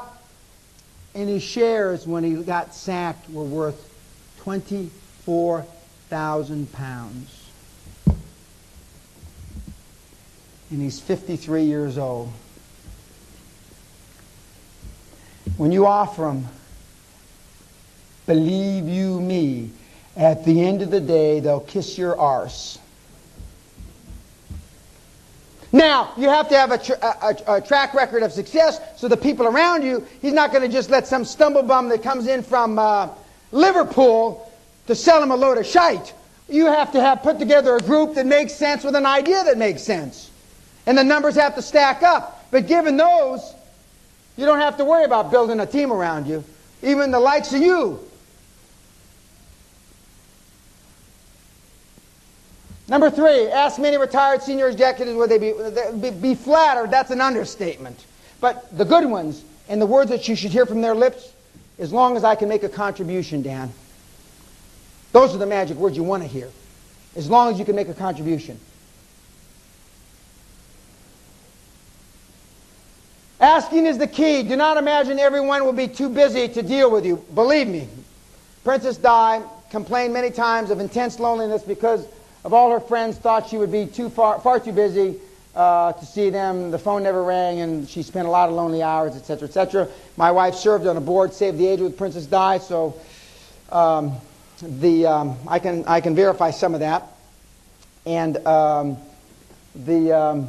many of the top stars would say the same thing. You can do it. Now in America, the concept of equity isn't such a new one. But in this country, in the Netherlands, in Germany, it's absolutely never heard of. I mean, it's even less than this country. Okay, now, these people that you're surrounding yourself with, employees, colleagues, partners, directors, etc., there's only 3 things they want to know. 1, can I trust you? 2, do you have the high standards? And 3, you care about me. And that's about as touchy-feely as I get. And I don't mean care in a wishy-washy guru, you know. I don't mean that way. It means, will you do the right thing by me, you know, when push comes to shove? And the answer is yes, and should be yes. And you should build your reputation on that you do the right thing. Sometimes the right thing is suing the FT. Sometimes the right thing is sacking somebody. Sometimes the right thing is paying the spouse, the significant other, after your partner dies, which I've done. I took a real slagging when I ran a company here. Partner died, and I paid the wife for 2.5 years his compensation package. And the board never wanted to vote on it. Of course, when the shit hit the fan, must be the chairman. They'd always tabled the issue because nobody wanted to be on the spot of voting for it. Everybody knew we were doing it. So who did they? Well, that's all right. I have broad shoulders. I handled that. But the right thing is what I'm suggesting that you do. Never the wrong thing. Always start on the high plane. You'll soon enough get in the gutter where the other side gets in the gutter. But always start on the high road. And I talk like this because I may be wrong, but I'm never in doubt. And when you deal with these people, these potential directors, these potential partners that are going to help be your mentor or quasi-mentor, you've got to talk with conviction. They don't want you to talk, yeah, well, maybe, I don't know, what do you think? No. They want to know what you think. That's why they're drawn to you. They're drawn to you because of your energy. Now you say, well, Dan, that's easy for you to say. But I've been like this a long, long time because I've practiced it, remember? There's something out there more important than ego. I want it hunted down and killed immediately. They want you to have an ego. And a British ego is different than an American ego. We all know that. Again, you don't have to be Dan Pena's. Like one of the great guys, Sir James Goldsmith, until he passed away. I mean, he was a great idol of mine. I mean, of course, I always thought any guy that can have his wife live next door to his girlfriend and have all these kids and everybody, I mean, is my idol. I mean, forget about it. I mean, this guy knew something I didn't, obviously. No, but seriously. I mean, you've got, I mean, the country, the history of the country is just wrought with examples like that. Power strategy number 5. How do you create an instant track record? This should be pretty simple, even for being here in England. You leverage off the track records of others. Very simple. How did I get a track record in the beginning? I leverage off of NASA Shipping Line's track record with Mr. Gratsos, Mr. Ormond. Very simple. I leverage off the track record of Freshfields. I leverage off the track record of Morgan Grenfell, now Deutsche Morgan Grenfell. I mean, it's pretty simple, really. I levered off the track record of PwC, E&Y, Anderson's. That's why it's worth the premium to pay the big 5 accountings the 30% more they get, or the 40% more they get, because you get their track record, you get their network. When I wanted to go into the gold business, the then Coopers and Lyman put on their worldwide web, whatever, and I was down in Santiago, Chile, looking at a gold heap leaching project within a few weeks, because they had a client down there. And I mean, if you use Smith and Smith, chartered accountants, 5 guys in the shop, I mean, you don't get that.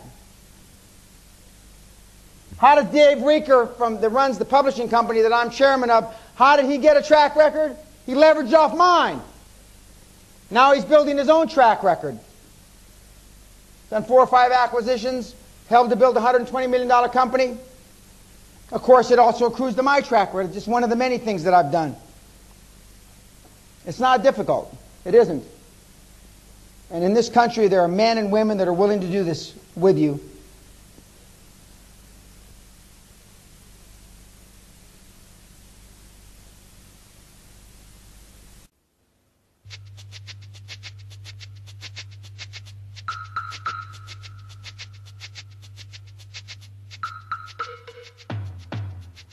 Botswana, a landlocked country about the size of France and as big as Texas.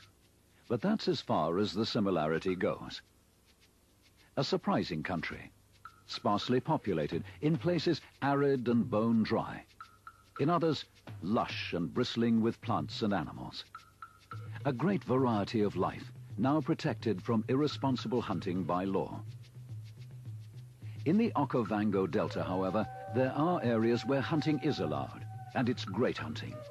Rough and dangerous, the Okavango is the perfect place to experience the thrill of stalking prey through the heat and dust. You can feel your adrenaline flow. You feel the pulse of the land, the pulse of a creature as it smells danger, as it smells your tired body, crouched and waiting.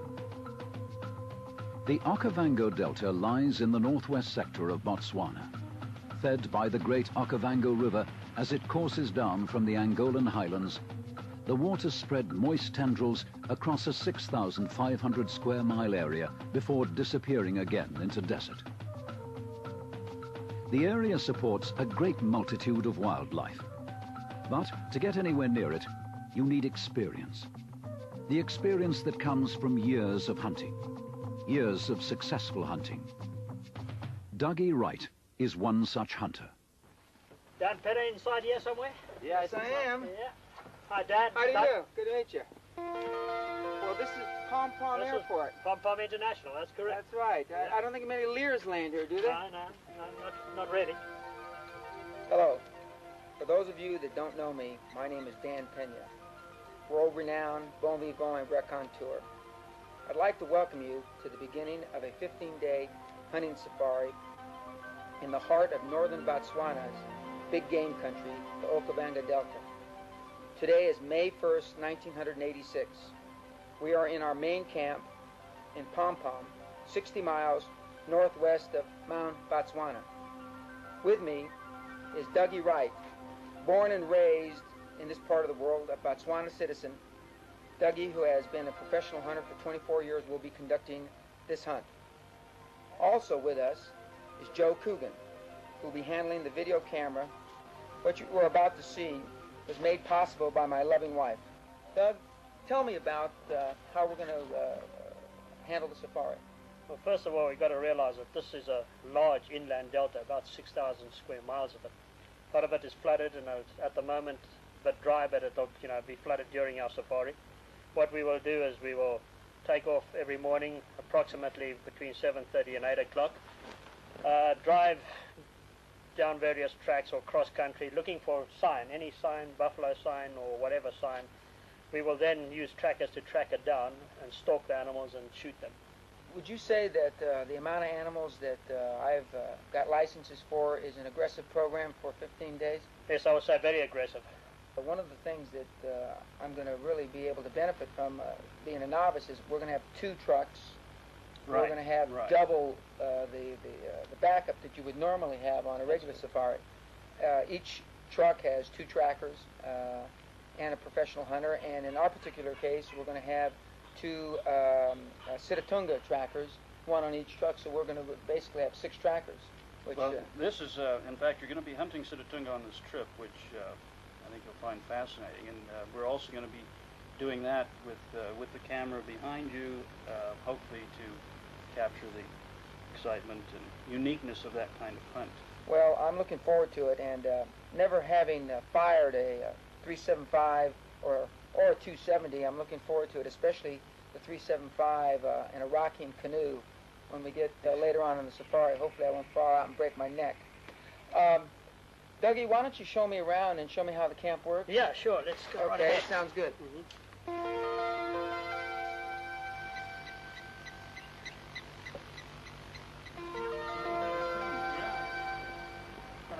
Bunch of staff here looking after that side. What is the number of staff?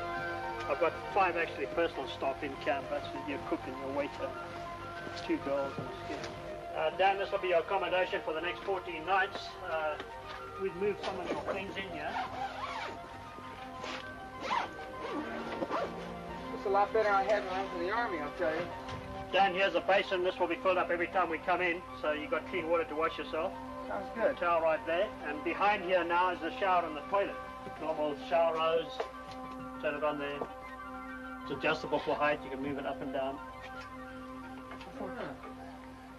I'll be done. Little mirror. Little mirror there, yeah. I can see this will be real cozy when it's about 30 degrees.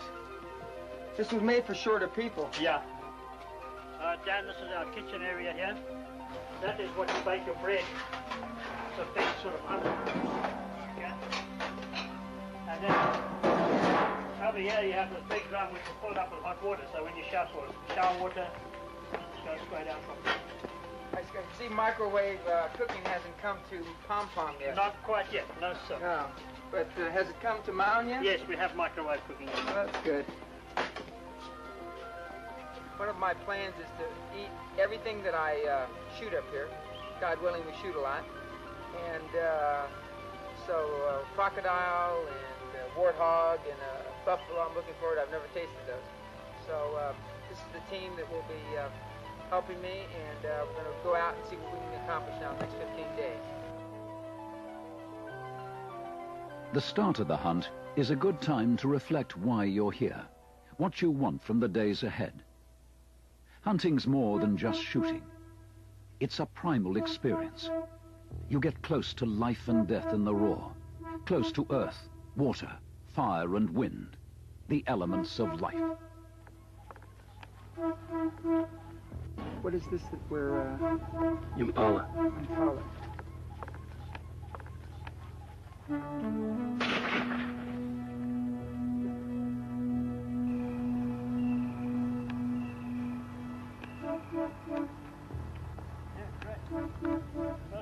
Thank you very much. Yeah, real nice head there. It took all of 20 minutes to accomplish this. Let's hope the rest of the trip is we have the same luck. In the Okavango, there is a profusion of wildlife that's world-renowned. Many hunters have stalked the bush and come away with magnificent trophies. Buffalo, warthog, tassabee, lion and wildebeest, Sitatunga. Kudu and leopard are rarer finds, but a hunter always hopes, must always be ready for the sudden chance, the sudden chase. We're primarily looking for the hardest game first, and the easy game will take care of itself, because we keep passing all these things that are supposed to be on my list to shoot, and we don't shoot at them. So I assume because they'll be readily available later on in the trip.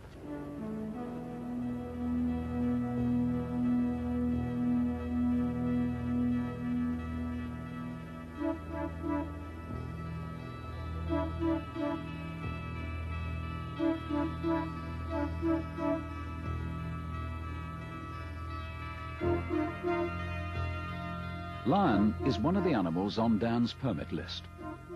These prints have been left by young lions which are too small to be worth hunting. The young male of a pride. There's other tracks around here, but this is the young male. He's not very big at all, maybe a year and a half, 2 years old, and that's about it. Still very pronounced there. That where pad points in, and the older they get, it gets smoother. Which shows it's a big muscle. How much bigger would a big line? Yeah, not like that. Yeah, bigger. That's the ones that Joe saw yesterday, so we know exactly what they look like. Okay, so we're just going to go on. Yeah, we just carry on.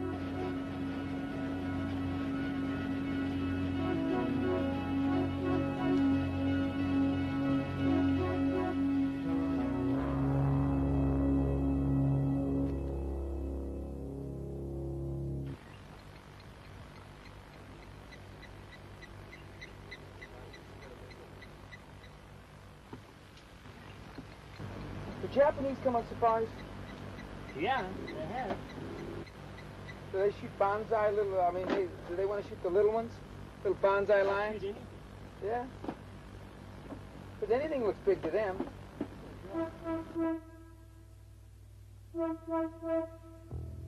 Getting a hunt going can be difficult. You need to get your sights and taste the territory.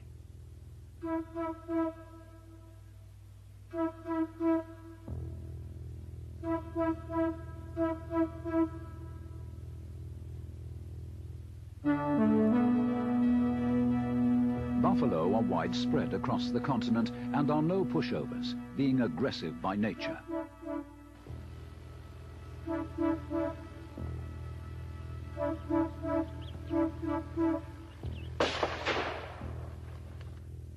Dan shot the buffalo with soft-tipped ammunition, fatally wounding it. In this state, they can be extremely dangerous. The trail was lost, forcing them to track it in the truck so that it's well after sunset when they eventually find the dead beast. Well, we tracked it for about, 3 miles. We crept up to about 60 yards, right, Doug? Yeah, that's correct. About 60 yards, and I shot it on the other side, right about here. Just behind the shoulder. And it just spun him around, and he ran off, and then I shot him again on this side, here, and then when we got here, he was on the ground, he was still alive, and then I shot him again in the chest. And add a little excitement, my gun jammed. Gun jam? Gun jammed, and I couldn't get a shell in, and Doug's running ahead of me, and I'm trying to get the fucker to work, and it wouldn't work. And so he's a good way to get us killed. So he fell back, and he unjammed it, and then we continued, and we found him. Why was the gun jamming? I put in the bullets backwards. Not backwards, but the wrong side. Yeah. Uh-huh. Yeah. But kind of looks like my mother-in-law. Oh. Another day in the jungle. Not that that's often. Yeah, and we'll be home by midnight. Yeah, that's right. If we're lucky. If we're lucky? Jeez, look at those fucking bones.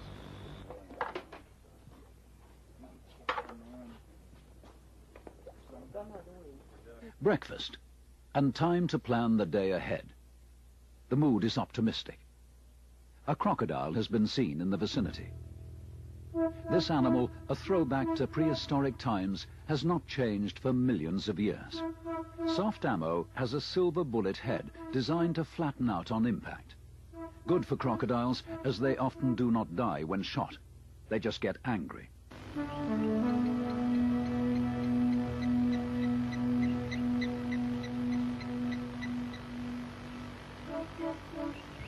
This should be a skull shot? Yeah, it's definitely a brain shot.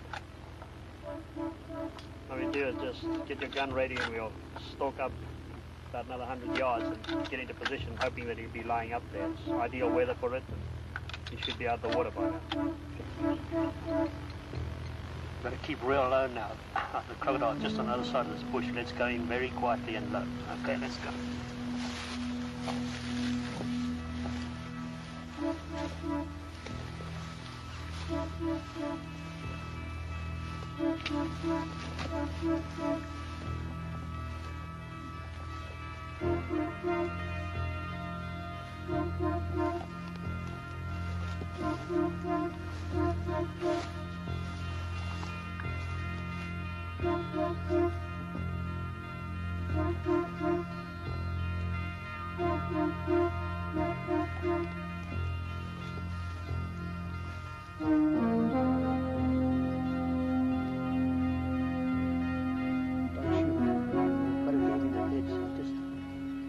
to sneak out of here and try and make him bring his head up.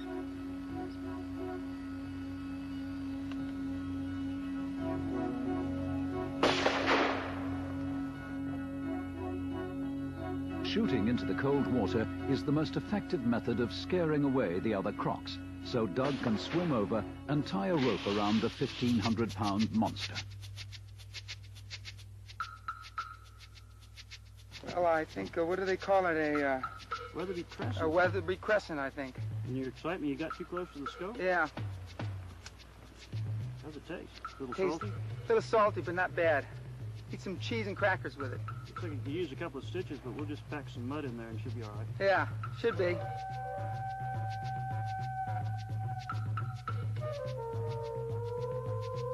One, two, and three in the eye. Well done, that's some good shooting there. They make sure the creature is dead before Dan does this trick. He wouldn't be the first to lose his head in this way. It will tell the guys that they don't have to pay the girls in camp for pussy anymore. They got this. Yeah, I think it's a female. It feels good.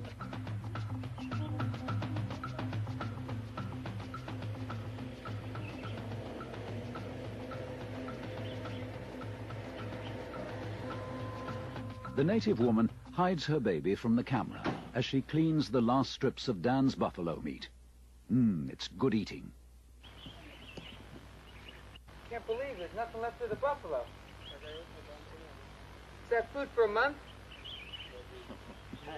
Is that food for a month? That goes back to the wide and short back it up. We're gonna unload this bastard now? Let's get at it. Once you've got the crocodile, the prize is his hide. It must be kept wet and salted until it can be tanned.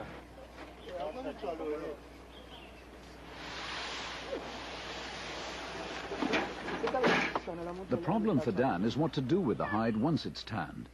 He can't bring it into the US or Britain. There are rules against importing crocodile skins. At present, the hide is still in Africa. You know, they're very superstitious people, and of course they use the liver, the witch doctors use the liver and the brains, which are very highly poisonous, highly toxic, and they have used them in ritual murders, so therefore crocodile is regarded as taboo. Hunting isn't just about killing, it's about the chase. There are fine threads of danger and fear here that enmesh the country. Trip on one, snap one, and your prey disappears. Wildebeest sense any movement in this fine web and run. They run because there's nothing they can do against a bullet. They run, and you have to chase. The kill is only the final moment of triumph. To kill, you've got to catch, and to catch, you've got to tail the beast. That needs skill, intelligence. You've got to know a continent like your own backyard.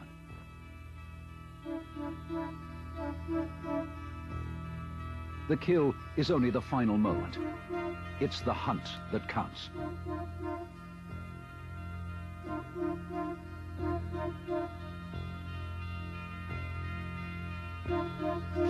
We couldn't get close enough to them. They spotted us from the very beginning.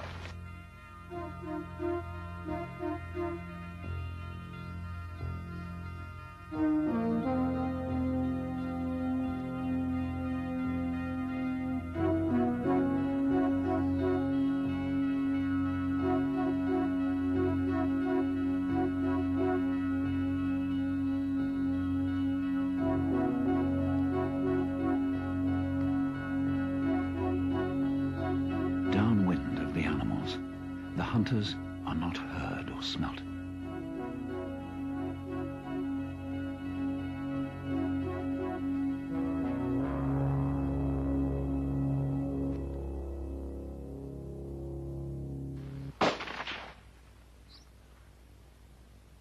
Dan shoots twice, hitting the wildebeest in the lungs. It still runs before collapsing. It's a record-breaking kill. The unwanted parts of the animal are left to the vultures. All part of the food chain, they will strip a dead animal to the bone in 20 minutes.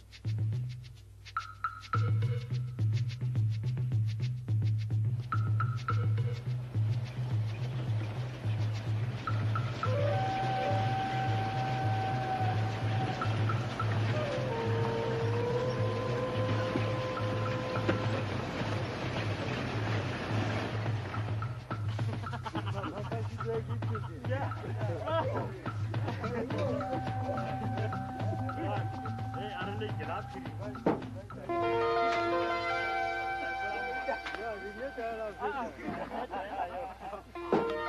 trackers have found a baby crocodile.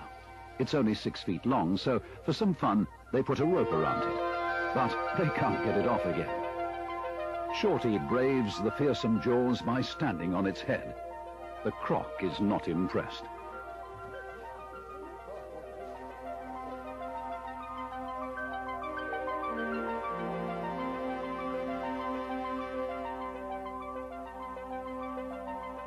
Dan has shot a second buffalo. Badly wounded, it runs off. Blood on a leaf leads them to the beast. It's another record. Weighing 2,200 pounds or a ton, this buffalo measured 42 inches across the horns. I hit it 6 times. 5 in the backhand and 1 in the chest. And they tell me this is a pretty good sized buffalo.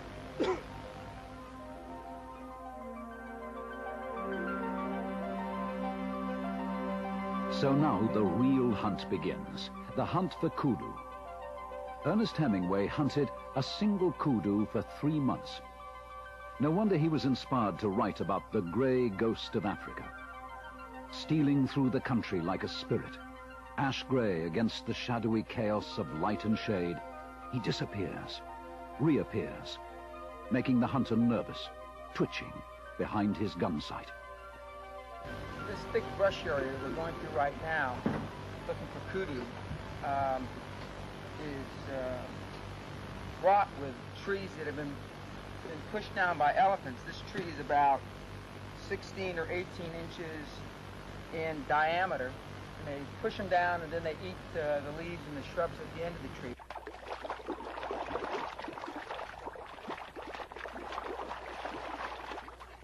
If it doesn't rain again, or the water get here, this pond will evaporate and these catfish will die. It's more like mud than water. One of the best things about the safari system, at least here in Africa, is that I think a throwback from the British is the way we have lunch with a tablecloth and napkins. Now the professional hunter that's doing the filming has a real technique for lunch. He takes a slice of bread and he puts it down, then he puts on maybe beans and then maybe onions and then maybe some other junk and 3 or 4 or 5 layers, and then he smooshes it all around and then he starts to eat it, and then he tops it off with a couple of Cokes and then a couple of pieces of bread with cheese. He's a cheese freak, and I think the only complaint he's got is that they need better quality cheese here. Actually, when I decided to come on the safari, I didn't think we'd be eating like this. I didn't know we were going to have showers and the state of the camp was going to be as nice. So I was pleasantly surprised. So far today, in fact, the safari is exactly half over. Today at lunch, 7.5 more days, and we've collected some very good trophies. And I'm looking forward to seeing what they look like on walls. And right now we're going to concentrate on lion and kudu for the next couple of days, and then pretty soon we'll be going up to the river country, and hopefully we'll get the rest of the game that we've got scheduled, which is 5 or 6 others. Burned about a week ago. I asked if it had been burned by the government, and Doug said no, it's against the law to burn. And I asked if this was good for the game, and he said what'll happen in a few days, it'll grow back and it'll go back green, and so game will come back into this area. And if you'll notice, none of the trees burn, only the grass. So we're going to go out and then cut across and still looking for our gray ghost of Africa.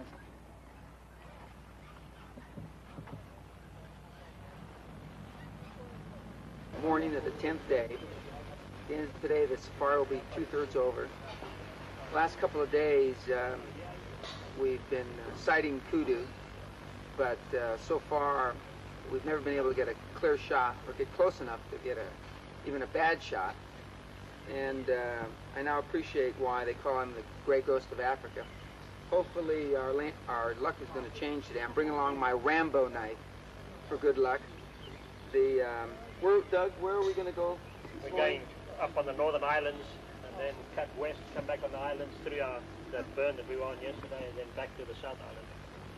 As I've noted in my diary, when the safari first started 9 days ago, and I shot 2 real good trophies the first day, and we sighted 2, and we were shooting at least 1 a day, that I expected something like this, because I expect this is what safari life is really like, isn't it? That's correct, yeah.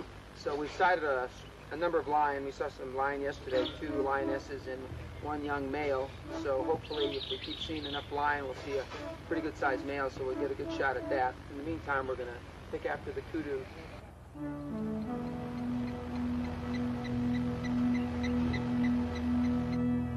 The lead tree is 2,000 years old, a living fossil.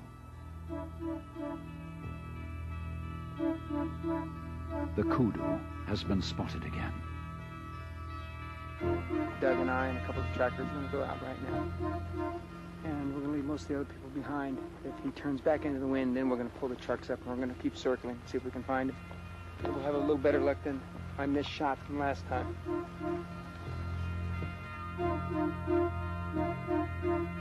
Dan missed. The grey ghost escaped to live another day. But a herd of zebra was sighted. Dan shoots a large male.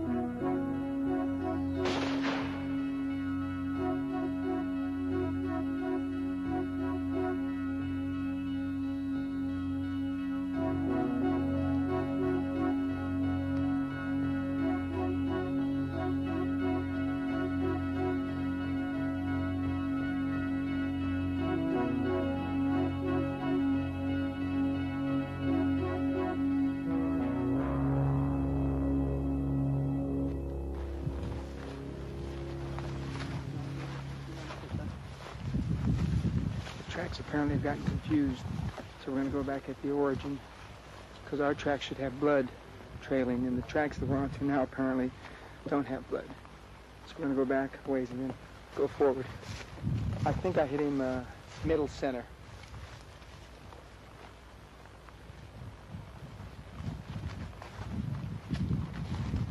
One of the realizations of coming to Africa, it takes a whole lot to kill these fuckers. We tracked it for about 30 minutes, and then we discovered we probably lost the tracker on the wrong track. We backed up, found the blood again, tracked again, as I said a few minutes ago. Then we spotted it again, and I shot it in the back left side, and then it hobbled away, and then I shot it again, and apparently I must have broken its leg, because then it was limping. But it's interesting, the kinds of things that they were picking up to track were like as small as a leaf. I picked one up for my scrapbook, this big, with a spot of blood on it. And we found a number of those, and then finally a puddle where it apparently had stopped for a moment. But as Dougie has been telling me, the wildebeest, the zebra, and the buffalo just don't want to die. They just don't want to die. And we spotted a leopard just before this, and I couldn't see because I thought it was a kudu, so I kept looking high, about up here, and all the trackers they're dragging me up, trying to drag me up high enough so I could see, and the leopard was down here. By the time I saw it, I couldn't get a shot at it, so I shot like this, and I missed it. And the boys, and it was about, what, 8-10 yards from the front of the car, so I'm kicking myself for that. So now I'm going to have to learn, when I view up and down, just because I'm always after kudu right now, gray ghost, up here, I've got to look down lower. And this big hunk of shit. What do you do with these? Skin them out. But they don't use can't you make a rug out of that? That's beautiful rug, that's what you make. Yeah. Skin out the whole thing for a rug instead of a head mount. I wouldn't use a head mount. Okay. I'd skin the whole thing, so you'd have a whole skin. It would look pretty. Okay, instead of the head? Yeah, I don't think it's such a great, no. Yeah, plus my children probably think I should shoot in the horses now. Yeah, right. Okay. I'd skin it out for a thing, a rug. Okay, is this a relatively big one? This is a very, very big zebra, yeah. About 900 pounds, eh? So we're going to try to get a kudu in the afternoon. God willing, shari a mungo, as we say. Yeah, well, we broke the 2.5-day dry spell. Now that we've got blood in our eye again, let's see if we can do some damage or something else. I hope it falls down easy, this next one. Jesus. Look at that. Hey, maybe he got his nuts off at the end. Well, they're finishing full skinning the zebra. I've decided to make a rug out of it instead of mounting it like the rest of the things. And I decided that perhaps something was wrong with the sight on the 375. because I missed the kudu low in the belly this morning, and I hit the zebra first shot low, although it did pass through and come close to its heart on the other side. So I came out here with Joe Coogan to practice, and we set up on this with his coat all bundled up, and he put a mark where I was supposed to fire, and I got up right next to it, and as Dougie says, I crawled up the weapon. I got my eye right up to the sight, and I fired, and I cut myself under my eye, across my nose, and over my eye. Now, not being a fast learner, I not only did it as I did the time before 3 times, I did it 4 times in a row, cutting my eye in a neat little circle on both sides of my bridge of my nose. And in the second cutting of this tape, it's going to be because the zebra reared back on its hind legs and hit me with one of his hooves as I shot him in the heart.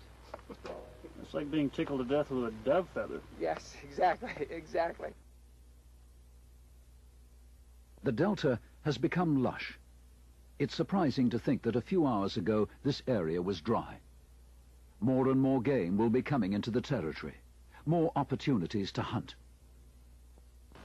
We're going to swing back towards camp, and we're going to try to see if we can find a kudu or some signs of what we've got left on our list, which are basically lion, leopard, sitatunga, kudu, and tesabe. The kudu has been spotted again. Being a territorial rather than a herd animal, they know it's the same one. And this time, the wind's in their favor as they move in.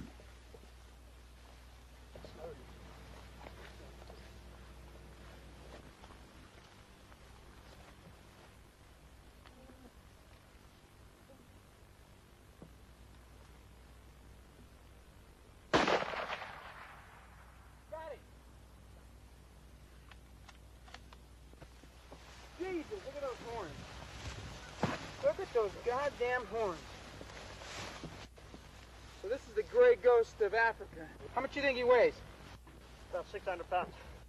If we weren't going to shoot this animal, as you can see, we've got enough backup. We were going to wrestle the asshole down to the ground, and I was going to cut his throat with my Rambo knife. But we didn't have to do that. These ears remind me of the Prince of Wales, because he's got big ears. Maybe I'll send him a picture. And one of the reasons we had trouble with him is these ears, these big things that look like loaves of bread on the sides of his head. He can hear for miles and miles. And I'm gonna probably ask for the whole skin so we can make something else with the rest of the skin, and we're gonna mount him about to here. Yeah, that's right. Now, one of the comments that was made by Joe Coogan, he said that this was a classic hit right in the heart, this, behind this leg, down a ways. And it's only the second animal I've aimed at there. And the only other one was the buffalo on the run. Second shot, I hit the buffalo. And normally, I aim here, in the middle, because most North American animals, that gives you most margin for error, and they all fall down. Whereas I'm learning quickly that the African animals, with a much greater survival instinct, unless you hit them right there, or unless you hit them here, and you don't want to hit this one here because you knock the horns off, they just keep living. It was about a 125-yard shot, and he moved about how many yards before he dropped? 30 yards. And that was still, is that his heart?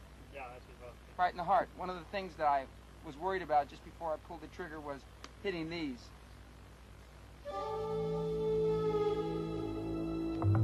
Hunting on dry land is fine. You soon get used to that.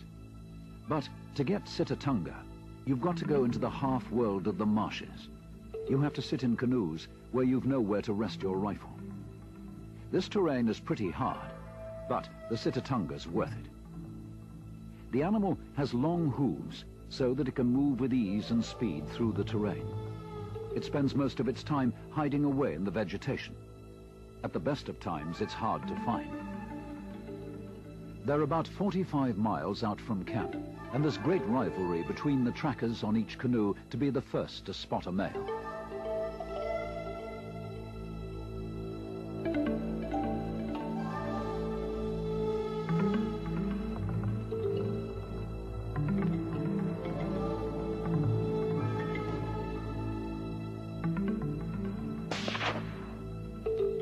After Dan has missed a small male, the trackers spot another.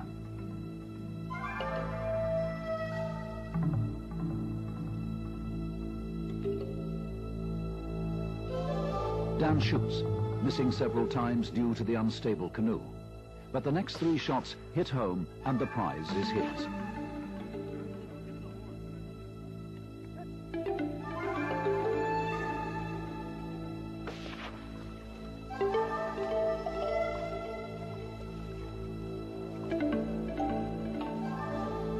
A short stop on an island to view the beast before canoeing back and the long bumpy drive back to camp.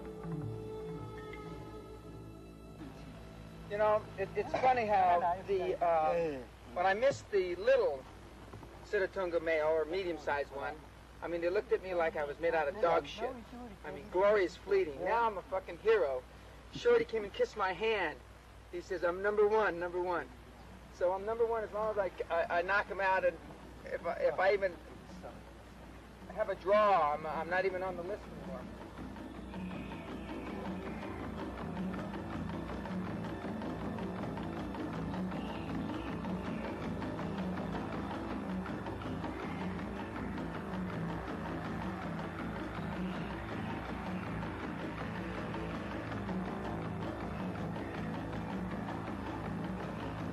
The safari is all but over. The last day, and still no large lion or leopard. So the group stays near to camp. It's heart of palm for lunch, courtesy of Shorty.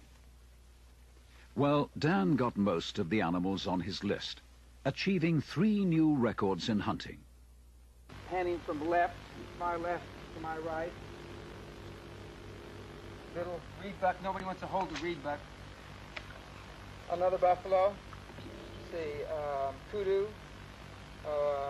wildebeest, warthog. Nobody wants to hold a warthog either. Let's see, Sitatunga, impala. No, lechwe than impala. And all of those animals weigh a lot more than they look now. Look like they've been on a Pritikin diet. And normally these guys talk shit, but right now they're being very quiet. Tell them to say goodbye to Ali. And now it's time to leave. Until next time. The safari's over, but the instinct remains. There's something basic about hunting. Something that comes from your bones. Something that is a part of you. When you're out there in the thick of this primal web of life and death, you feel alive. You feel the pulse of a powerful world. You feel you're part of the animal kingdom.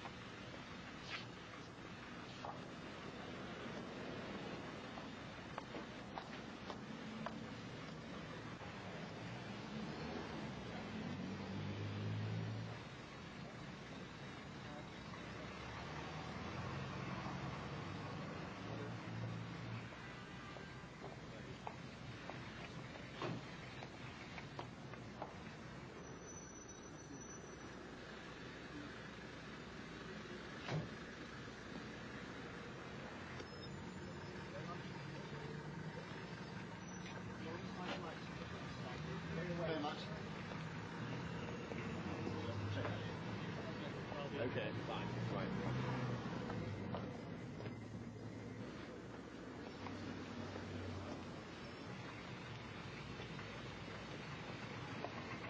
This is Ralph Jeremy Knight, Geraldine Pickard. Hello, nice to meet you. Hello, yes.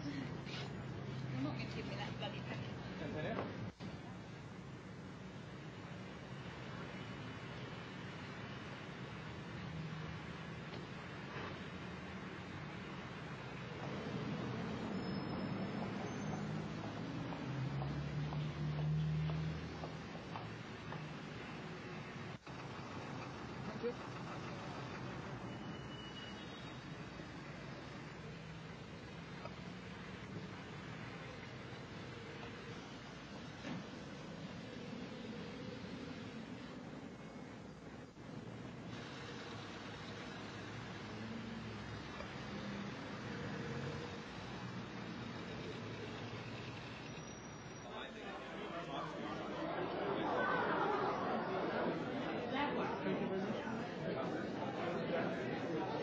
Jerry, very good to see you. Hello, Mickey. Good. Yeah.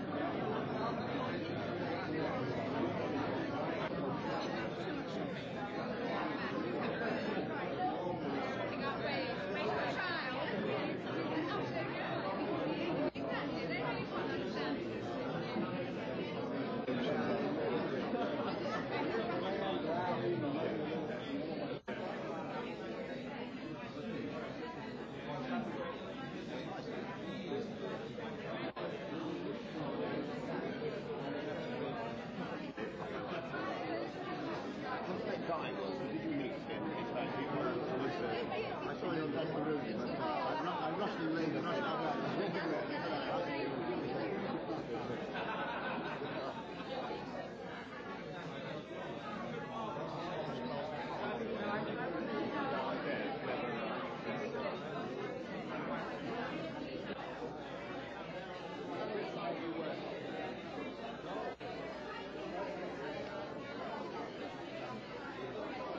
State universities.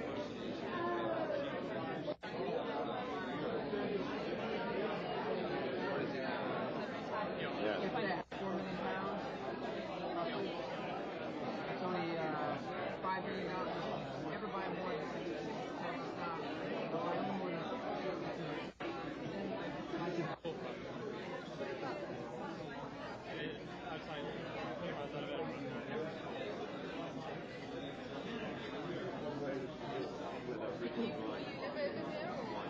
About half the year.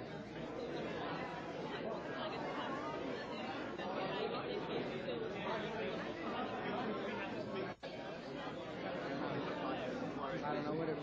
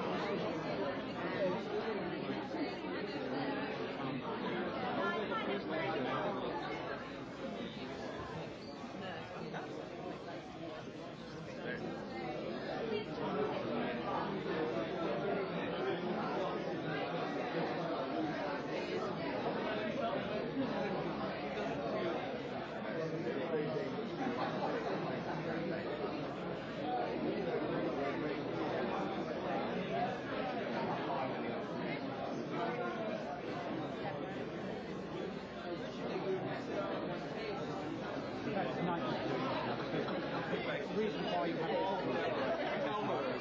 almost special because you have a single person you control running it all the way through. And what's going to happen is the negative part going on.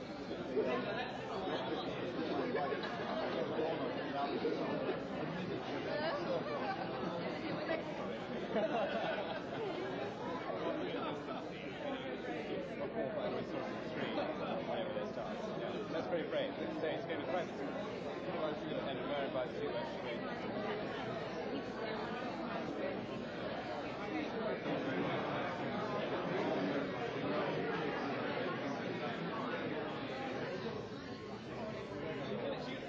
Oil concentrate away. And it's very important.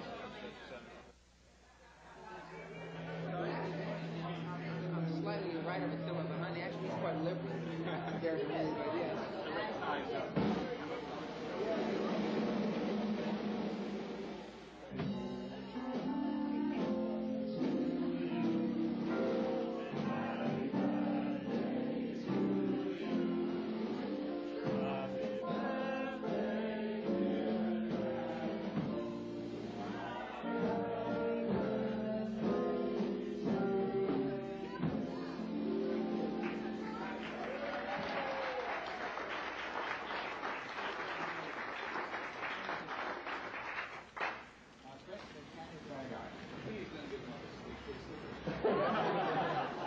Guy, I'm going to give a small, short speech. It won't be more than 50 or 60 minutes.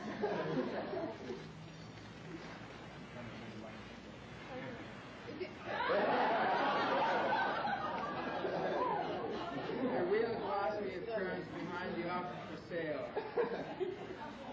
Some of the, well, they're all fairly legitimate. There's nothing vulgar here, so I could probably read them all. But Great Western, number 39.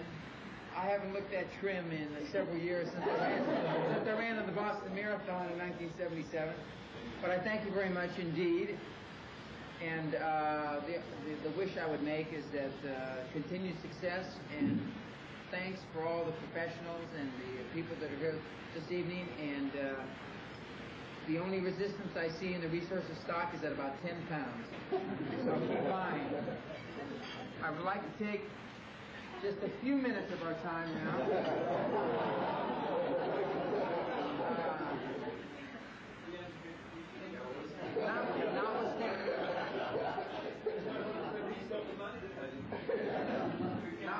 Notwithstanding, I'm a consummate public speaker as our... Oh, you want me to cut this? Okay. As some of the people in the room, especially our resident politician, Mr. Lilly, I think it's important to really relate some of my personal feelings and the feelings of Great Western Resources to the group that's assembled this evening. I'm somewhat of a fatalist in that a lot of the things that have happened really by way of, not really luck, but calculated luck, more importantly. I have been asked here recently in the last few hours, especially today, how I feel. Well, I don't really feel any different than I did yesterday, excuse me, or the day before. But what I do feel is that I think I need a little cognac here to wash my face. What I really do feel is that short of the birth of my two sons, this is probably the happiest day of my life. Very much like the birth of my two sons, Derek Stewart and Dan Jr. Somebody else other than myself had a great deal to do with this.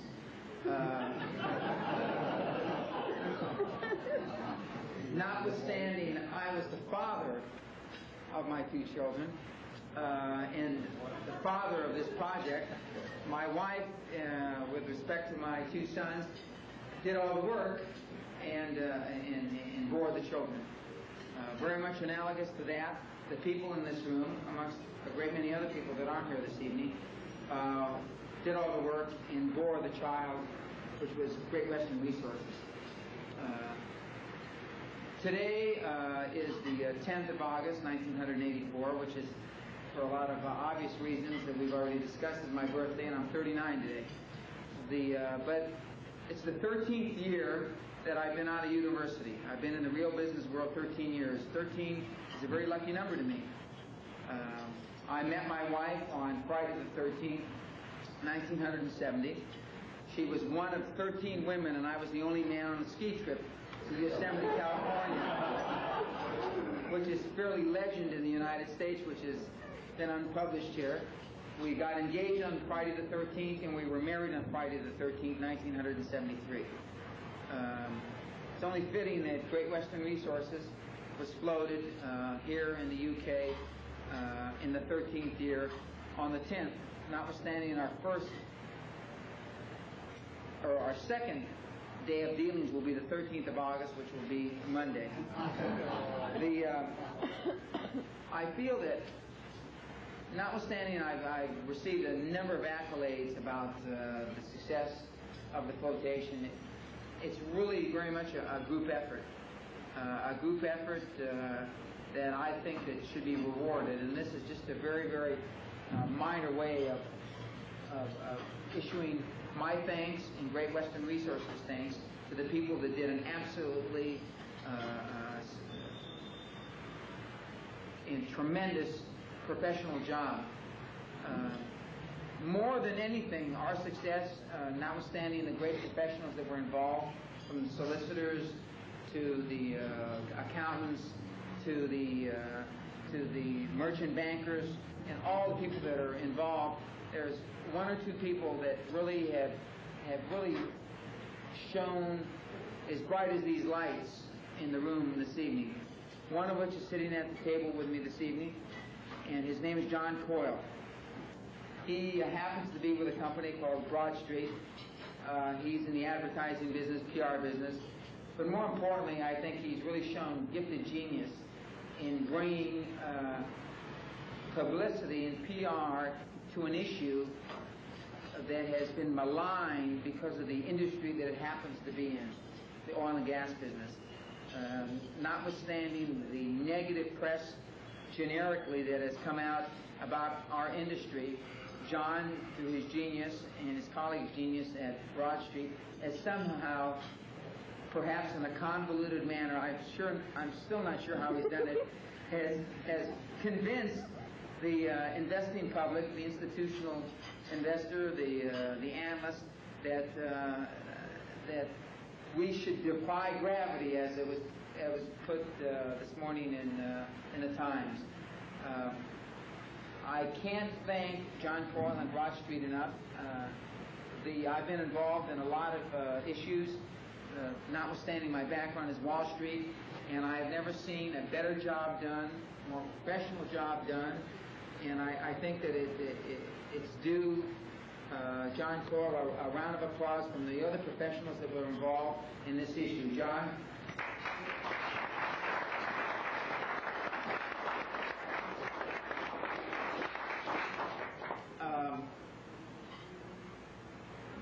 Brown Shipley, who really was the forefront of this issue, and more importantly, their head of corporate finance, really, when some of the other parties that were involved in this,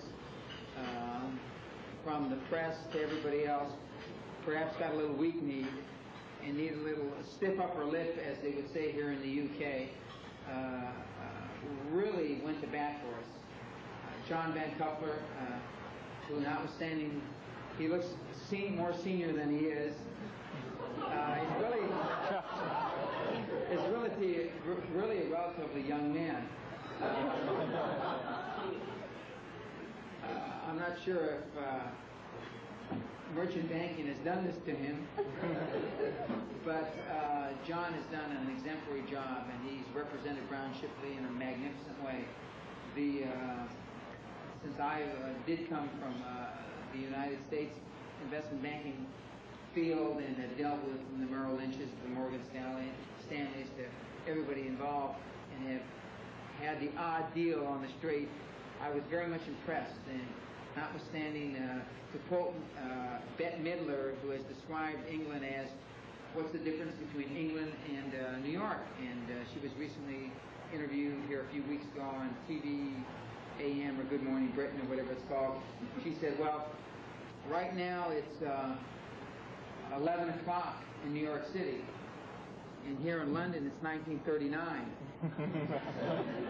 Well, notwithstanding that sleepy, lazy attitude that people may think permeates the city of London, it's not true. And we got this transaction done in 4 months, from the womb to the tomb.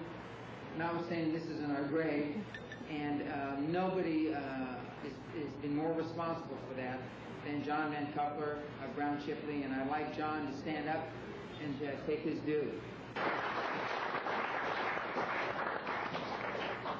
The backup for John, who I've made some very caustic remarks about over the 15 or 20 institutional presentations that I've made, and the butt of my jokes. Where's the butt of my joke? Oh, Jeremy has been really 3 people. First and foremost, because of his youth and because of the fact that he's 23 and he was 15, is Jeremy Knight, who was really the manager of our project. Richard Osmond, please stand up. And Jonathan Gage, who's really the senior statesman. Since Lord Farnham couldn't be here tonight, I don't mind saying in front of Richard Mansell Jones, the managing director of Brown Shipley, these are really the brains of the deal. I still remember several months ago in Los Angeles when Jonathan Gage had cocktails. Why are you covering your head, Jonathan? Had cocktails at our home, and we went out to dinner, and Jonathan was telling me, this is fantastic. But gee, he sounds some cross between Bela Lugosi and somebody I can't remember. But it's been a really enjoyable experience. It really has. I only wish that my other partner in crime, in addition to Mark Harrison, who I'll talk about in a second, Charlie Soliday, who's our chief financial officer, who is really doing the work now back in the United States and supervising the development of our field in the DJ Basin. We're here tonight with his lovely wife, Cindy. There's a gentleman who just lit a cigarette. His name is Mark Harrison. And Mark is a former partner with one of the biggest law firms in the world. And he has been my attorney. Everybody here knows that name by now. Billy Cumber Wagner, Heine, Underberg, Casey, and Manley. Manley and Casey. And he's really the one that pushed me to, once we met with Brown Shipley, to go ahead with the idea of a flotation, because I said the market's not right. And after talking to Peter Lilly, he assured me that the market wasn't right.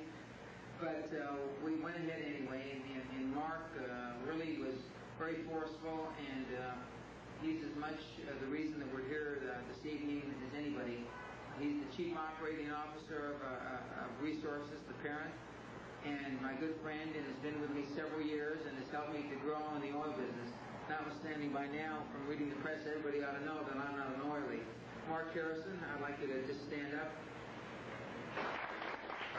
One of the things that I have discussed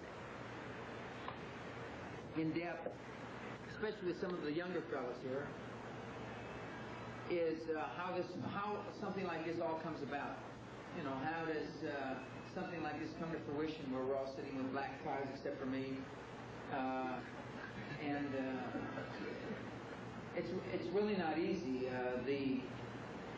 One of the things that people that have known me for some length of time have known is that I'm, as I said earlier, very much a fatalist. I believe very much in goal setting and positive thinking. One of the things that I've often said, and I didn't say it in the press, or maybe I did, but they didn't quote me, is yesterday's dreams are today's realities. 3 years ago, we came to London, Mark and I, on another transaction when I was the head of another company, with the idea of doing a flotation. we sat down at Greenwell's, our illustrious brokers, to the issue, and a gentleman named Guy Dunphy stormed in. And Guy was ranting and raving about this is a great idea, but it's not the right time. Well, Guy happened to be right, and little did we know, we happened to get there the week of probably the worst oil flotation in the history of the London market. Hamilton Brothers floated, I forget how many hundreds of millions or whatever, and the merchant bankers ate about 80% of the stock. Guy was right. So 3 years later, we came back again, and were successful. Part and parcel of that success is the fact that one of our American banks introduced us to the managing director of Brown Shipley, Richard Mansell Jones, quite innocently, I believe, I think anyway, originally. But if it weren't for that introduction by Mid-Atlantic Bank, which is the largest bank in New Jersey, which has really been our premier bank and is the reason that we're successful today, we wouldn't be here today. And I'd like very much to thank personally, and I think as a group we should thank, the now leading head of the Mid-Atlantic office here in London, who will be going back to New Jersey here in the next 2 or 3 weeks, George Jenkins, who really is primarily responsible for our introduction to Brown Shipley. And without that introduction, it's likely that this issue wouldn't have come to fruition. George, thank you very much. Before I get too long-winded, because I promised Guy Dunphy, notwithstanding, inter alia, I didn't know what that meant until we started dealing with Allen and Overy and Freshfields.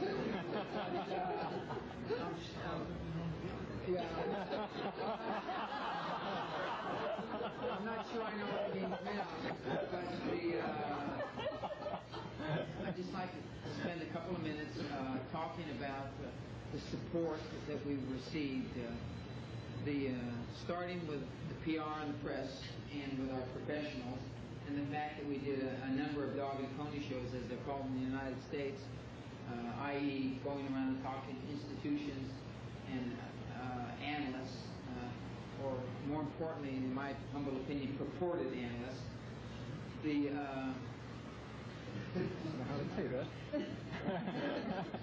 The fact that we have been favorably received is really a reflection of the fact that all of us in this room, amongst a great many other people, and a lot of other firms, never gave up. I've historically been successful in doing a lot of things against the trend. This afternoon I spent the last 2 or 3 hours before I came here this evening on the phone with my Wall Street former colleagues, who are all very much excited about the issue, and I think that the excitement will really spread. I've said, notwithstanding I used to be on the technical side, which I don't brag about anymore, the only technical resistance I see in the stock is about 10 pounds. But I think that performance is the name of the game now. We have sold this issue on the fact that, notwithstanding one of the oil issues that came to market here in the last 6 months, which has been very successful, that we really can't be compared to any of them. And I think that history will prove itself. One of the things I'd like to say now is I'd like to thank 2 of the directors that are here, notwithstanding all of them couldn't be here. The grand old man of the North Sea, as he's been called in the press recently, Robert Dyke, formerly of Hamilton Brothers, more importantly of Great Western Resources now, in my humble opinion, who brought in the first oil of the North Sea. And I think that Bob Dyke, Bob, would you, so they can see your brain here, has given a great deal of credibility to what, even though we were quoted or talked about as being an exceptional management team, a great deal of credibility vis-a-vis his 50 years of experience. And without his sage advice and guidance, this couldn't happen. Also, Mr. Bruce Patterson, formerly finance director of Tri-Central and formerly of Shell, group treasurer for 23 years. The experience factor with Bruce, tied with Bob and our other directors, I mean, we couldn't have done without. It's been a group effort. I've gotten a lot of accolades, and I'm very appreciative of them. And I think in closing, I would say that I feel very much like Eisenhower on D-Day, when finally Omaha Beach was taken. Notwithstanding, there were a lot of beaches that were taken very easily, and Eisenhower got a lot of credit for probably he wasn't deserving, and I'm sure I'll get a lot of credit for things that I'm not deserving. Thank you very much, and God bless you all.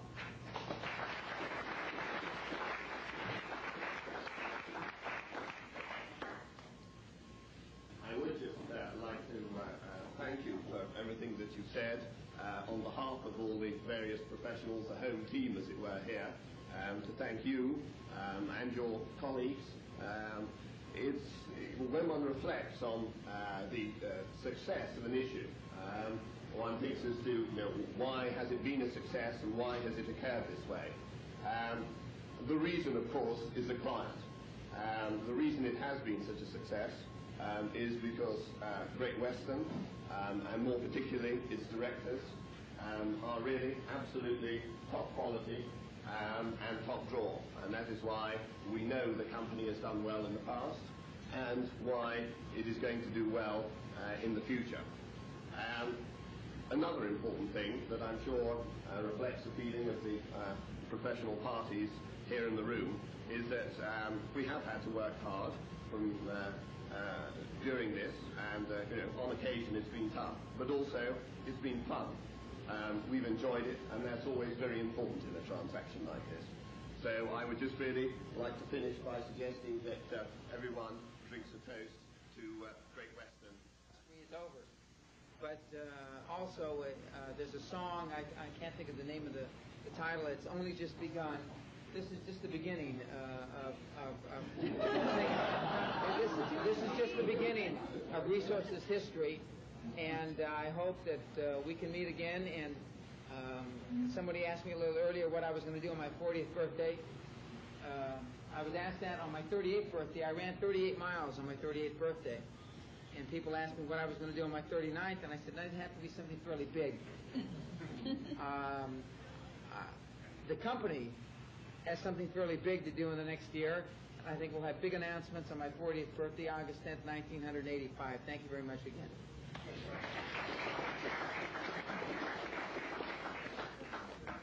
Ladies and gentlemen, before light is over, we'd love to see you come and dance away the rest of the evening. We've got some nice music for you. Please come and join us. Here's a nice song to start off. Nice and easy. It's called Can't Smile Without You. Please join us on the dance floor. Thank you. Come on, let's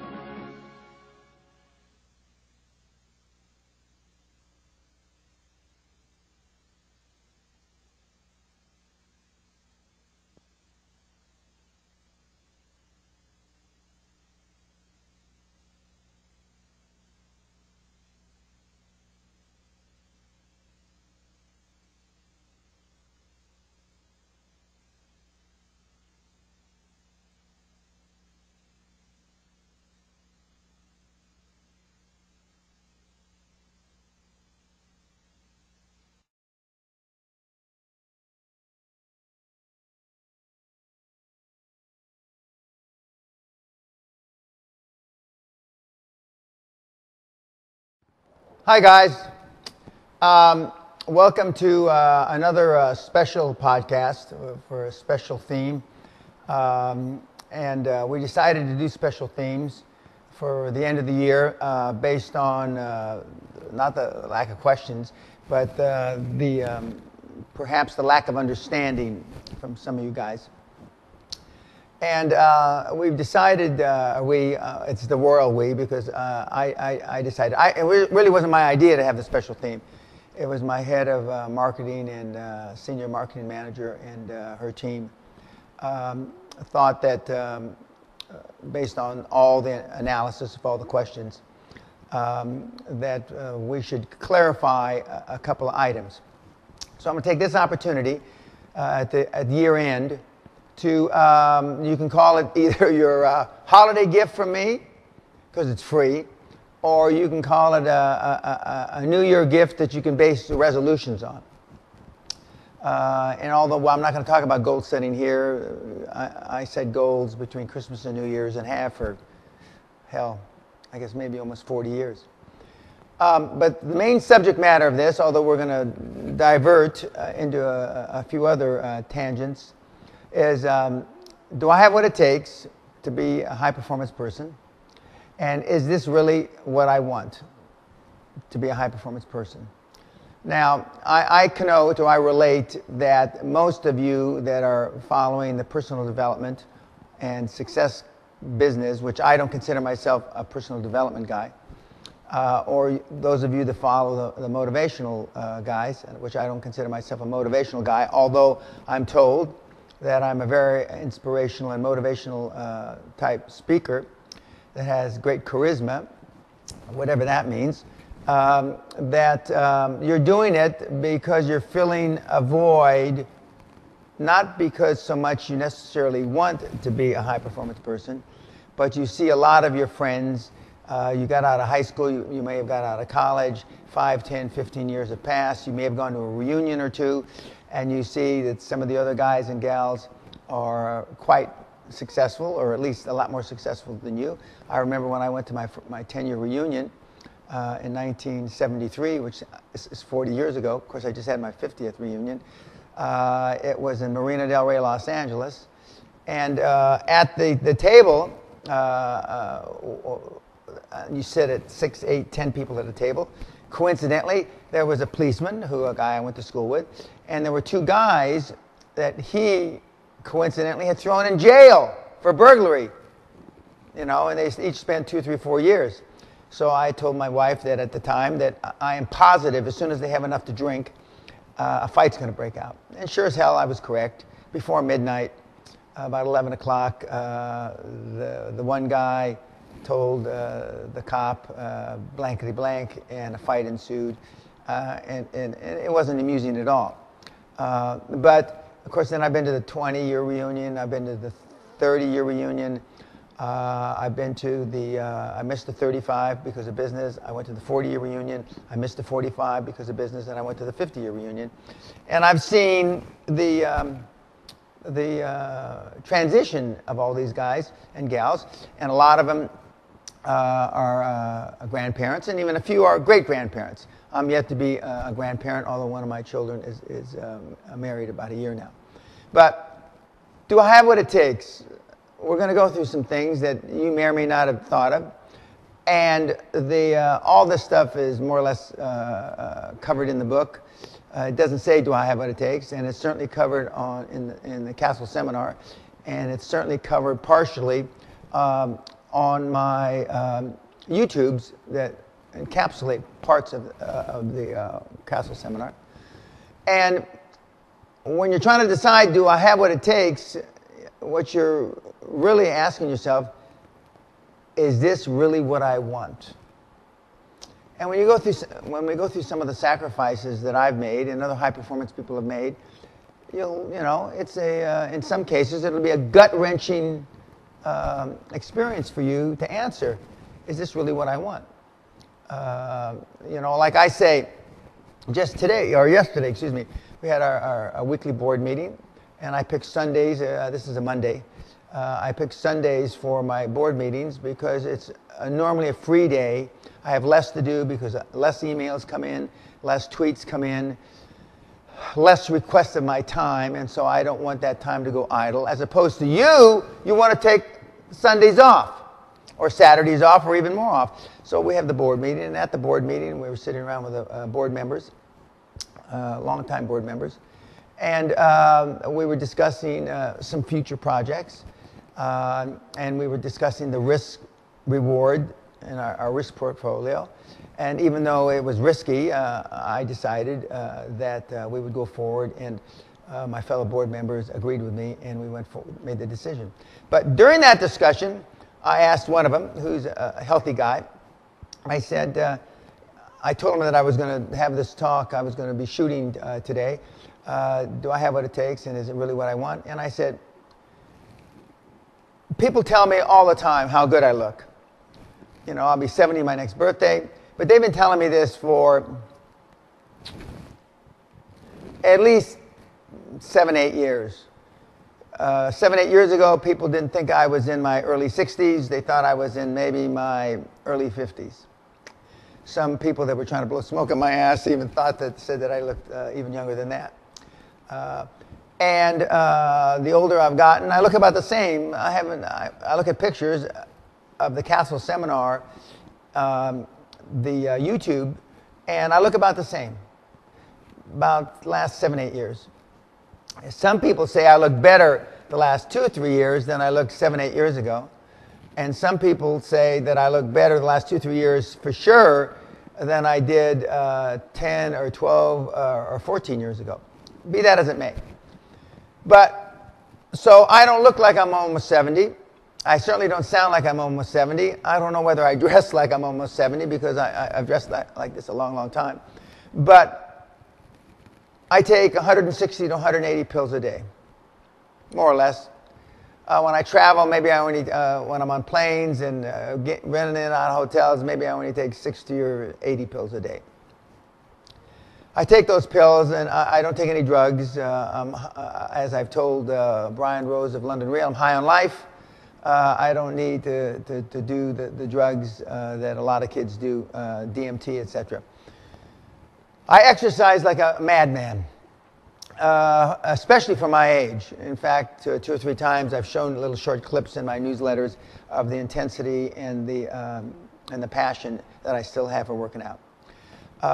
So I eat right. I essentially don't drink hardly any alcohol except for when I travel with my wife. And I hate to say that I drink to be sociable, but I drink to be sociable because my wife drinks. She doesn't drink a lot, but I drink with her. So if you know that that's what I do to look this way, why do so few people do it? Why? There's a pay price to action for everything in life. The sacrifices are commensurate with the benefit.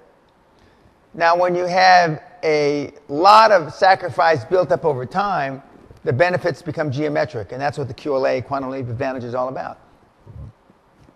But is that really for you? I've said since 1993, it's not everybody's cup of tea. It just isn't. It flat fucking isn't.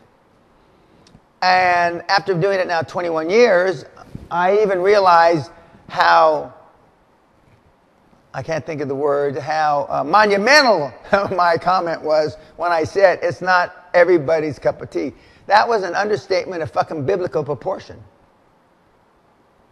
And when we go through it and how we talk about, I want you to be in the top 0.1%. And we'll show you what that means, because there's about 7.5 billion people, so that means my market for this is only about 7.5 million people. And doesn't mean you're going to be the richest 7.5 million people, but those people, when you look at the bell curve, which we will in a moment, are the people that are willing to make that sacrifice. So, do I have what it takes? And in most cases, kids, the answer is you do have what it takes, but you're not willing to make the sacrifice because it's not really what you want. Now, we're all born limitless. You know, a 3, 4, 5-year-old kid doesn't know from their limits. And then as we grow older, we get limiting beliefs. I've often said, they ask me, well, what did your parents do differently, Dan, so you have such high self-esteem? And I used to say they only did 2 things differently, and more reflection, they actually did 3 things differently. And then one, my mother read a book by Dr. Spock about raising kids. It said never tell them no because it leaves bad, the result is psychologically bad. Number 2, my mother never used to let me crawl around on the ground because we were poor, and poorer people had dirtier clothes than less poor. So she carried me on her hip till I was 2 or 3 until I could walk. But number 3, and I asked this question, when did you guys realize that, in your minds there was no Santa Claus, or no Tooth Fairy, or no, Easter Bunny, or any of those things? At the last seminar, and I might have mentioned it, but at the last seminar, I asked around, and we had people that were 7 or 8 years old that became known to them by their parents or by their friends on the streets, etc., that there were no of those people like Santa Claus. And we had one young man who said he knew from the very beginning that there was no Santa Claus, and that our parents were our Santa Claus. Well, guess what? I was 11 fucking years old before I realized there was no Santa Claus. 11. My parents never told me. I learned the hard way, like we learn a lot of things. Well, but I still believed that there were, I was limitless. I still believed that, things appeared out of the stars, or out of the sky, or out of the night. So my limiting beliefs didn't start till I was about 11 years old. And I still dream. I still think that you can act without limits to your abilities. QLA is about releasing emotional baggage, not gaining emotional baggage. And most of you, and not just you, but most people in the world gain emotional baggage as they grow older because life beats them down. But I'm here to tell you that what you have learned can be unlearned. And that's what QLA is all about. And you don't have to come to the seminar. We do it best in the seminar, but we've got just countless pages of free content. And virtually everything I've ever done is on torrent, where you can get it for free. And so you can unlearn it, unlearn bad habits. Stay aware of limiting beliefs of others. And, I've told you a lot of times, we're the average of the 5 people that we hung around with most in our first formative years. And unfortunately, those 5 people were our mother, our dad, a grandparent, older brother and sister, and none of those people were trained to teach you how to be a high-performance person. But part of QLA, and part of being a high-performance person, is to get in touch with your emotions. Not in the sense that you would normally think, but in the sense that you know that there's 2 bank accounts in life. There's a financial bank account and there's an emotional bank account. And though we've been taught, and you're more concerned about running out of your money in your financial bank account, it's your emotional bank account that is the biggest concern. I was late to go shoot today because one of my young mentees, very successful guy, he is making as much money as many of you that are watching this would be happy if you never made any more fucking money than he does. He's single, and he is now having concerns, emotional concerns, that he's lonely. And he doesn't have a girlfriend, a wife, or any of that kind of stuff, ex-wives or anything like that. And he's lonely. And one of the things that we do at the close of the Castle Seminar is we talk about his lonely at the top. And that high-performance people are like eagles. They fly alone. But it's now catching up to him. He's a very young guy, and just barely out of high school. And he's already doing very well. And I've talked to him, talked about him, I should say, in previous podcasts. Now, not all these things, but all these things can be made better when you get mentors. I just recently saw an article written by Sir Richard Branson that he said all life gets better for entrepreneurs with mentors. And I'll talk about that in the near future. But most of you are what I call assholes. A person who constantly asks for your advice, not just mine, but a lot of other people. In fact, when you ask other people for advice, you're making a mistake, because unless they're a high-performance person, you're wasting your time. Yet always does the opposite of what you tell them. I don't know why you ask. I do know why you ask, because you're insecure. You lack self-esteem, self-confidence, self-assuredness. But the bottom line is, you read books, you attend seminars, you buy the CDs and etc., rather than take action. You're looking to fill that void by listening to somebody else's opinion. And in most cases, whilst a lot of these guys and gals are short-term motivators, where they can keep you motivated for a short period of time, there's no intermediate to long-term benefit, and they certainly don't tell you or show you step by step, as QLA does, how to build a business. Okay. So far, does it sound like this is for you, or do you have what it takes? You should ask yourself after every slide and after every little vignette or analogy I go through, is this really what I want? Kids are not programmed for success. If you've got a good parent, kids are programmed to be loved, okay? But your parents and my parents, with some caveats, gave me a lot of love, and your parents hopefully gave you a lot of love. But it's a 50-50 coin. I have kids that come to the seminar that were raped by everybody in their family, extended family, beaten, thrown under bridges, mutilated, set on fire, gone to prison, ex-heroin addicts, ex-Foreign Legion guys. And it didn't matter whether their parents were good to them or bad to them. It's a flip of the coin, because as I've said in countless times, it's not what happens to us in life, it's how we react, how we assimilate to what happens to us in life.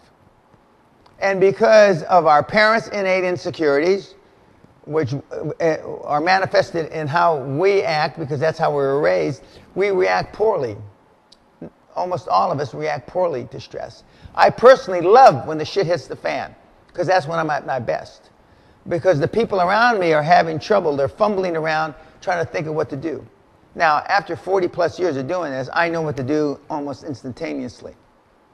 But you're fumbling around because you weren't programmed. And if you're not programmed, I want to say I can understand, but I can't. The only reason I can understand a little is because I've trained thousands and thousands and thousands, either directly or indirectly, through the QLA program since May of 1993. But you're not programmed to be successful. Now, if you have both parents were Olympians, you're more or less, you got great DNA because they made it to the Olympics.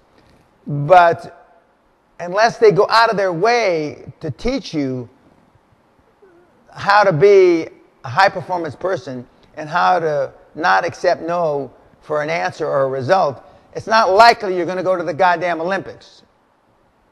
Forget winning medals, because I take my hat off to those people that went to the Olympics, and I've got a big picture of Eric Heiden, who won, I think, 7 gold medals in the 1980 Olympics. And he's got like 33 or 35-inch thighs. I got a picture of him there. And I said, does that look like he had much balance in his life? And we're going to talk about balance. But he was programmed by somebody to be a world-class athlete. And that's why when you have world-class athletes that were former NBA stars and they won 2 or 3 championships, those guys have a better opportunity to coach and get success. I just spent a couple minutes talking about how we're not programmed for success. And as Freud, and I use I've said that I'm part Jack Welch, part General Patton, and part Sigmund Freud. Freud said it probably as well as anybody I've ever read, and I don't read a lot of books, as I've told you. What a distressing contrast there is between the radiant, intelligent child and the feeble mentality of the average adult. Now read it again. What a distressing contrast there is between the radiant, intelligent child and the feeble mentality of the average adult. You go to Disney World, you go to those kind of theme parks, you see it in the kids' faces. You go to a birthday party for 3, 4, 5, 6, 7-year-olds, you see it in their faces. You see how, radiant they are. Those are the kids that believe in Santa Claus. Those are the kids that believe in Tinkerbell of, Disney fame. Walt Disney arguably had that feeling till the day he died. I don't have it in the sense that he had it, but I do have it because I still think, the Wall of China can still be built. I still think pyramids can still be built. But in the engineering schools we have today, they tell you it can't be built. Well, then how the fuck did they get there? Now, whether they got there from aliens coming down and showing them how to be built or not, I don't know. But we're fairly confident that those stones were cut by human hands. But the seminar, the Guthrie Castle seminar, talks about this at great length and how we get fucked up.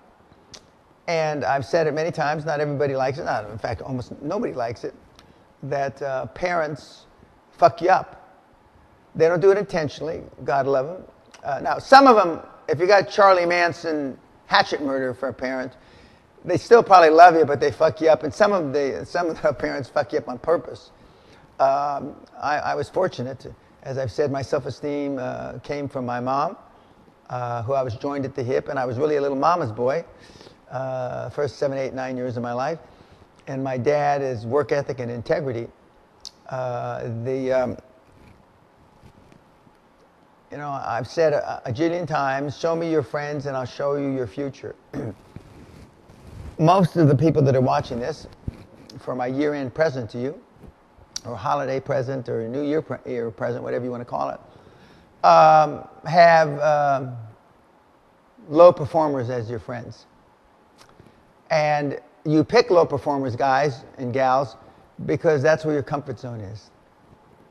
And as Jim Newman, my mentor and good friend for 25 years, a famous author of Release Your Brakes, and just to make a comment, what does that really mean, release your brakes?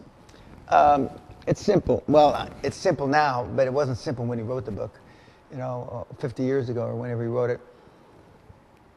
For those of you that are old enough to remember driving cars that had emergency brake, we had to release the emergency brake.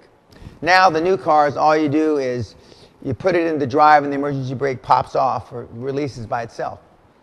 Well, for those of us that remember driving the car with our emergency brakes on, the brakes on, it was sluggish. It was bad for the tires, the differential, the U-joints, the transmission, the engine. It was bad for everything. And then when you release the brake, the car just surged ahead, like in Star Trek, going into warp speed. Well, most of you guys have gone through your life with your brakes on.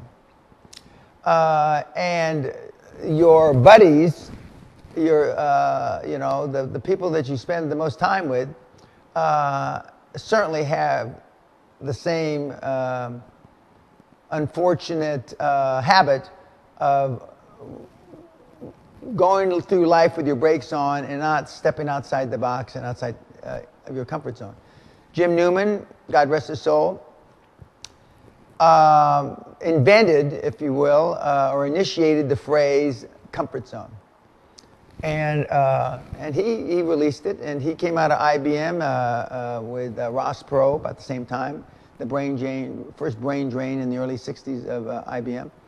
And as I've mentioned, and you can read, his stable of mentees is pretty phenomenal. I'm one of which, but I don't know if I'm the most successful mentee he ever had, but I'm certainly one of the most successful mentees he ever had. But he spent a great deal of time in his seminar and teaching me and coaching me and mentoring me showing me that the reason that I was unhappy, and I talk about that time in 1976, I was sitting, people ask me, have you ever been depressed? And I say, no. My wife would say, well, what about the time that you were crying, standing or sitting on the spiral staircase of our house with our two Great Danes, Chewbacca after Star Wars, and Penelope, licking the tears off my cheeks when I'm drinking out of Jack Daniels. I was into Jack Daniels quite heavily in those days. And I realized that I was almost 31 years old, and I hadn't reached 10% of the goals that I had set for my 40th birthday. Nowhere near. So I said, what the fuck am I going to do? You know, I got to do something. I'd never been to a seminar, but we had matching Mercedes in the driveway, and we were in a Frank Lloyd Wright type house, 4-story house, spiral staircase, etc. And I said, what am I going to do? So I went to my first seminar. I looked around, not on the internet like a lazy fuck like you, but I looked around and I went to Psychology of Winning with Dennis Waitley, who had a similar background than I did. I believe he went to West Point, but he was an Army officer, and he was a pilot during the Vietnam conflict. And I went to see him, and I was pretty impressed with what he said. And I went up to him afterwards and I said, hey, you know, this is great stuff. Who taught you all this stuff? He said, well, my mentor is a guy named Jim Newman, and you ought to go see him. Well, unlike you, I took fucking action immediately. And I found out where the fuck his next seminar was, and it was in Palamesa, California, in April of '76, as my memory serves me, and I went to a seminar, and my world changed. Because I realized that even though I had a lot of success, that I was not being measured against all human beings. I was measuring myself because of my background against other Hispanics. And it was you were hard pressed to find another Hispanic that had a beautiful blonde wife. I'm not saying that, but I mean a beautiful blonde wife and 2 matching Mercedes in the fucking driveway. I immediately changed how I went from a micro thinker to a macro thinker. I started challenging myself and raising the bar in my benchmarks to include everybody in the world, not just Latinos. And the world changed for me. And but Release Your Brakes by Jim Newman is one of the books that I recommend, and I don't recommend too many. Because, you know, surround yourself with those on the same mission as you. Now, does that look like your friends? If you're the lead lion there, the males aren't the hunters, actually. The females are. And having been on a number of safaris and having actually tracked prides this year in Tanzania and in Botswana. But does that look like your group? No, it doesn't look like your group. I mean, in no way, shape, manner, or form. You know, maybe if we had a bunch of bunny rabbits running there, it's unbelievable. But again, you are who you hang around with, you know.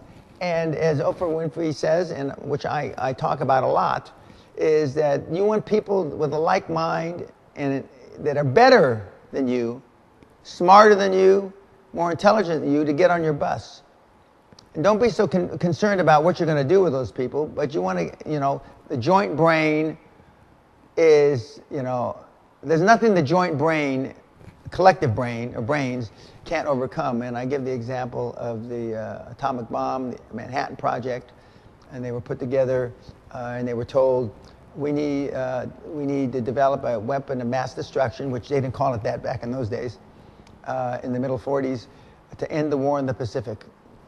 And they did. They didn't know if it was implode or explode, but they did. But if your team doesn't look like that, then you should, I won't say you should give serious thought, you should just fucking change. And we're talking about, you know, is this for you, and do I have what it takes? And it's one of my favorite comments by Jack Welch, former great CEO of General Electric, arguably the best CEO in the last 50 years, maybe the last 75 years. When he was asked about work-life balance, he said, there's no such thing as work-life balance. There are work-life choices, and you make them, and they have consequences. I'll read it again. There's no such thing as work-life balance. There are work-life choices, and you make them, and they have fucking consequences. I added the fucking. Now, I'm asked that quite a bit, and before I found this quote by Jack Welch, I used to say just flat-ass no. There is no work-life balance. Eric Heiden and his 33 or 34-inch thighs. Ted Turner saying you can get so much done, more done in a 24-hour day. Gates, Jobs, Turner again, myself, to name just a few, slept in their office. When I expanded and got the big new offices, 44,000 square feet of offices for Great Western Resources, I built a big bathroom with a steam bath in it, and it was quite nice, and a big living room area where I could sleep on the couch, and it was like a little apartment. It wasn't so little, actually, as an apartment. But there are, if you think that you're going to have work-life balance, then, do you have what it takes? I know you have what it takes, but are you willing to make the sacrifices, to pay price to action? The answer is probably no. So that means, is this really for me? And the answer is probably no, kids. And was Jack Welch the only one that said this? Was Dan Pena and QLA since 1993 the only one that said this? The answer is no. Back in the day, back in the 20s,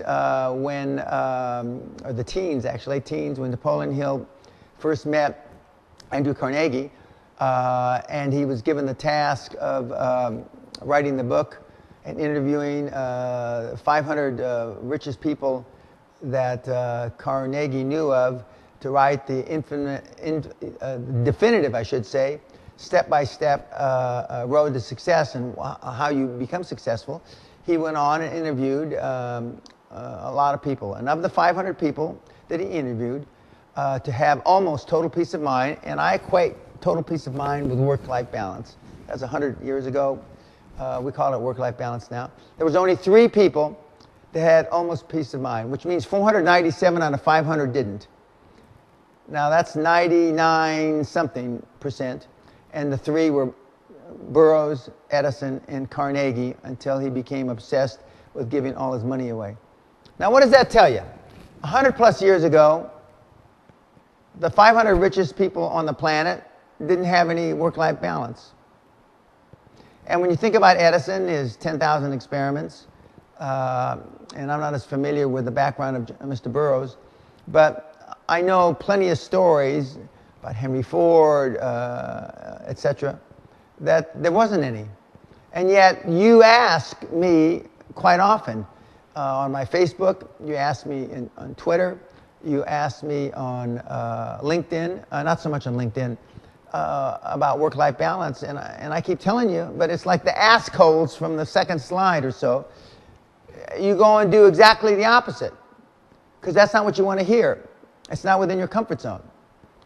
And especially this century, the last 12, 14 years, I mean, many of you kids have grown up with the idea that you're entitled, that somebody fucked up the world in the 80s and 90s, and you should be the beneficiaries of better things. Well, you're not. And it's been like this a long, long time. So again, is this really for you? If you're expecting, some sort of work-life balance, then it's not for you. It's not. And a few times over the years, more in the 90s than recently, kids have come up to me and say, Dan, I'm glad I went to this seminar because I realize it's not for me. Well, then you've saved yourself a lot of time, and a lot of time and money. And the money you can replace, but the time you can't. Because this is you down at the bottom, and your dreams and your goals at the other end of the road. And the road to success is always under construction, and there's always potholes and speed bumps. But these are the people these are some of the things that keep you from achieving your goals. Relatives, first of all, foremost, because how they raised you. And remember, they didn't do it on purpose, but they weren't trained to train high-performance people. Friends, Well, you know, you show me your friends and I'll show you your future. Pessimists, which quite often are your friends, because it's a lot easier to say it can't be done, and especially by people that haven't done it. And that's why the mentor system and the dream team system is so important, because you then find people that have done it, that know it's possible, that know you can succeed against the odds. And then there's, of course, your own guilt. Like, my favorite is Jewish guilt. Although I'm not Jewish, but now they tell me they've done our tree that we might be Jews based on one of my ancestors who was a Sephardic Jew from Spain who moved to Turkey and had a kid by a Mustafa. But anyway, whether that's true or not, I like the Jewish guilt the best. Although there's Romanian guilt, there's Italian guilt, you name it, and they've got it. But because I have a lot of very close friends that are Jews, I see how Jewish guilt works. But we're guilty because we're insecure. We're guilty, and some parents, and which I'm ashamed to tell you, play on that guilt and require stuff from their parents. I've been in Asia the last 10 years, and Asian parents, for the most part, look at their children as their annuity. They look at their children as their retirement. They look at their children as a conduit of themselves. So they weren't fucking successful in life, so let's make sure our kids are successful so they can support us. Well, I liken that to caveman days. In fact, before the shooting, I asked my staff, who are all Asian here, this reminds me, you know, when I was old, I mean, in old times, thousands of years ago, if the adult, their teeth all fell out, the children and grandchildren would eat the food for the old person, so because he couldn't eat it anymore because he didn't have any teeth. I asked the kids here, would you chew the food of your parent or grandparent, I don't think I said grandparent, but of your parent, so they could stay alive? And they said no. Now maybe they probably got guilt now because they said no. But the first words out of their mouth was no. Okay. Well, I find it easier to be successful and go out and make money. And, you know, as I said in London Real early on this year, you know, when your parent has dementia, when your kid needs new teeth or braces, or you need glasses, or you need to put your mom in a rest home, or et cetera, that costs money. All that stuff costs money. You can't buy that shit with Zen, okay? And but yet we're still guilty, and the guilt is a lack of self-esteem, lack of self-worth, and how you were raised. And of course, there's society. I mean, society in general tells you can't be done, and I say categorically, conventional wisdom is almost always wrong. It's almost always fucking wrong. But we listen to society, and there's a lot of naysayers that write books about, you know, how you can't do this. Zuckerberg shouldn't have been able to do what he did, but he did. And last but not least is just your own innate fear. You couple all those things, guilt, relatives, society, pessimists, and friends, and you have an inordinate amount of fear about reaching your goals. Because you know, once you reach the goal, let's say, it's harder to continue to reach goals. What are people going to expect of me now? Right now I haven't done anything, so nobody's going to expect anything from me. So if fear, guilt, relatives, society, pessimists, and friends all work against your dreams in fulfilling your goals. Okay, so you've seen how the gauntlet that you've got to go through from your dreams to your goals and all the things that are working against you.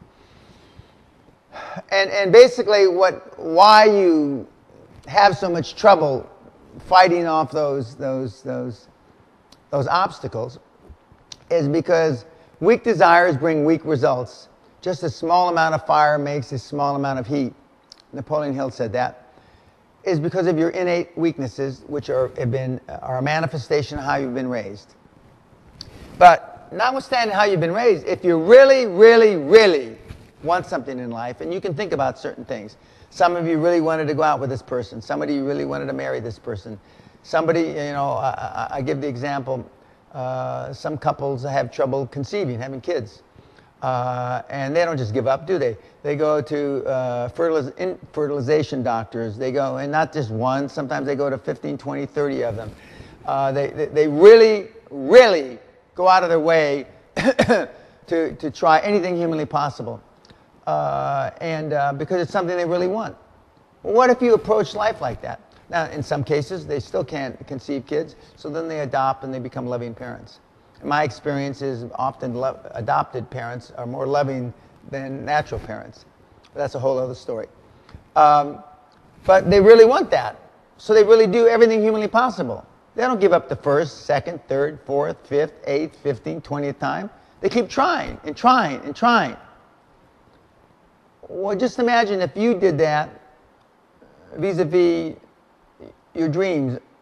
Now, women say there's nothing stronger than the dream of procreation. I don't know that.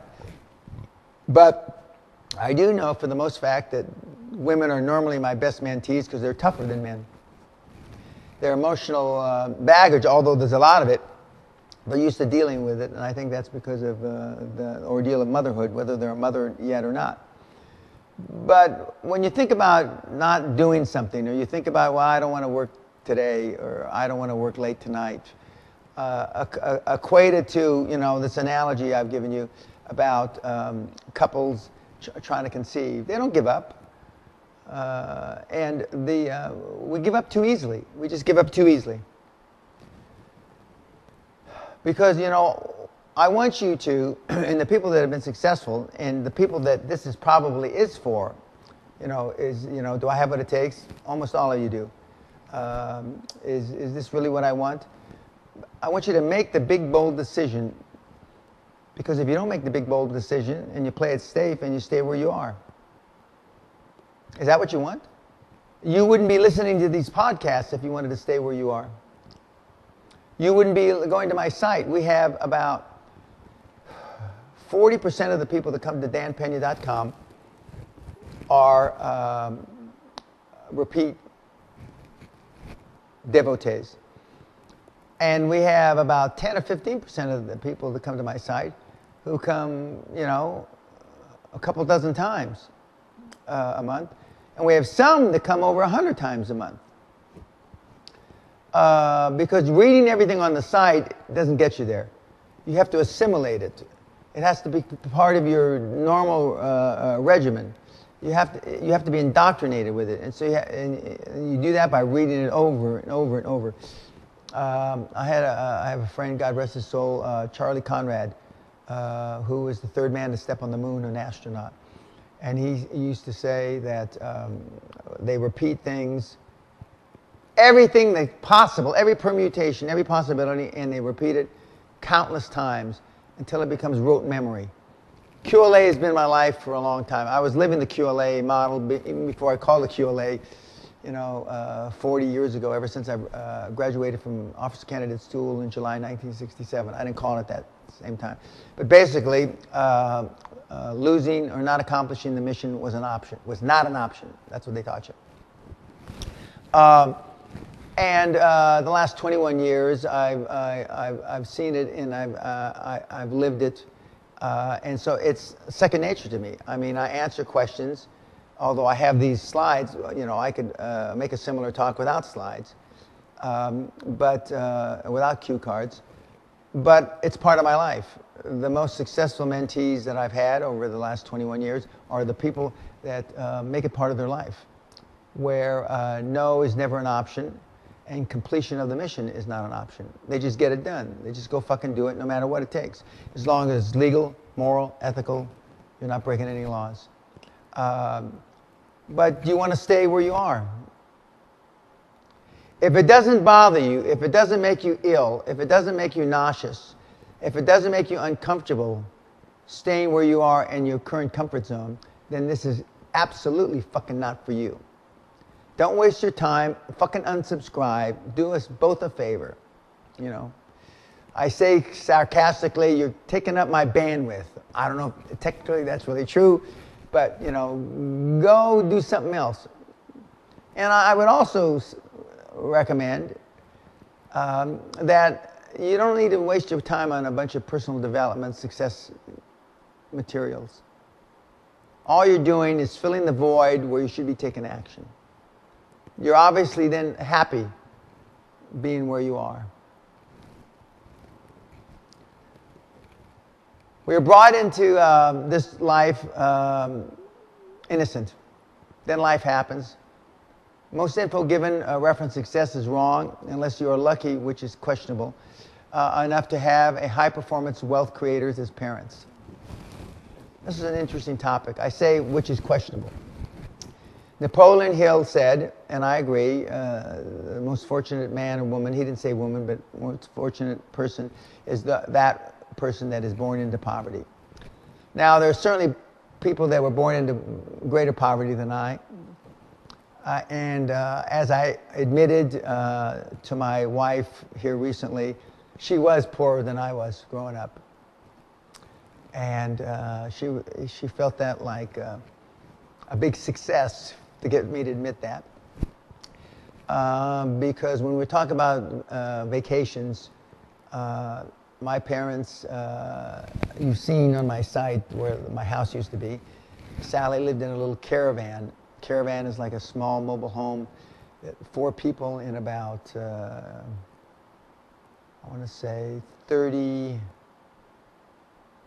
or 30 square meters. And she remembers that very vividly. And she remembers going to Blackpool. Her family was from Blackpool. And I've gone to Blackpool with her a couple times. And it's not one of the great vacation places on the planet, believe me. When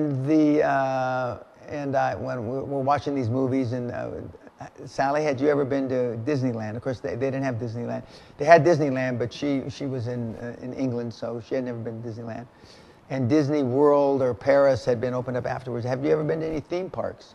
She says, yeah, the one in Blackpool. Well, that's not exactly a theme park. And so I remember going to Disneyland in 1955, shortly after it opened.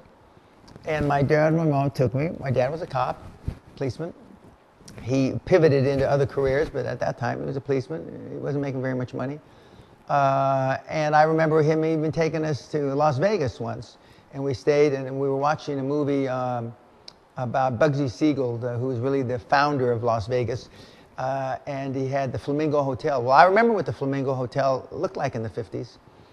And we stayed at the Hacienda Hotel, which is a little kind of like a Motel 6 hotel in Vegas, where the rooms at that time, if I remember correctly, were like $12 a night. And my mother, my dad, and I used to stay in one room. So I went to a couple places. So we had enough money to do that kind of thing once in a while. But and Sally never had any of that. You know, she used to go out with her grandmother, who used to beat her with a spoon, a wooden spoon, if she was out of line. And they used to go and they went to visit with a cousin at Blackpool, and they had, I think she told me, they had 1 or 2 pounds a day that they could spend on luxuries. And a luxury was normally a fish and chip dinner, and they'd split it, her and her little grandmother, and they'd get an ice cream. And they did that. That was their only meal for the day. Well, we had more food than that.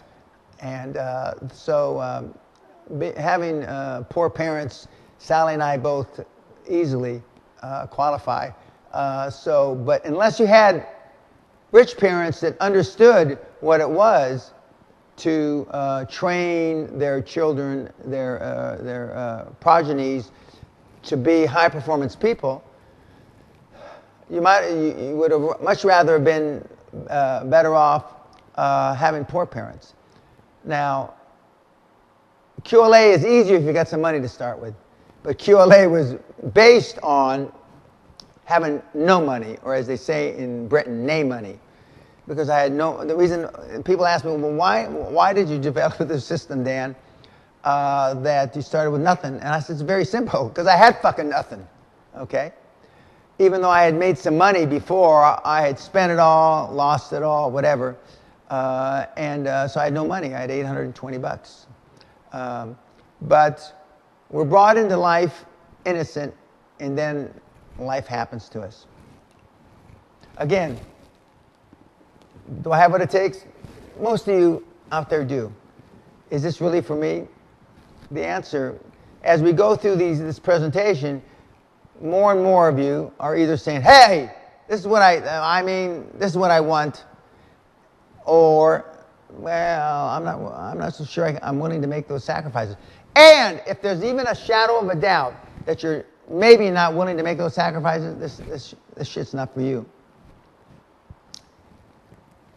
Self-confidence, is it nature or nurture? I'm often asked, and again, we're getting back to, do I have what it takes? Again, almost all of you, the answer is yes. Is this really what I want? And I believe that for most of you, it's not. But is self-confidence something that you're born with or is taught and developed? It's the classic nurture versus nature argument. Now, I certainly wasn't born this way. I have good genes. I look young.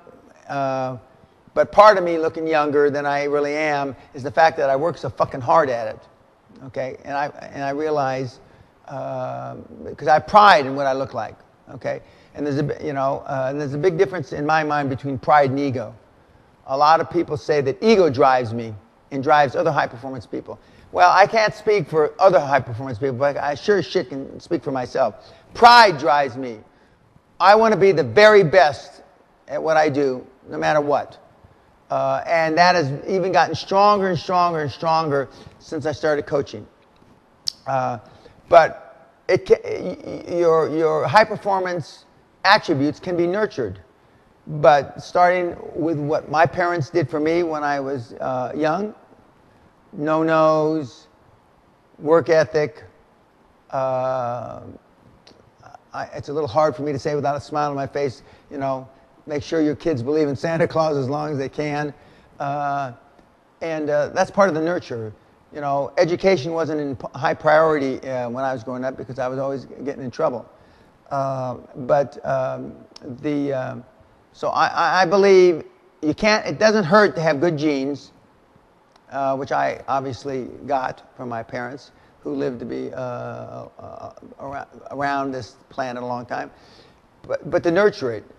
Speaking of nurture, we had a woman and her husband wanted to bring their 10-year-old, I might have mentioned this before, to the seminar, but I decided that the 10-year-old little girl was too young to come to the seminar because some of the things we discussed, hell, she may even believe in Santa Claus still, which is good, but for her to hear some of the things, not only what I say, but what the attendees say, and I don't want the attendees that would have attended with her to be stifled in their thought process because it's not fair to them because they're not being able to use the seminar for what it's worth.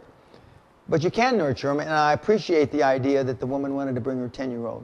It's a little too young, but I'm hoping that in another 3 or 4 years, 5 years, when she's 15, that she'll be able to do it. But you can nurture. You can. Because, we think, what do we see when we look in the mirror? Do we see a little pussycat? Most of you are pussycats.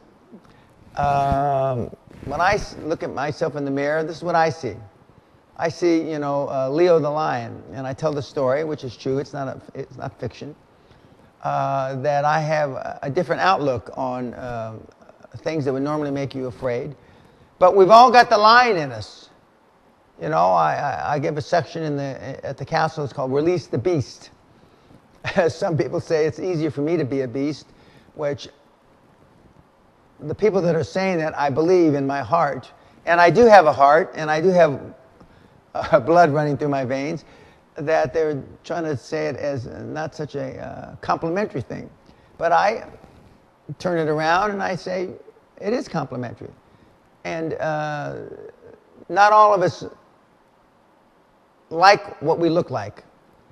That's a whole other subject, and we talk about that in the seminar at great length. You know, I'm not tall enough.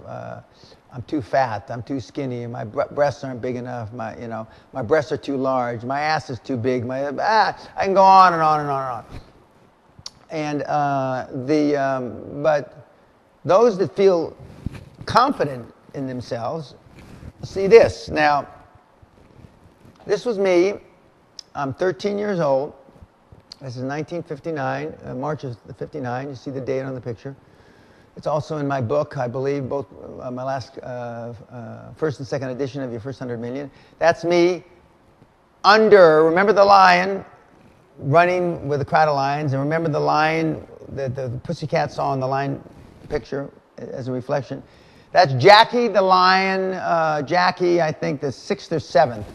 That's the Metro-Goldwyn-Mayer lion as about a 2-year-old male. Crawling on my back, as you can see. My mother was holding the camera in horror. My dad was off to the left. And Melvin Kuntz, the guy that owns Jackie the Lion, he had a place called World Jungle Compound. And during the Depression, my dad, who lived in East LA, Boyle Heights, the Mexican Beverly Hills, BH, he got a lion pup somehow. And he raised it, and finally the neighbors told him that he had to get rid of the lion because the lion was killing cats and stuff. And so he went to the movie theaters, and he went to Metro-Goldwyn-Mayer and sold it or gave it to Metro-Goldwyn-Mayer. And that's how the lion, when you hear the big lion at Metro-Goldwyn-Mayer, that was his great-grandfather back in the 30s. And Melvin Kuntz had this place called, that's in Thousand Oaks, California, about 30, 40 miles outside Los Angeles. And as you can see, I didn't look afraid. I didn't look that I thought something was going to happen. Of course, lions that big can kill you. Lions that big can eat your head off. Or lions that big can do you a lot of goddamn damage.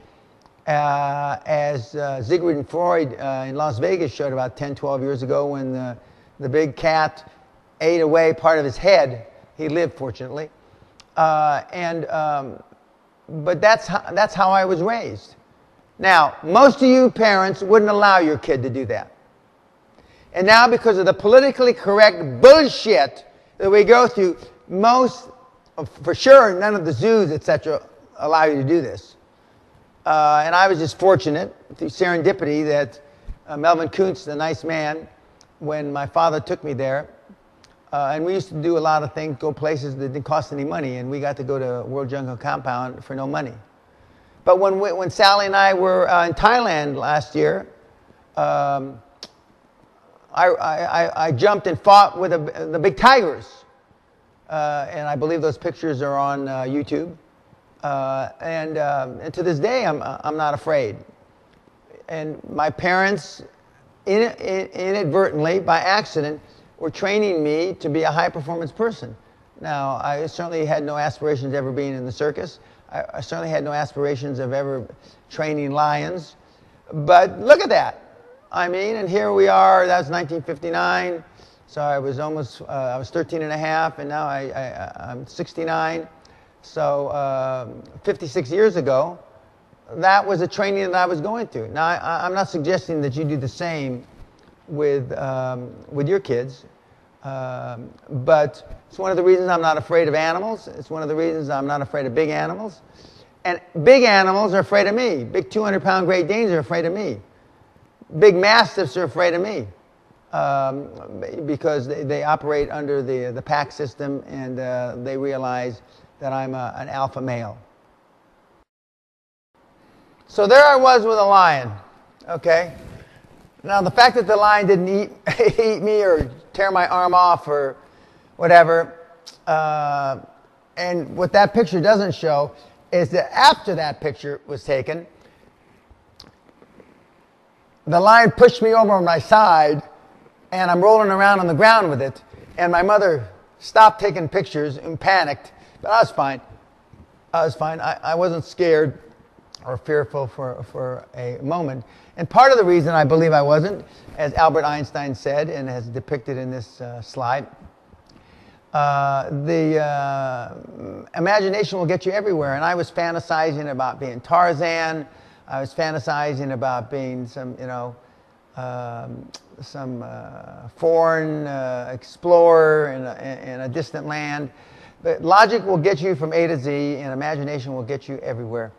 Now, little did I know that later on I would meet the great-grandson of the guy that invented Tarzan, and Edgar Rice Burroughs, his great-grandson, or excuse me, great-grandson, Danny Burroughs. Little did I know that I'd, hunt wild animals, which I stopped doing many years ago. Little did I know that I'd be run over by a goddamn buffalo. Little did I know that I do some of the crazy things with animals that I've done. But I'm sure that that fact that I had been exposed to that lion at 13 years old, added to my imagination of what was possible. And I didn't develop, as almost all of you that are reading, or excuse me, listening to this, the syndrome that you wanted to fit in. Most of the kids that I dealt with, and although I did suffer from it a little, and I say the word suffer, but they wanted to fit in. Now, the only thing I wanted to fit in is I didn't want to get in a lot more trouble than I was already getting in. For a kid that was expelled 3 times from school, thrown out of school 3 times before he was 10 years old, is pretty significant. And that's why my parents moved shortly thereafter to a new neighborhood so I could get a fresh start, as it were, at the time. But I wasn't too worried about fitting in. And, is this really for you? Most of you have been raised, if not almost all of you have been raised with the idea to fit in. Now, one thing, don't get in trouble. I understand that. But a lot of you have done drugs to fit in with your friends. And a lot of people tell me that you don't understand what peer pressure is. Well, peer pressure in the barrio, in my judgment, is a lot tougher than peer pressure living in the suburbs to do drugs. But today, peer pressure is pretty fierce. But if you're desperate to fit in, then QLA is not for you. And if you're desperate to fit in, then, even though you've got what it takes, this isn't for you. But if you're desperate to fit in the high-performance model, then you've got to go no fucking farther down the road than this. You have found it. There's no gilt-edged panacea. There's no absolute guarantees. But I do know this. Every single person that has ever touched QLA has either decided it was for him or her and gotten better, or decided it's not for them and left it alone and hopefully went on to be happy. But this is not for the individual that is desperate to fit in, unless it's to fit in the high-performance model. Because, as Freud again said, intellectualization is the most reliable of defenses. What you all do, what your parents did, what your grandparents did, and what you've taught your children is to rationalize what you've done, where you are, and unfortunately where you'll probably end up. And that's a defense mechanism. It's a coping mechanism. And that's unfortunate. And I believe it's nurtured. It's not nature. In other words, you're not born with a DNA. You're not born with your ability to make excuses, alibis for your defenses. In the seminar at the castle, we spend probably 45 or 50 minutes going through a number of alibis, excuses that I've received in 21 years being a coach, mentor, high performance, with potentially high performance people, and many of them ultimately becoming high-performance people. After the first couple slides, and I normally have somebody else read it, after the first couple slides, they think it's going to be over. And then it goes on and on and on. And so several slides later, they realize that the excuses and the bullshit rationalization that you have for not being more successful are almost endless. Almost endless. Because it's the most, rationalization, intellectualization is the most reliable of defenses, and it has been since Freud's day. Now, this is a great example. We show this slide 2 or 3 times in the Castle seminar. It's from one of my mentees who's on the Hall of Fame, from his mother, who I know. I happen to know her pretty well. She's a few years younger than I am, and we've gotten to be good friends. They live in the United States, and this is to her son. Hi, honey. Please tell Dan hi. He is on my mind and my heart. He is so right about women, in parentheses, moms, fucking up, in parentheses, their children's lives. Signed, Mom. Now, I've had grandfathers, daughters, granddaughters in the seminar. We've had a few times 3 generations. And we've had 2 generations on more than one occasion. And we've had brothers, sisters, twins, etc. And when we get around to this exercise in the seminar about how they got fucked up, and when the granddaughter turns and looks at the mother, and the mother turns and looks at the father, the grandfather, why we are the way we are. And this is not the only mother or parent that has written me. And it's not the only Castle's attendee, and she's never attended the Castle. Her child has attended the Castle on several occasions. That the actual people in the seminar say that, they're fucking up their own kids now. Because many people that come to the seminar have grown children and have even grandchildren. And hopefully, when they go back to their regular lives, they'll never be regular again, and they'll never be normal. They'll learn from this exposure that, that's not what they want to do to their kids. But moms admit it. And moms normally admit it more readily than dads. So I'm not making this shit up, guys. And all our parents, my parents included, although they did a lot of real right things, I was fortunate, but I took those right things and I ran with them.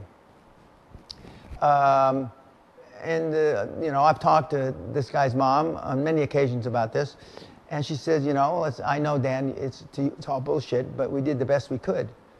And but I tell her, but the best wasn't good enough, was it? And she says, no, it wasn't. It wasn't. Here's a cute picture, one of my favorites, and the seminar attendees go crazy when they see this. It's a picture of a psychiatrist talking to a bird, and it says, my mother used to puke in my mouth. How can you be normal if your mother pukes in your fucking mouth? Well, the analogy is well put, but that's, it's no wonder the kids get fucked up. And by the way, I get these slides from parents, mothers, daughters, grandchildren.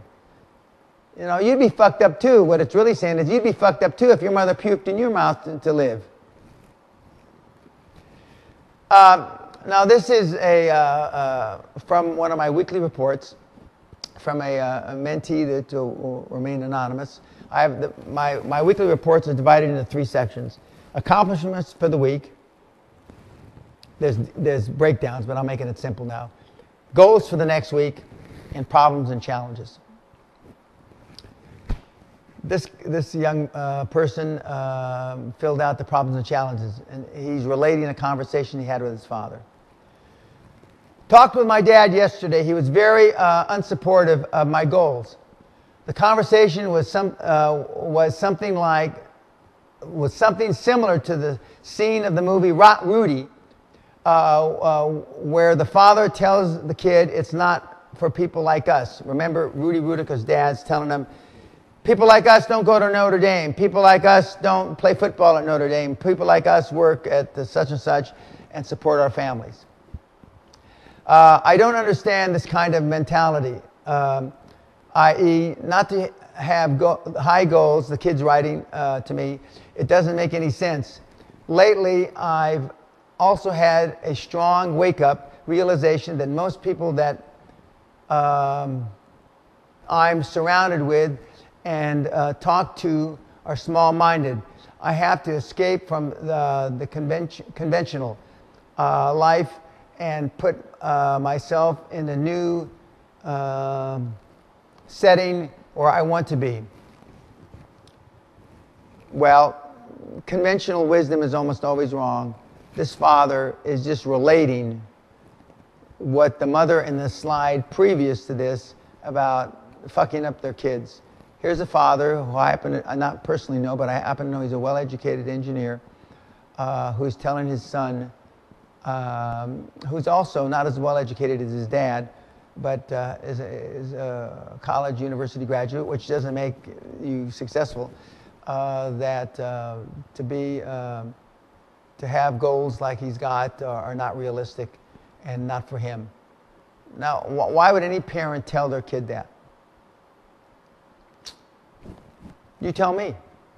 Again, do you have what it takes? This kid does.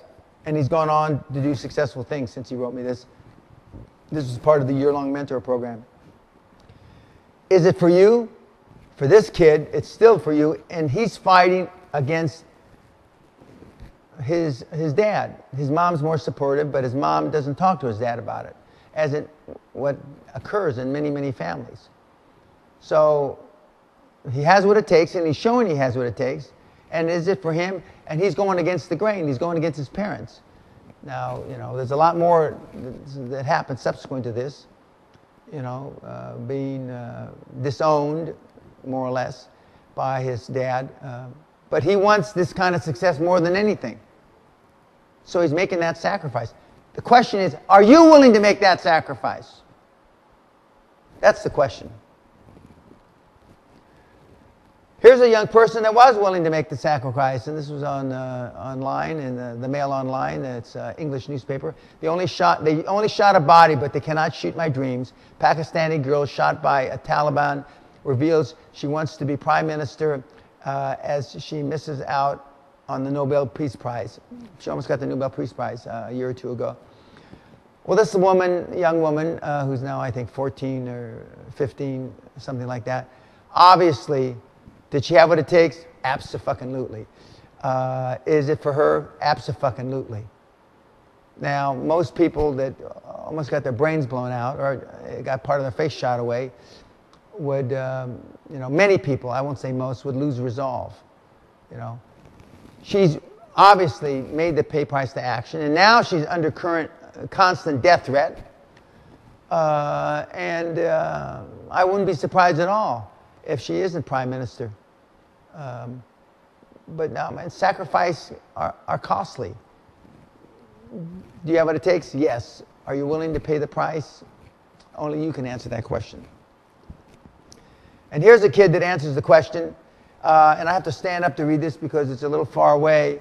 It's a kid floating on a balloon, being lifted up, and he's going like this, so fuck you. And it says, everyone just wants to be liked and accepted. The kids on the ground are saying that, except for Tim. Tim doesn't give a shit. Well, I'm one of the few people that that truly, when he says he doesn't give a shit what other people say or think, is telling you the absolute truth. I don't. And I haven't given a shit for a long time, but I've been blessed with high self-esteem for a long time. And in many of my mentees, it started out that gave a shit, don't give a shit now. And that manifests itself in different ways, in how you deal with your family, how you deal with your partners, your spouse, how you deal with your kids, how you deal with your employee. Should you have how you deal with your employer? Should you have an employer? Should you be on your own? This manifests itself in a lot of ways. And you don't have to do it this way, fuck you.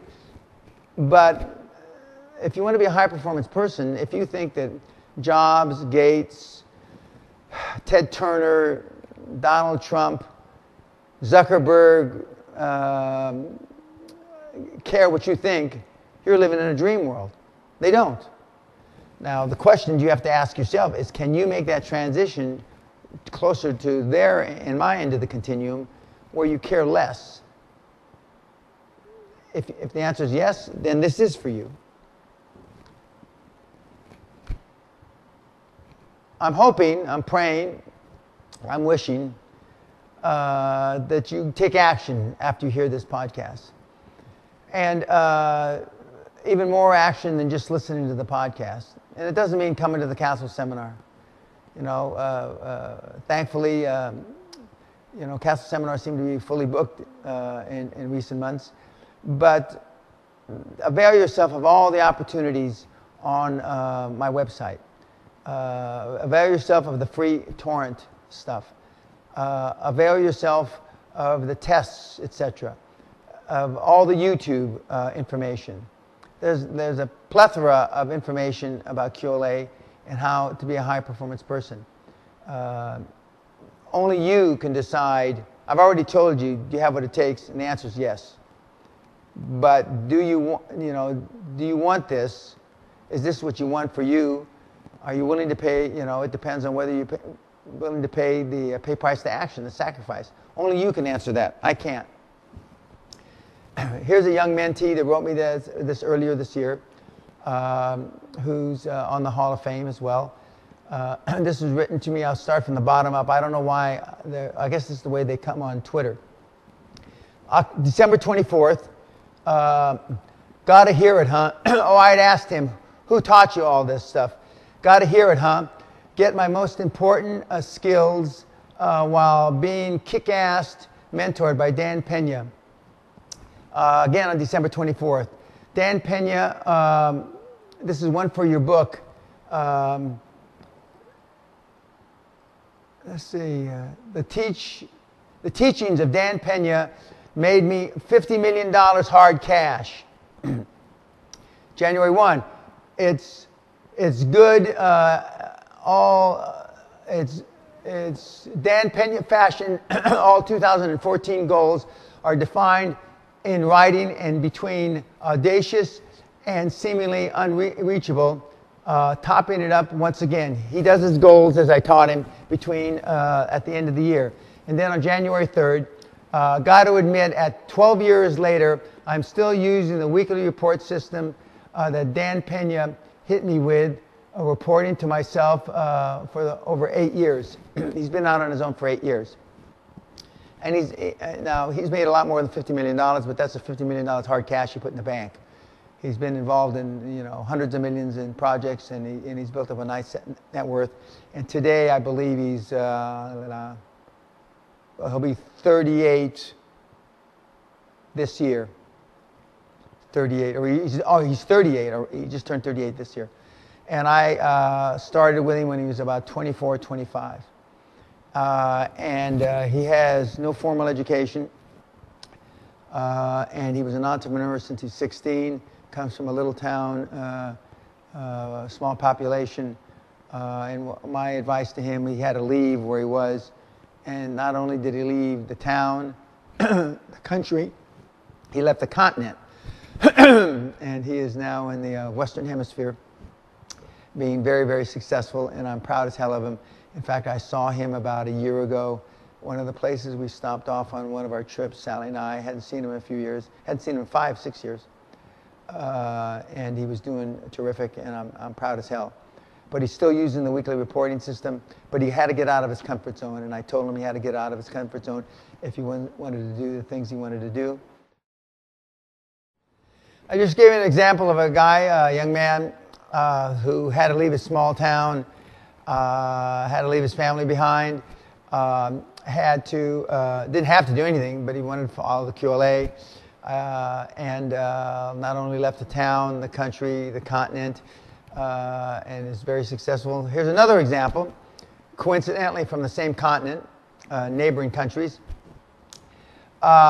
But his reaction was incredible. I got all I wanted to have. Okay, I gave him as well something, but all at the end I will profit more. I hate to tell you this over and over again, but your QLA stuff is like magic. You can play with all these guys, and this one attended an Ivy League school with summa cum laude, Bing Bang. I don't know what Bing Bang means, but I do know that this guy was a Ivy League grad, and in fact he's a TV personality. He's very famous, and this kid that took advantage of him in a legal, moral way only has a high school education, no university, but was at one time a world-class athlete, and his athletic career when he blew his knee out. But he says it works like magic, and he doesn't want to tell me again, but that's fine. He can tell me, but you know, and this is a kid that doesn't read a lot of books, and because I've convinced him that taking action is what's important. The first kid was a graduate of the Castle Seminar, and this kid has been to the Castle Seminar a few times. And as compared these two with the previous kid, who his father told him that being a high-performance person wasn't for him, it was unrealistic, and he succeeded in spite of what he was told by his parents. The kid, the slide before this, that had accumulated the $50 million in cash, his parents were supportive, but he had to leave his parents because his parents weren't in the business of training high-performance people. And this young man, who was a world-class athlete, his parents were supportive when he was competing at a world-class level. But he is in the process of making his quantum leap beyond the wildest expectation of his parents. So I've given you a couple of examples, one with not supportive, one with medium support, and one with tremendous support. And they've all had relatively the same results in that they've busted out of their comfort zone and they're going for the gold, pun intended, for the world-class part. Now, again, do we have it in us? The answer is yes. Are we willing to make the sacrifices? Is this really for me? I'm going to go through a comparison.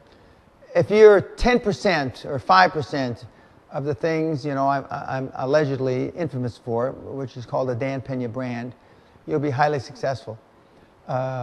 People often tell me, Dan, I can't talk like you. My communication skills are nowhere near as good as yours.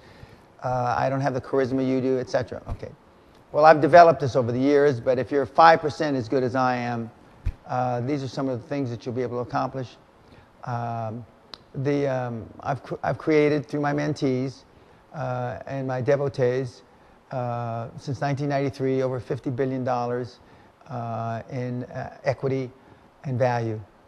The story from the barrio to the castle, which is since 1984, I've been in the castle 30 years now, is famous now, and in fact, as we speak, I'm still in discussions reference a reality show and possible release of my book, possibly a documentary, and some other pretty neat things.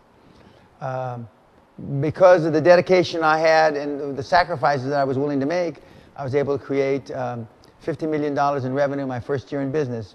This is pre-internet. When I had one employee, me, a fax machine, a leased fax machine, a phone in the spare bedroom of my house. That $50 million is worth equal or equivalent to about $100 million in today's dollars. I turned $820 into $450 million, now about $1 billion in 8 years in a collapsing market. Again, this is pre-internet. My favorite, and it's not everybody's favorite, but turning $60,000 into $65 million now about $100 million pre-internet. In 100 days is pretty goddamn amazing, and matches up to anybody's standards. I was first to obtain an option to purchase something, not owning it, public on a major stock exchange, which is one of my favorites. And some of the things that I've just listed here is why they call me the financial wizard or the financial magician. I've been a super high performance person in 6 decades. I've been involved in 700 transactions all over the world, either as an agent, a principal, advisor, etc. I've done $25 billion in individual deals, not part of the 50 billion I created. So I've been part of those 700 deals were part of the 25 billion. I've got over 20 years extraordinary coaching and mentoring. I've managed mid-managers to CEO of Global 25 companies in 7 years, namely Klaus Kleinfeld. I have the only week-long castle experience in his castle, which is his own home. Not being braggadocious, but although I just gave my Cobra to my son on his 30th birthday, but I've been driving Cobras, Bentleys, Aston Martins, and chauffeured limousines for over 30 years. I haven't been driving, been driven around, I should say. I have the only year-long free mentor program. Why do I give it free? Because I'm not making a living off of you guys. I give everything free. I make the seminar costly, although I don't think it's costly because I haven't raised the price in about 15 years. But I want you to have to pay price to action. I want you to have skin in the game. And that's why I invented or initiated the PPP, Pena Payment Plan. I initiated, invented, however you want to call it, QLA, which is Dream Team. Success fees, meaning the lawyers and accountants will come on board for success fees at the culmination of your first transaction. Step-by-step, no-money startup system, memorialized in the book, Your First 100 Million. I've mentored people like Mikey the Pizza Boy to be a movie maker in 6 years. I've had thousands of businesses started and CEOs created. I've mentored CEOs, athletes, Olympians, doctors, lawyers, PhDs, specialists, spiritualists, idiots. I've mentored them all. And they're all the same and they can all achieve their goals. Your First 100 Million, the first edition, and the second edition is the only manual that I know, only template, where it takes you from zero to wealth, starting with no money. So again, the things that I've talked about so far on this Dan Pena brand slides, they call me the financial magician, financial wizard. Some of these things, when I write them down on a piece of paper or slides, I'm surprised that I was able to do them, but I know I did them. After 40 years, I still feel responsible if email is not returned promptly. And this is really important. High-performance people get back to you. It pisses me off, although I understand it, when people say, Dan, oh, thanks for getting back to me so soon. What the fuck do you think? I still feel responsible. I still can't accept failures as an option after 40 plus years. I have multiple QLA product awards based on deals, not on theory. All my awards for QLA product are based on deals, not theory. I have multiple success coaching awards, including the Robb Report Coach of the Year. I've dealt with many foreign governments, including the Bank of England and the Vatican. I've been involved in over 75,000 business decisions. What the fuck? And I never, ever forget small details. As some of you will note that I can remember stuff years back. And when I promise you something, or see, when I tell you I'm going to do something, I consider it a promise. Only person to be sued by organized crime families. Some of you know that I got crossways with one of the big organized crime families from New York many years ago, and they sued me in federal court. I've been run over by an Australian water buffalo, part of my brand. I bungee jumped at 69 years old, and I don't know, it's part of my brand because I'm a risk taker. I also fought off a hostile takeover bid on the London Stock Exchange. Now, If anybody that you write, the books you're reading have done any of these things, I'd be highly surprised. Let alone all of them, or let alone most of them. But if you even accomplish just a fraction of these, you'll be a big-time, high-performance fucking dude. And it's the reason why, you know, do you have it in you? Yeah. When I was growing up, not too many people thought I had it in me. My mom believed me in anything I did. But was I willing to make the sacrifices, you know, based on, if it was going to be based on my athletic ability? I had mediocre athletic ability, and whereas my dad was an all-state, all-American sports guy in 2-3 sports, I mean, maybe this is why I'm compensating by proving that I could be something that he wasn't in this area. But the bottom line is, you know, is this kind of life for you? Because every single one of these things I've listed in the Dan Pena brand took a lot of sacrifice. Some took massive sacrifices. Me getting run over by a water buffalo was probably lesser of a sacrifice than some of the other things. And, you know, sacrifices in time. You can see the right-hand tallest blue line is me in terms of 15 hours a day for 50 years. I'm about 130 years old in experience.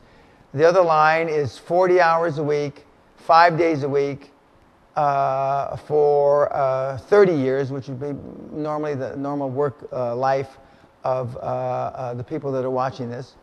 And you can see there's a massive difference. There's 100 years in difference in work experience. So am I that smart? Well, I'm pretty smart, but I'm not Einstein. And it's the fact that I've worked all these hours. And it's like these podcasts. I could do the podcast like everybody else. Unedit them, no visual aids, etc., etc. We have a production team that are standing around me doing this stuff. We have lighting, we have cameras. All this costs money, which is not a big deal, but it takes time. Plus, once we do one of the podcasts, then we have to edit it.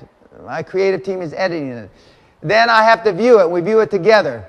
So for every hour that I'm in front of the camera, I'm a couple hours at least editing it, watching it. The other pod guys don't do that. I'm not saying there's anything wrong with those pod guys. No, but I take things seriously because I want to be the best, you know, I can be. And it's one of the reasons, even though I'm new to the pod game, you know, I'm top of 1 or 2 of the categories for iTunes for podcasts. But I do everything like this, and I require you as a mentee to do the things. So, do you have it in you? Absolutely yes. Is it for you? Only you can answer that question, and perhaps, hopefully, you can answer it better after you've seen this podcast. You can throw me to the wolves, and I'll return the leading the pack. Once you take on the role of being the leader of your pack, the people that you're going to put on your bus to be a high-performance person, then you too will be the leader of the pack. And I can't emphasize it enough. I mean, all these things are possible. And you can make them probable, because just because it's possible that, you know, I could have been an astronaut. I'm actually too tall, too big to be an astronaut because the capsules are too small. But let's say that I was smaller and that was my goal and that I was willing to devote and sacrifice.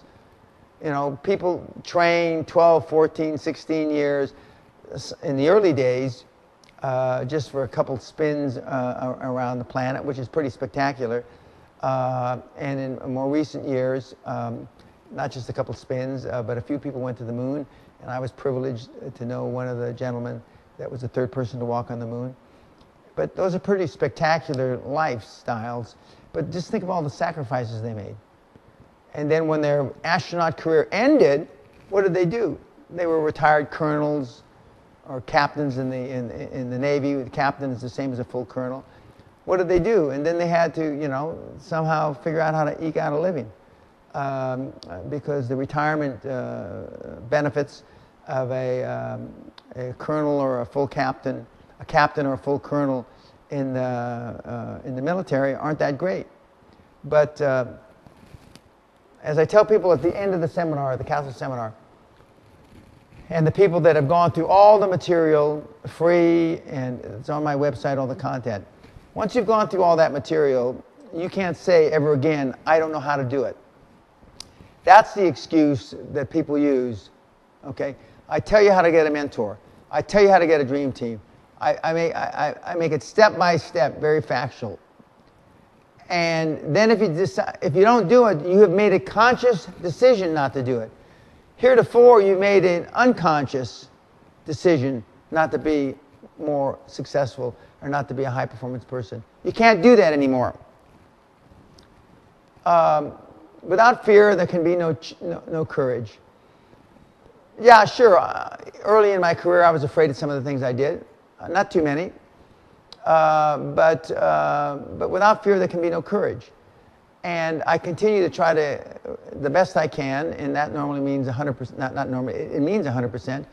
I accomplish things. I accomplish virtually almost everything I set out to. Some of the things that I set out to do don't get accomplished, not for the lack of trying. The reality show and the opportunities I have in the UK and potentially in the US are pretty spectacular, because I'll be able to spread the word to more people. And for that, again, I thank Brian Rose for giving me the opportunity on London Real.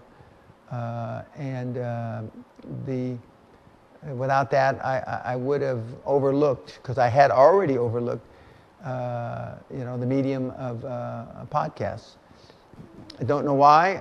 It's just like when Steve Ballmer was making this speech in April-ish of this year at Oxford, I think it was the debate club. He was asked, he says, we were two trick pony. And why weren't you a third trick pony? He asked himself. And he said, I can't answer that. I don't know. All I know is I was only a two trick pony.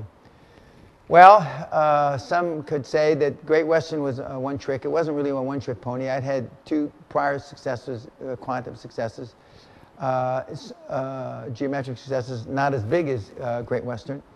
And then subsequent to that, I've trained and mentored and coached many geometric successes, many of which I've mentioned, some of which, because they don't want the notoriety, I can't mention. Not hopefully that when they die, but as a few of them die off, I'll be able to mention a couple more. But without fear, there can be no courage, guys. And there I was earlier this year, exhibiting some courage, some people think.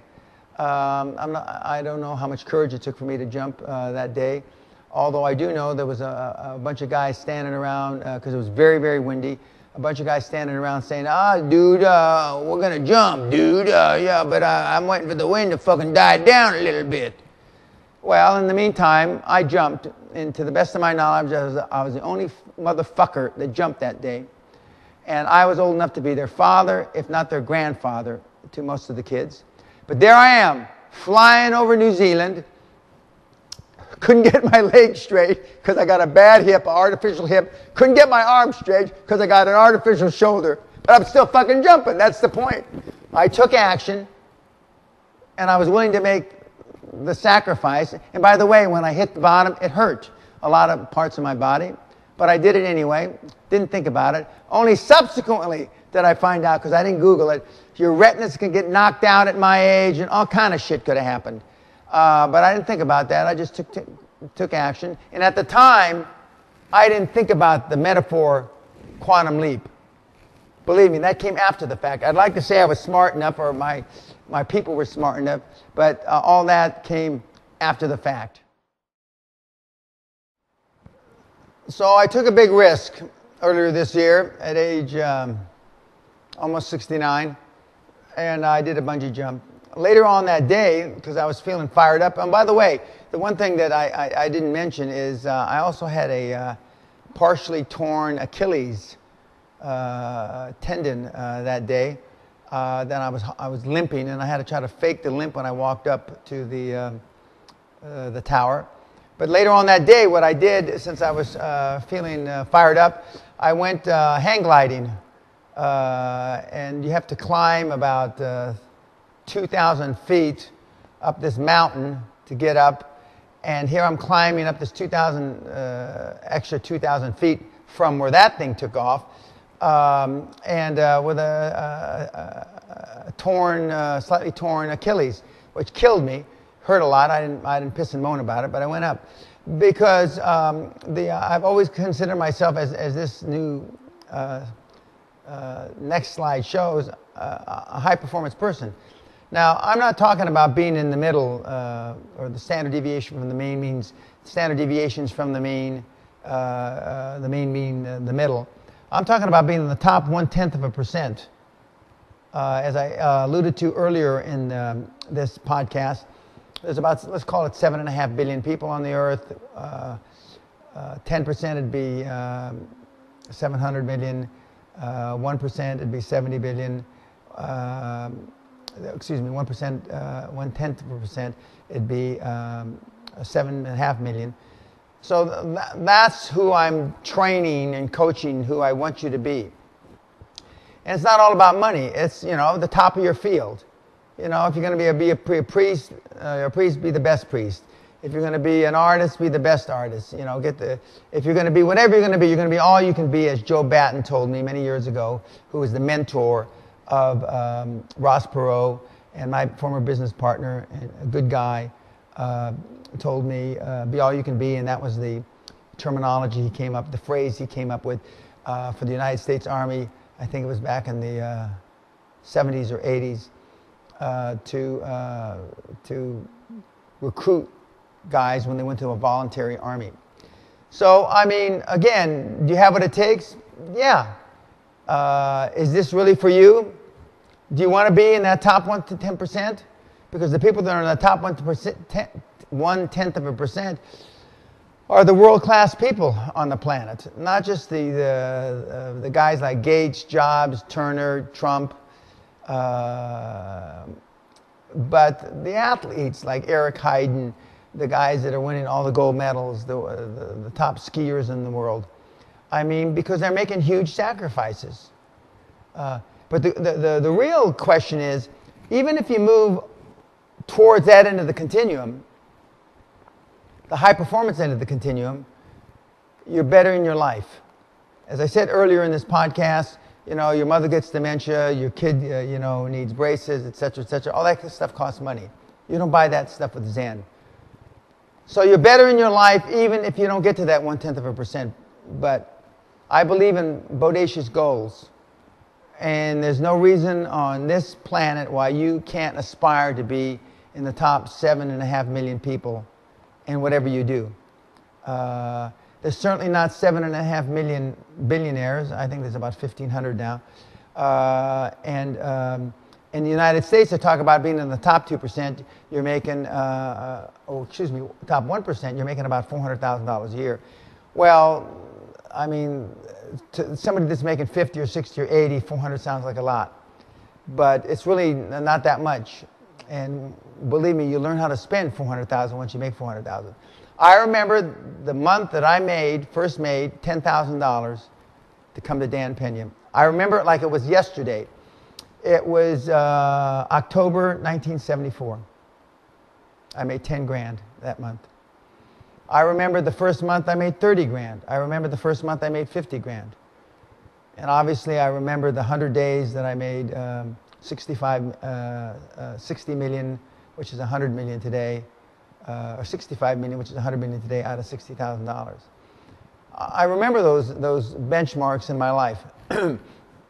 I also remember working for $1 an hour, picking weeds on a big estate in the San Fernando Valley when I was about the same time as that lion picture.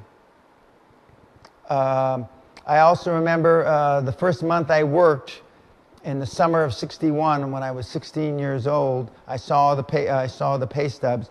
because I had some questions of the Social Security when I turned 65. So I saw this a few years ago. I made $241 in the month of August.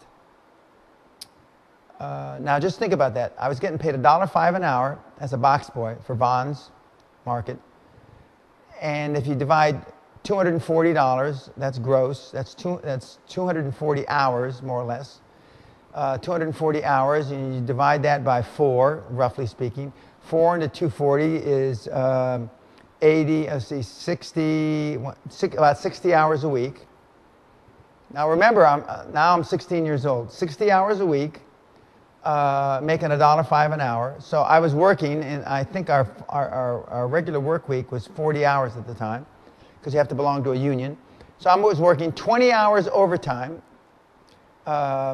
and I wasn't getting paid overtime because they had a stipulation, people that were less than a year, not tenured, not senior enough, didn't get paid overtime. So I was working 60 hours a week when I was 16 years old, and I was a high school student. And I still remember these benchmarks because they're important, and they're part of my history. They're part of my persona. But if you want to run with the big dogs and pee in the tall grass, I used to say this at the beginning of the seminars in 1993, you must get off the fucking porch. And I also used to add, because dogs lick their balls, lick their privates. If you want to run with the big dogs and pee in the tall grass, you must stop licking your privates and get off the fucking porch. Well, a lot of you are on the porch of life. And like an old hound dog, you're just lying there having chilling. I don't know what that means. You're chilling. And that's not how you become a high-performance person. So, do you have what it takes? Abso-fucking-lutely you do. You want to make the sacrifices, and is this really for you? Or do you want to stay on the porch, licking your privates? I can't answer that question for you. I'm here to tell you that many of you will stay just licking your privates. That's a choice you have to take. And because it's the holiday season, going into the new year, some of you will use this as incentive to make resolutions. And I'm not giving this at the holiday time to give you the incentive to come to the next seminar in 2015. Quite frankly, I don't give a fuck if you come. We're fully booked. And I'm happy to say that we have more people that want to come. But I believe more of you do want to run with the big dogs. When I see in the eyes of those that come to me as a QLA coach mentor, I often see fear caused by former defeats. We've all got defeats. We all have suffered at the hands of how we were taught. We've all suffered at the hands of conventional wisdom. We've all suffered at the hands of making mistakes, being humiliated from time to time. We've all suffered as they used to say in the wide world of sports, the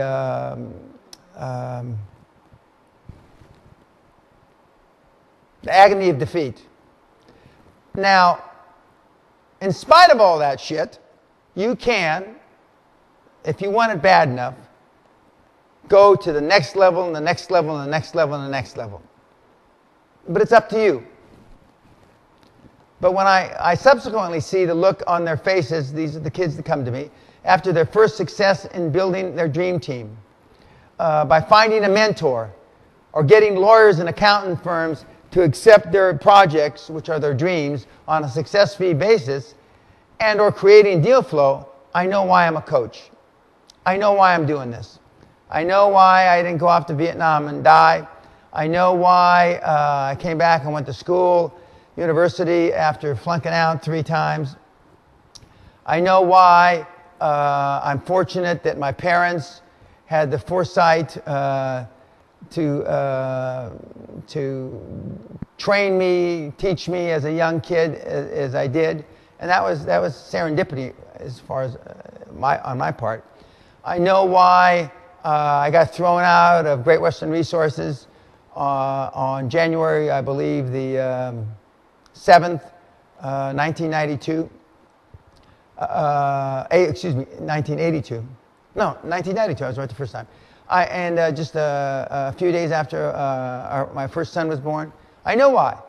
I was leaning towards this destiny to help you kids across the goal line and create minimum so far 50 billion in equity and value. Remember, victory belongs to those who believe it the longest and the most.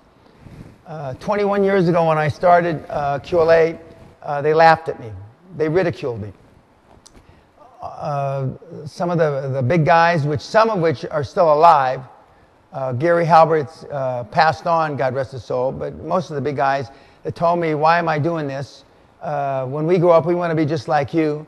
I was already living in a castle, already had Rolls Royces, etc. Why, Dan?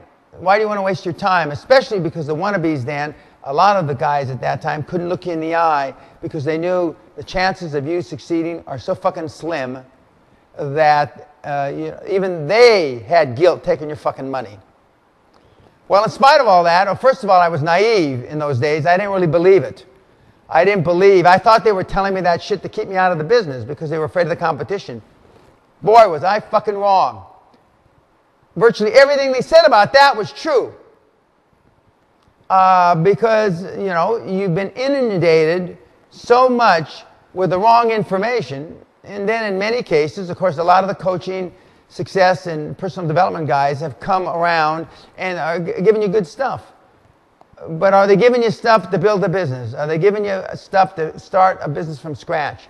Are they giving you stuff to get accountants and lawyers to accept your dreams on success fee basis?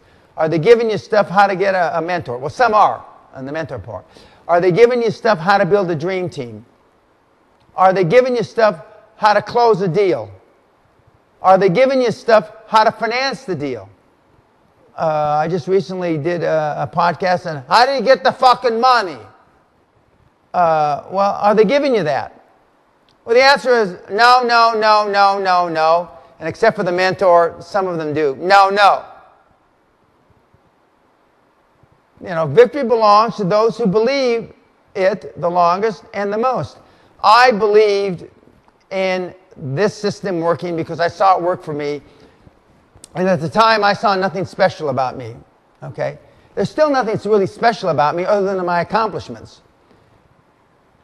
Being raised by a policeman, a housewife, getting thrown out of school, doing a lot of bad things as a teenager, going off volunteering for the draft at the height of the Vietnam War weren't acts of the most intelligent kid that you were ever going to meet at 20 years old when I did it. But from that day, I've said many, many times, the only high performance thing I had done up until that time was graduating from Officers Candidate School, Infantry Officer Candidate School, Fort Benning, Georgia, in July 1967. Long, long time ago. But that was my first high performance act. Many of you have never had a high performance act. Now, some of you have lettered in football, baseball, in high school and college. That's more than I could do because I had mediocre skill sets vis-a-vis athletics. Some of you graduated with honors. Some of you graduated with honors from top-notch schools around the world. That certainly wasn't me.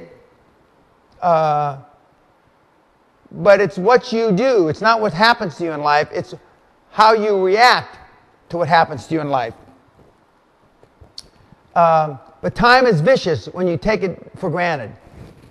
Many of you have taken your lives for granted. You've been told, oh yeah, you're young, you got all your life to do all this stuff. I tell you just the opposite. I tell you, you're young and you're going to be middle-aged soon, and unless you get off your dead fucking ass and you get off the fucking porch, stop licking your balls in privates, you're going to be in the same spot 5, 10, 15, 20 years from now. And that's why I get people at the seminar that are in their mid-40s, late 40s, early 50s, and older. Time is vicious when you take it for granted. Money you can always remake. Time you can't get back. I realize I'm running out of runway. But as I said at the beginning of this seminar, this podcast, people say, you look terrific, Dan. You sound terrific. You're still lucid. Well, shit, I don't know what they think. They think there's going to be saliva running down my face. I'm going to be, stumbling along for words. But I make a lot of sacrifices to look this good. I make a lot of sacrifices to sound this good in front of a camera. I make a lot of sacrifices. I eat well. I exercise like a crazy man. And my wife is very supportive because she looks terrific like a movie star, for those of you that have seen her. And but she eats what I eat because she wants to be supportive. And she is supportive, as perhaps some of your partners, spouses are, but some of them are not. I've gotten letters from wives of mentees. Leave my son alone. I've gotten from parents too. Leave my son alone. Leave my husband alone. You're nothing but a cult leader. Okay. So I'm ferociously focused on that. You're going to run out of time. And even though a year seems like a long time to mentor you if you come to the castle, it's really not enough time. But it's enough time to get you started if you're serious. Again, you're all capable of it, but are you willing to make the sacrifice?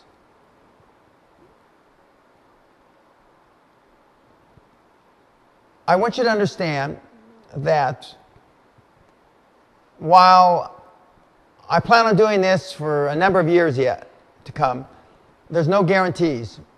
I could go down on a plane. I'm asked, who's going to take over when you're gone, Dan?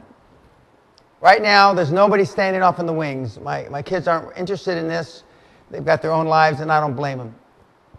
I'm a tough act to follow. And for those of you that have ever seen me speak, you know that when I come up after you, that's okay. But when you come up after me, I'm a tough act to follow. And so I don't blame that on anybody. But anybody that would take the baton or baton, depending on where you are in the world, from me would be looked upon strangely.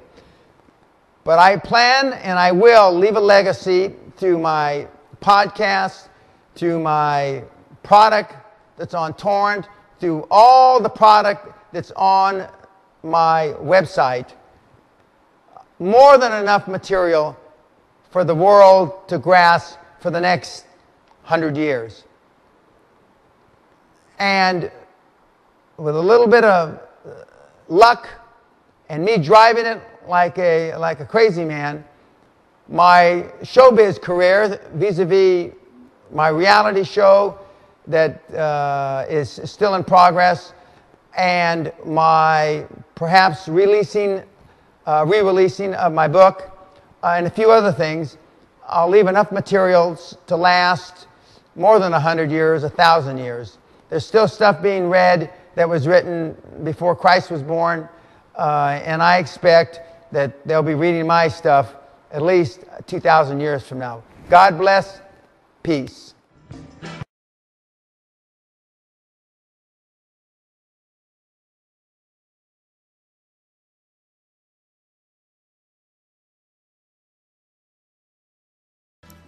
Hi, my name's Dan Pena. Welcome to edition 2 of Ask the $50 Billion Man.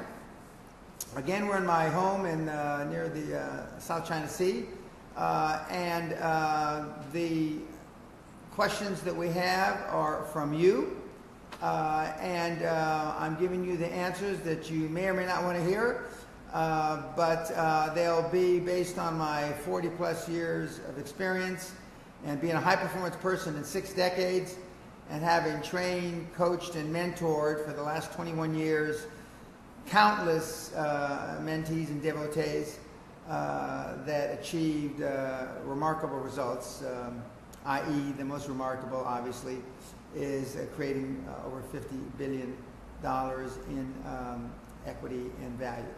So let's get started. I'm currently living in central London. I'm overloaded with a lot of interesting things to do, to read, to watch, to study, to learn.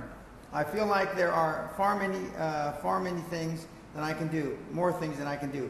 So how do I keep focused on one thing? How do I choose what to focus on my mind on in order to be efficient and productive? Simple. Follow your gut, follow your heart, follow your passion. If you're not passionate about it, you'll lose interest soon enough. As I said in the first edition of the podcast, you guys are involved in way, way, way too many things. And based on the questions that I've gotten for the second edition, it just reaffirms and validates and underscores what I said in the first edition. Focus on the few, not the many. I'm very fascinated by the concept of building the perfect perception. First of all, it's not the perfect perception. It's building the perception of success before you're successful. I realize that the illusion is one of the most powerful weapons. For this reason, I'm building my presence. Day by day, I'm pushing myself out of my so-called comfort zone. I only see one problem. I look incredibly young. I'm 26 years old, and I look 19. I already say to myself, fuck the morons. But at the same time, I wish to look more powerful in the moment when I'm entering a room. I don't want to earn their respect. I want people to wish they really have to push themselves in order to earn my respect. What can I do, Mr. Pena? It's pretty simple. Now, I know it's hard for you guys to believe, but I once looked young. I originally grew a mustache and a beard, because I used to have a full beard in my 30s because I looked so young. Of course, now I'm white, and I look, I don't know if I look 70, almost 70, which I am. But the bottom line is I always dressed like this. Before I discovered the three-piece suit and the pocket watch, etc., I always dressed more mature. And as I said on London Real, I dressed British and I thought Yiddish. And that's a compliment both to the British and to the Jewish people. You can still look good and be young. I've told my mentees, and a lot of my mentees, when we start, have long hair. They wear designer clothes, skin-tight jeans and suits. They don't wear suits and ties, and they look even younger. I'm here to tell you, while you might not be able to get a three-piece suit, although a lot of my mentees have three-piece suits, dress up. You look older when you wear a suit and a tie. And ladies, whatever the equivalent of a suit and a tie, and you look older. And then act older. Don't act, don't say dude and don't say stuff like that. I mean, act mature. My goal is 50 million euros. I have the idea, the vision, and I'm willing to pay the price to action for success. I'm right now beginning to build my dream team. I want to innovate the way we are working. For this reason, I want to dominate the German market for temporary employment by acquisition in order to set new standards. Will this idea work? I don't know. I'd have to know what the temporary employment market was like in Germany.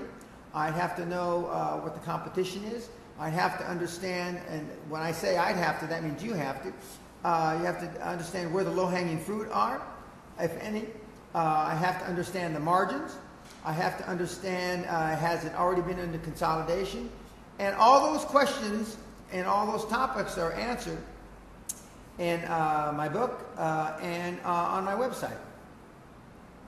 To confirm, as I understand, the business model you teach is to essentially buy many companies at wholesale prices, lower, if possible, manufacturing prices, or free, or having the owners pay you. And he says, ha ha, but I have had people pay me to take their companies off their hands. Then selling the acquired group of companies as one holding company to retail prices to an insurance company, etc. Therefore, essentially buying many wholesale and selling in retail. More specifically, applied to the property business, this would be like buying 100 properties at 50% yield and selling them at 10% yield. Okay. That's not exactly what the model is. It doesn't matter, well, it matters, but it's the essential driving force is not the yield per property. You will not get wealthy off individual transactions. And one of the reasons 95% of all businesses don't sell on a yearly basis is because everybody's trying to get rich off one transaction. Wealth is built over a series of transactions. For those of you that are young, in your 20s or even early 30s, you can have 5, 6, 10, 15 transactions in your lifetime. For those of you that are old, you can still have 2 or 3, but it's accumulating wealth through a series of transactions. And it's not buying wholesale and selling retail. It's buying strategic assets that are undervalued, that when put together, and remember, structure follows strategy. When put together based on your strategy, they create more value. When you're running a lawful, ethical, and moral company, I'd like your opinion on which way to go. Let's take 2 Texas billionaires, one deceased and another self-promoter. One's Harold Simmons and one's Mark Cuban. I don't know either one of those guys. I know of their names. Possibly you can answer for your listeners. Also, can you shed some color on doing business with a non-diplom similar to Hollywood crowd, and your thoughts on that? Thanks for the book, great book, and CDs. Okay. Well, my advice, and when I'm involved, it will always be honest, moral, ethical, and legal. So whatever billionaire you want to pick, he's got to fall into that category. As far as dealing with the creme de la creme, the shakers and movers, it's possible. It's harder because of the egos involved. I mean, some movie stars have bigger egos than billionaires, even though they're not billionaires. But again, if you have a passion and you have a dream team and you're depending on your mentor, your dream team, you can deal with anybody. Dan, you have worked with thousands of people over the past 20 plus years. What are the traits of those people that have succeeded financially and those that have failed along the way? Essentially, this leads into the Dan Pena observation and lessons learned from Napoleon Hill wrote in his book.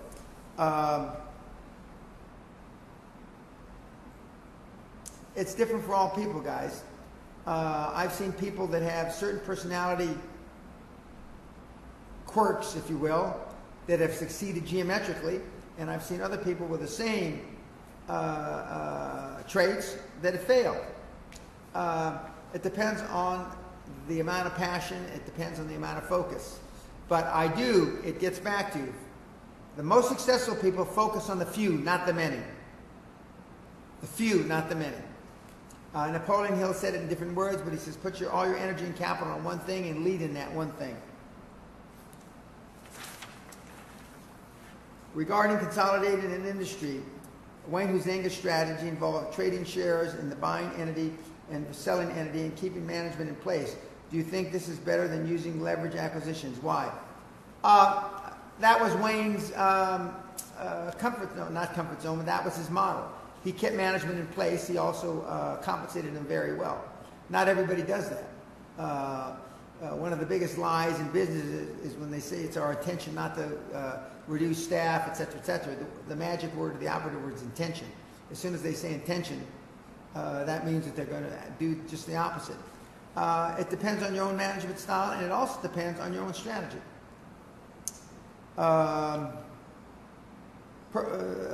Do you personally still have an order of magnitude contrast 15% better than 10% fitter? No, I don't set goals like that. I always want to be the best I can, and I always want to do things as fast as humanly possible.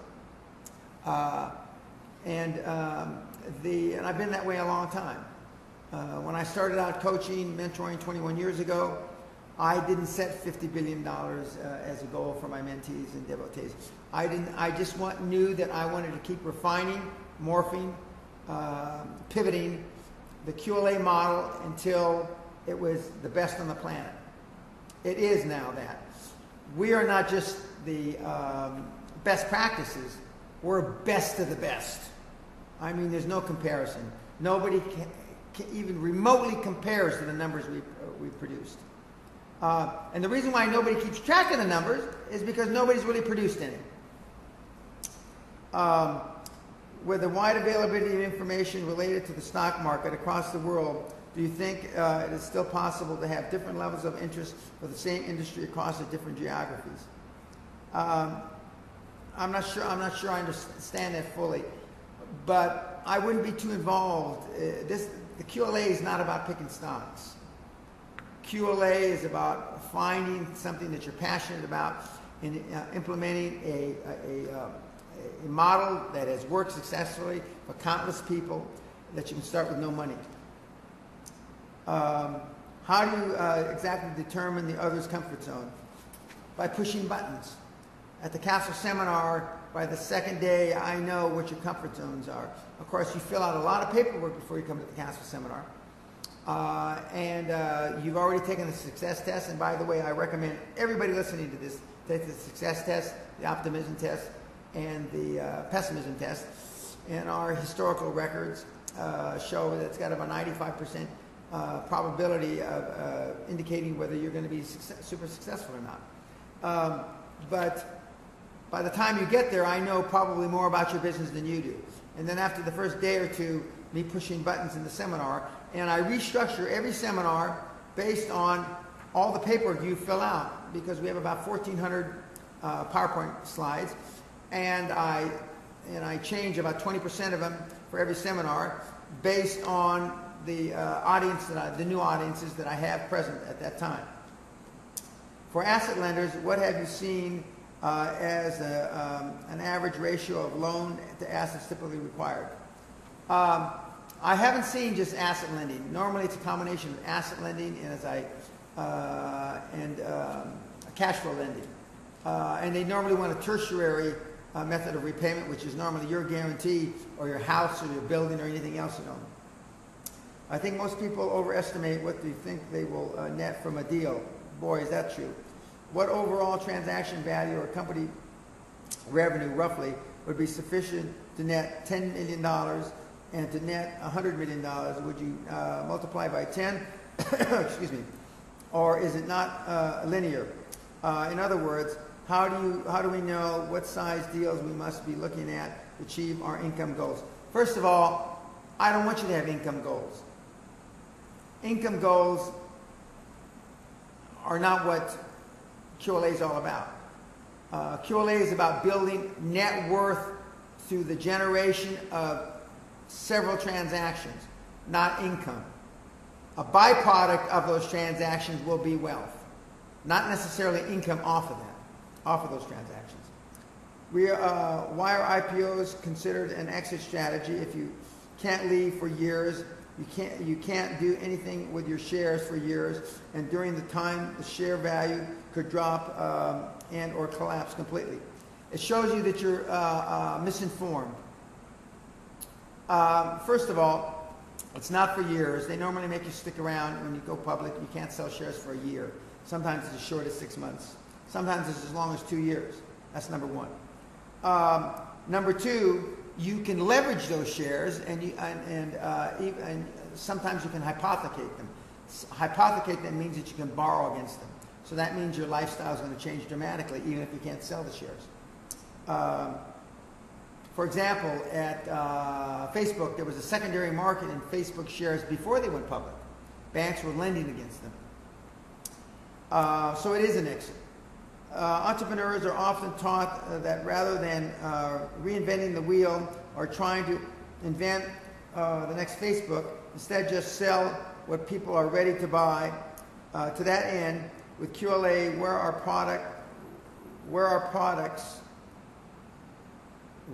products in this business? Where are products in this business? How do you know who to sell to? The trade, publications, or other sources exist to track what kinds of companies are being bought and sold, and what companies are doing the buying. What kind of companies or entities buy companies?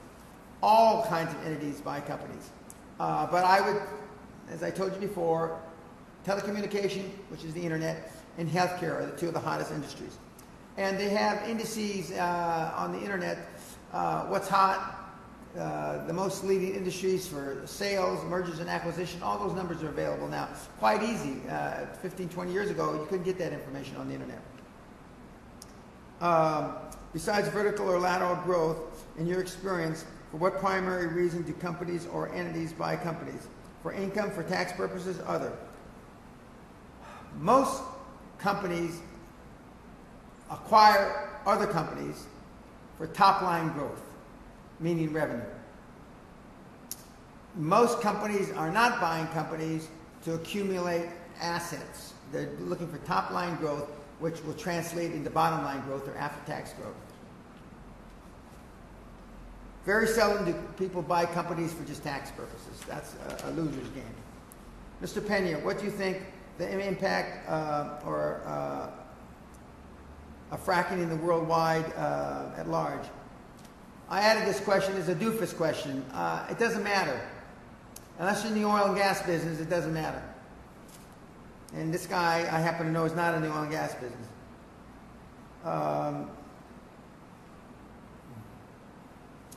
Mr. Pena, aside from physical relocation, changing your friends, and mentally rehearsing new behaviors, what do you see as the top 3 ways for a young person to escape and to reverse their childhood preconditioning? In other words, how can you escape repeating the fates and lives of your parents? In this particular case, this guy said, I already count going to your seminar QLA materials as key tools, so something different. Well, I've already given you the key tools. It isn't different.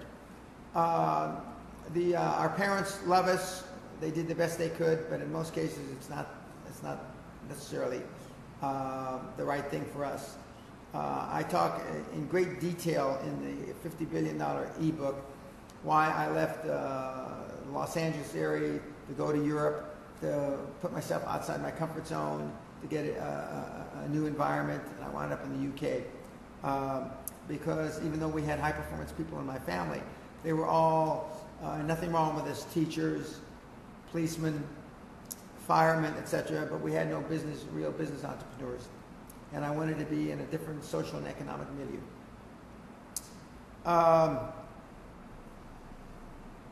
Mr. Pena, do you still find it to hold true that the relationship and chemistry continue to be the most important factors in doing business than the right background and qualifications? Yeah.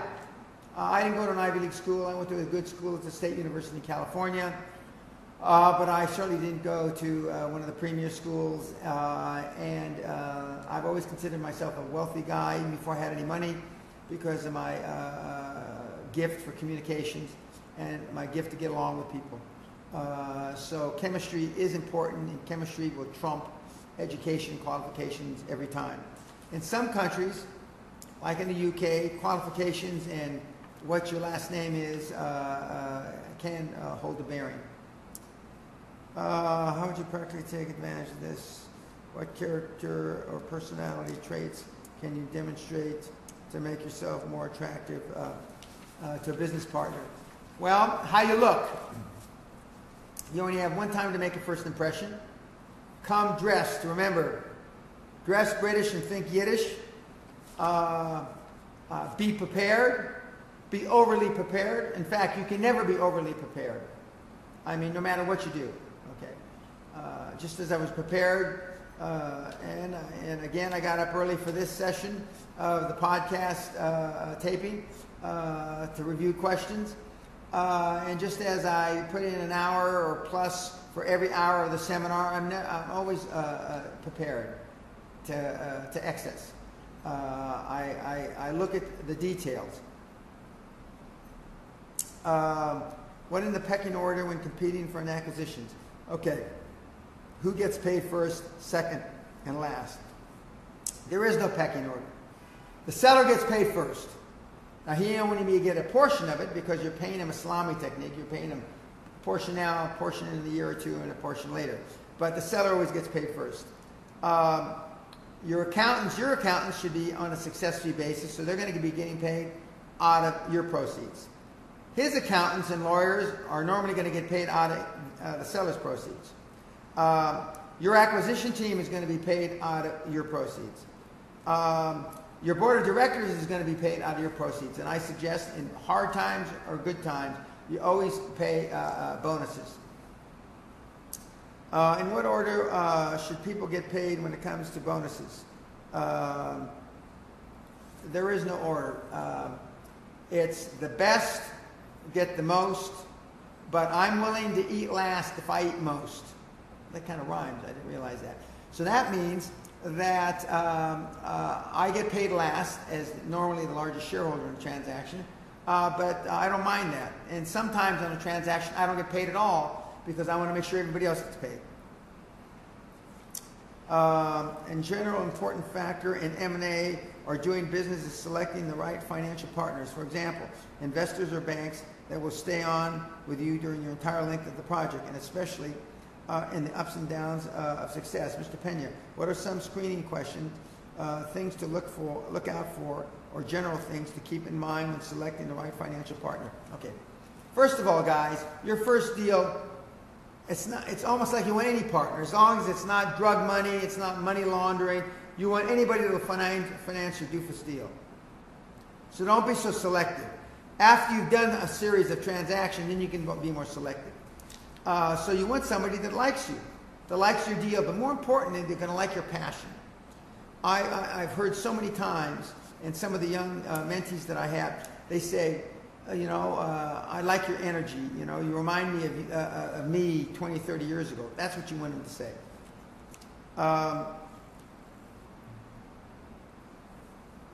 Mr. Pena, what are some factors aside from the board of directors, dream team, and track record that you would use to attract advantageous long-term lending? There aren't any. Those are the transactions. Those are the elements of getting somebody to finance your deal. Dream team, track record that you acquire from the dream team.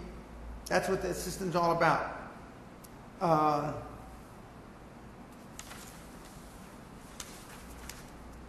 Considering your experience in the internet business and that crowdfunding is emerging as a useful method for raising capital for mostly small or medium-sized startups, how would you approach using crowdfunding strategy to meet higher capital requirements? What situations would you use it in, and where would you see as being counterproductive? Okay. Crowdfunding is also used in movie deals. Big actors use it, raise money on the internet. For your first deal or two, I don't see how it can be counterproductive. Most deals are initially funded by friends, fools, and family, credit cards, etc. This crowdfunding via the internet has given another opportunity, another medium to raise money.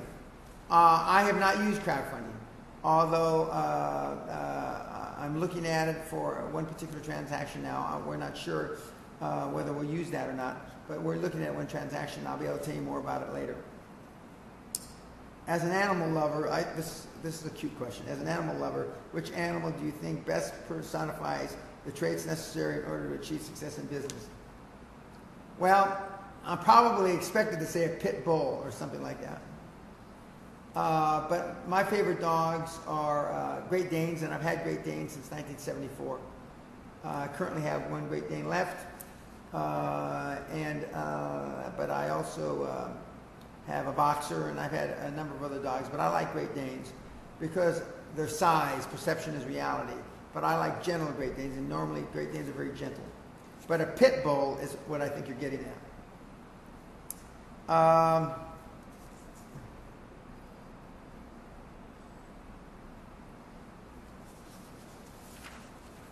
How did you finance your personal overhead while building Great Western?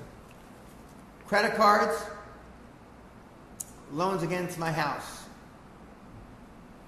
when I had no money. What percentage of deals work out? Which sectors have the highest percentage? 95 deals out of 100 you have to look at before you find one, and then a good percentage of the deals that you'll initially try won't work out because of your inexperience until your dream team gels as a team.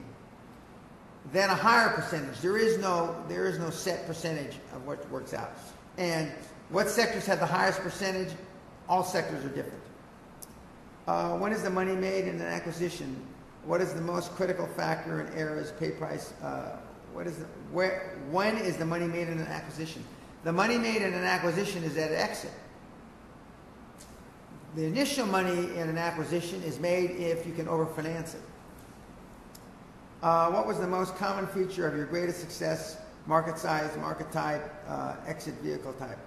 Well, I've got a number of great, big successes, but I'd have to say that the healthcare, oil and gas business early on in my career, internet. What were the main milestones in the corporate ascendance of Klaus Kleinfeld? Well, this is public record. I met Klaus Kleinfeld in 97, 98. He came to me as a middle manager with Siemens, the 20th or so largest company in the world at the time. And 7 years later, through my mentorship and with my guidance, he became CEO. He went from a middle manager to running a big healthcare division, as I recall. Then he went from there to being chief operating officer of Siemens USA. Then he went to being chief executive of Siemens USA. Then he went to being on the corporate executive board about the same time. And European companies have a supervisory board, and then underneath that, a corporate executive board where the leading division heads and CEO are. And from the corporate executive board, he was appointed in January, February 2005 as chief executive. Klaus is my greatest corporate success story. And at the same time, he grew Siemens substantially. Siemens at that time had about $100 billion in revenue and about 400,000 employees. What was the...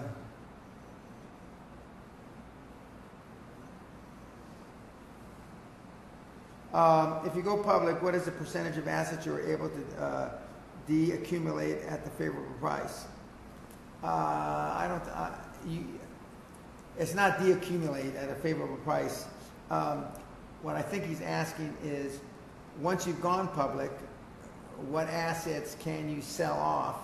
Well, as long as there's no covenants or restrictions, you can sell off any assets, as long as you control the board of directors. Can you tell me more about the healthcare deal taken private in the UK? I think I told you it was Crestacare. It was a publicly held company.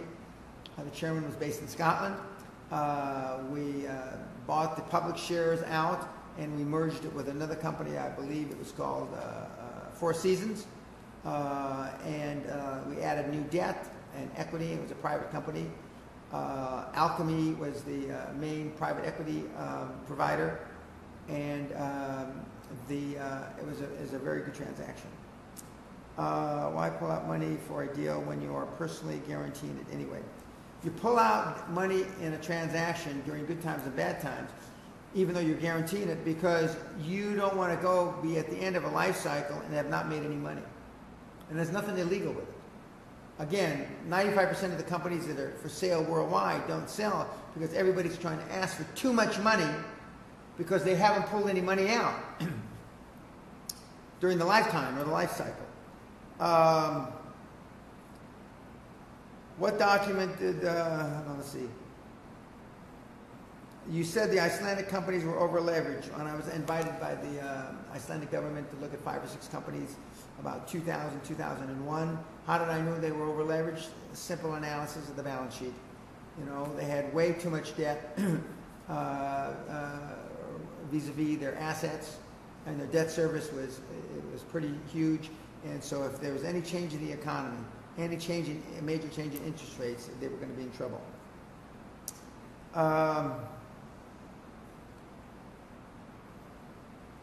How did I purchase an option on American property, which was we went public?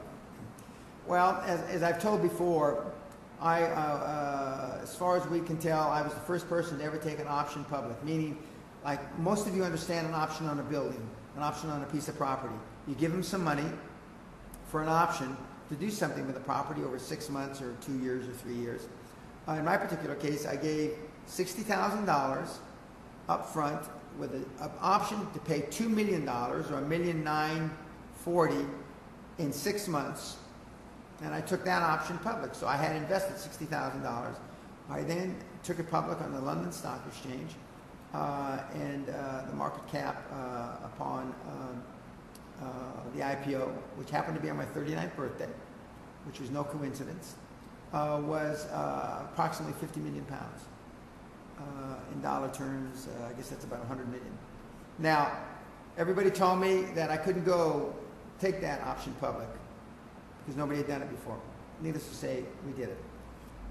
Everybody told me we couldn't go on August the 10th, which happened to be my birthday. It was very important to me to go on my birthday because Mrs. Thatcher, as I explained in my $50 billion ebook, was taking one of her first major privatizations, Jaguar, public on that same day. I said, I don't give a shit. We're doing it on that day. Okay. So because of my crack stockbrokers and my investment bank at the time, they used to call them merchant banks, we sold the shit out of the deal. And on the day, the stock, the newspaper headlines read the day after, the one that really roared, Great Western Resources up 20%. And if I remember correctly, Mrs. Thatcher's Jaguar was down about 15-20%. So to this day, it's a sexual experience for me to ride in a Jaguar. When I do from time to time, because they use those as limousines in the UK, because it brings back fond memories of that when I went heads up with the UK government and I whipped them.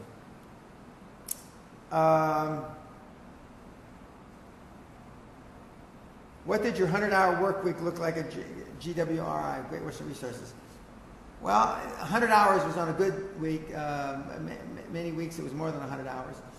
But part of that regimen, always that 100-hour work week, was 3, 4, 5 times a week. I went to the gym for about an hour. But most of the time it was in meetings. Most of the time it was looking at acquisition candidates. Most of the time it was raising additional capital. And a good portion of that time was dedicated to refinancing existing finances.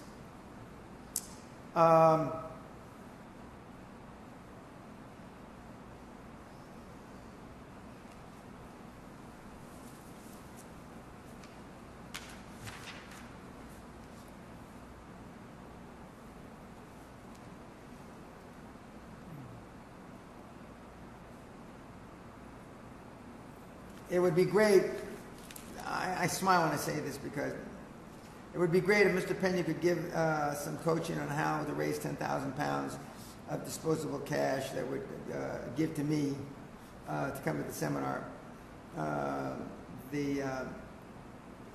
That's not what this is all about.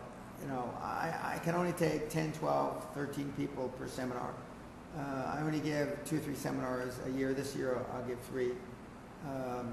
I might give a 4th. We'll see.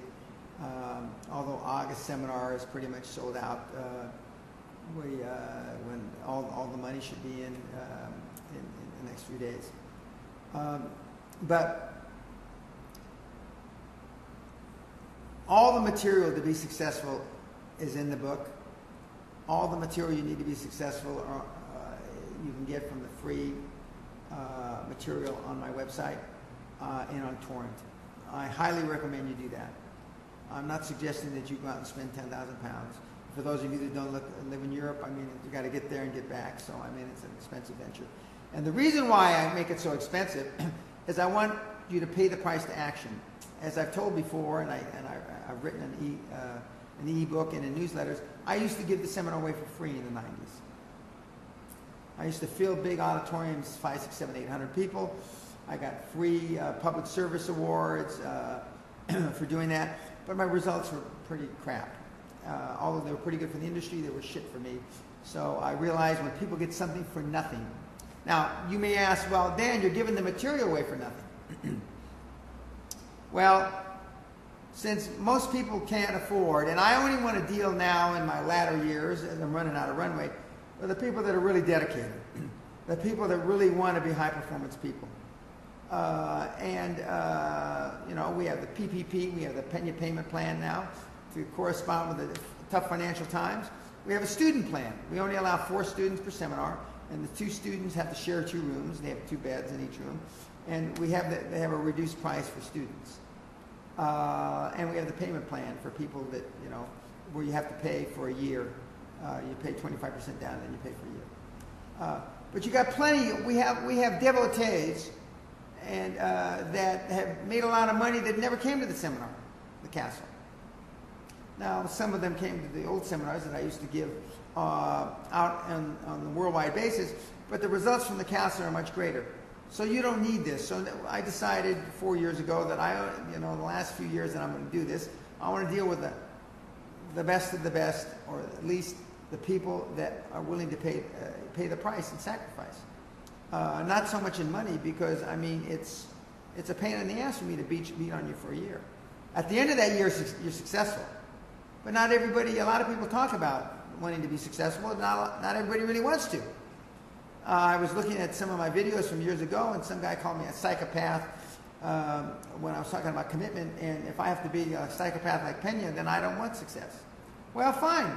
Then don't bother me. Fuck off.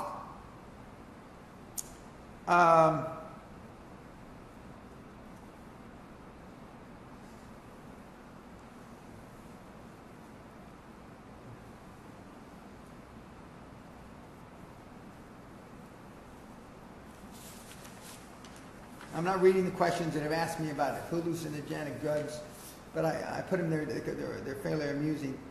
That they seem to think that, as I might have mentioned in session 1, that it's a mind-blowing experience, and it allows you to overcome your fears, and it allows you to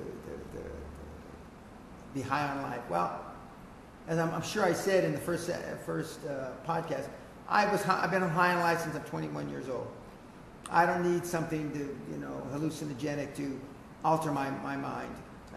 But for those of you that want to do that, and for those of you that feel comfortable with that, God bless you. Buddha bless you, and Allah bless you.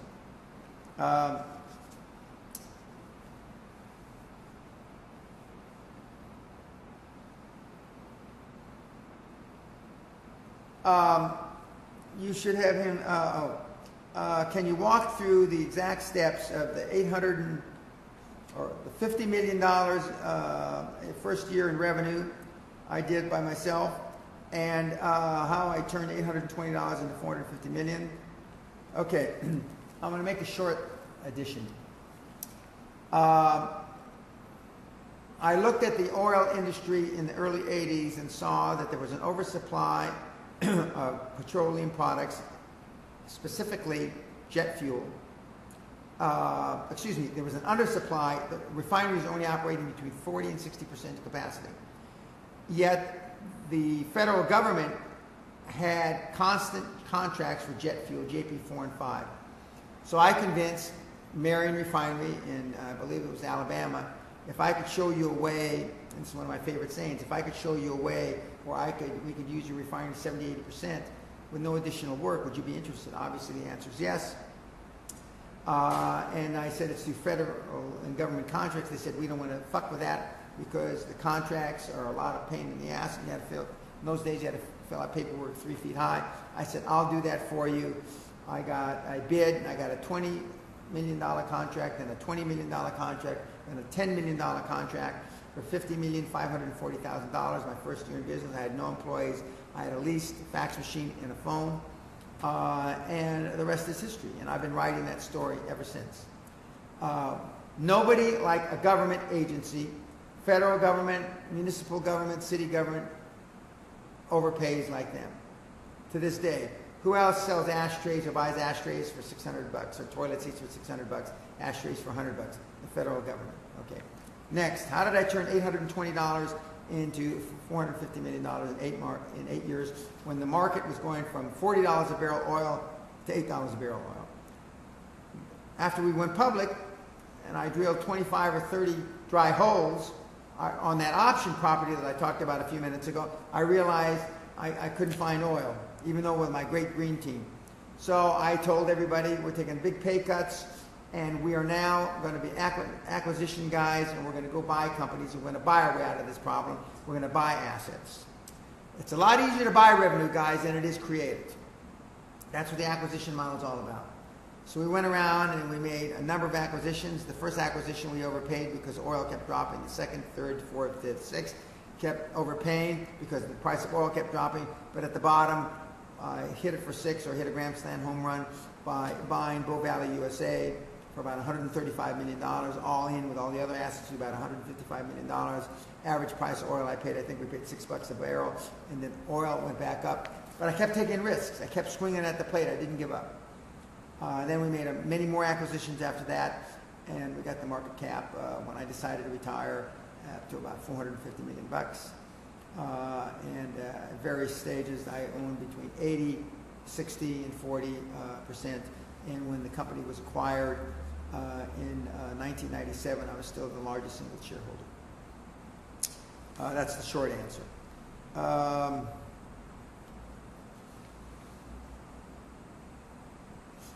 Question. Happy QLA. How can we see the seminar? The entire seminar is not on YouTube. Portions of the seminar are on YouTube. Portions of the seminar are on iTunes. I think we've uploaded about 50 items on iTunes, and we're going to be uploading more of my information as time goes on. Plus, we're going to be making these additional additions. My plan is to do as many of the video YouTube / iTunes podcasts as I can, but I also will do just the audio when I'm out of the country, so too much time doesn't pass. So there's a constant flow of information. The first episode we tested, I think it was about an hour and 50 minutes. We're going to test on the results and see how that is. This one will be a little less. I have no intention of doing an interview format. I'm going to continue to answer questions. And as long as we keep getting questions, and I hope we do, and so far we've gotten a lot of questions. So far we've gotten questions I could do 30, 40, or 50 hours of podcasts. And from time to time, I will share stories of mentees, not just success stories, but also some of their failures, so you can learn from them. But my intention is not to interview mentees on this format.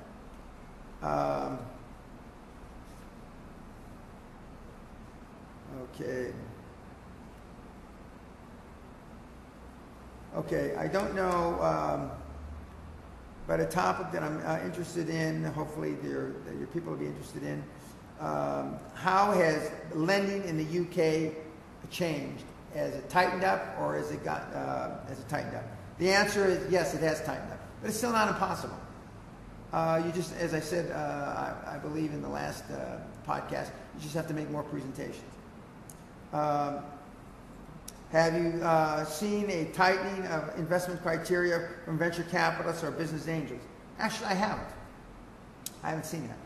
I have seen that it's, in some regards, they're even more interested in investing the money because there seems to be less deals. And why are there less deals? Because you guys are being blinded by the press. You've been blinded by some of these other things that you read, that it's tougher now. So you've drawn in your horns and you're not putting deals out there. So that means they have more money to get out for investments than they had before.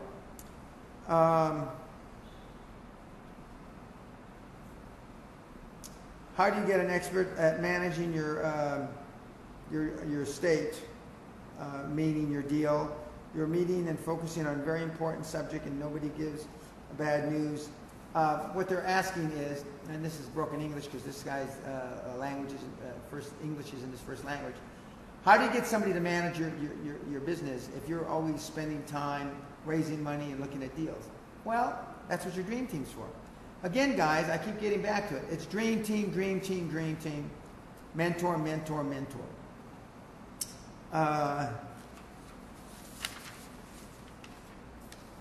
Hey, Dan, I'm a 20-year-old student who hasn't accomplished much in life.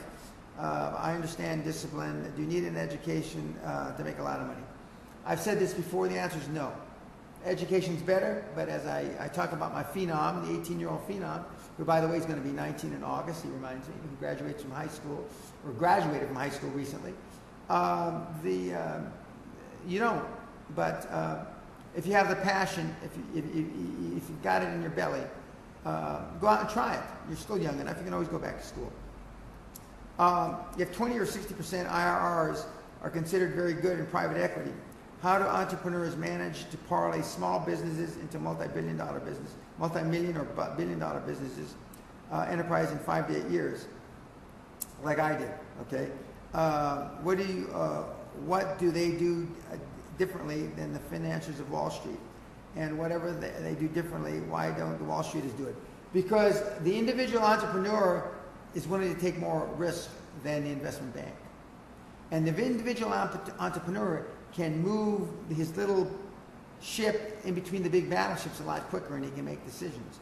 The reason why companies like Microsoft, as great a company as it is, has slowed down its growth is because it takes them so darn long to make decisions.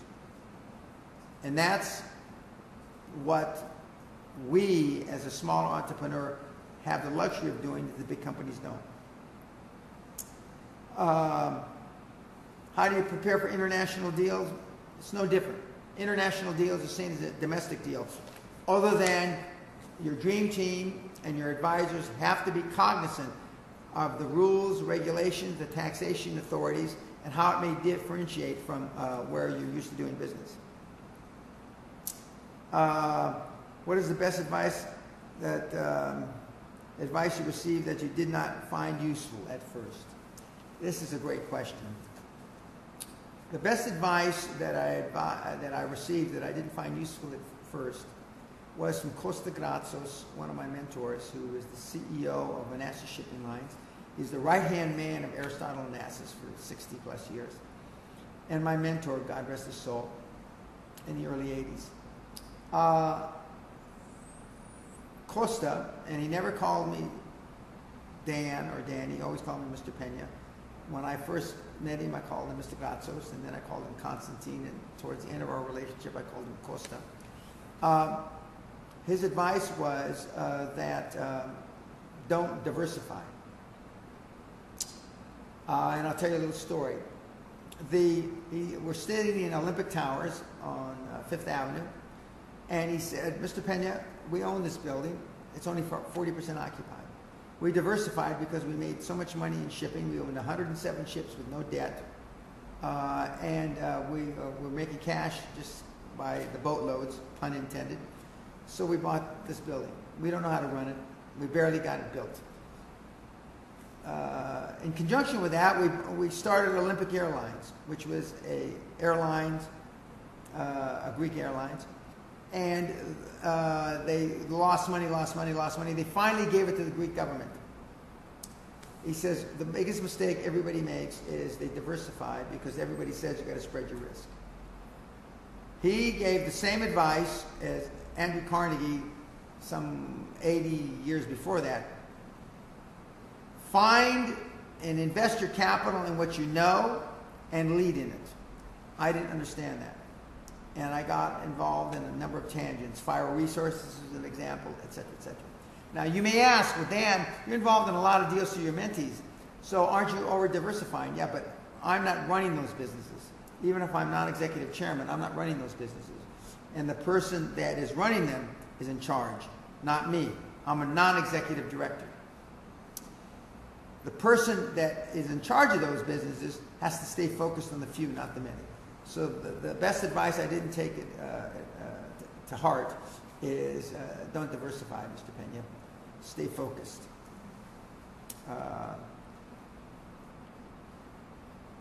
With so many good and bad things happening around the world. No, okay.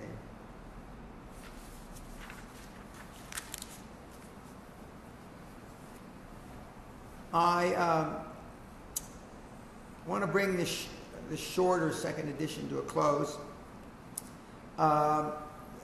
by saying a couple things.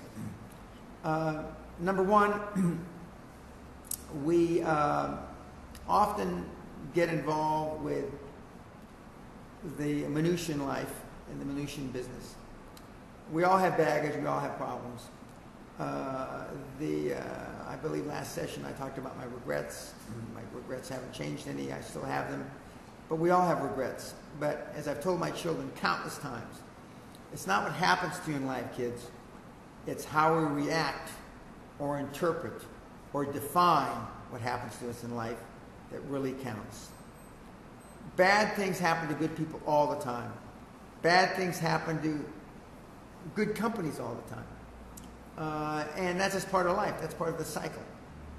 Now, I'm not here to, for those of you that believe in things that I may not believe in, and for those of you that may believe in taking hallucinogenic drugs, I don't particularly believe in that, so I don't.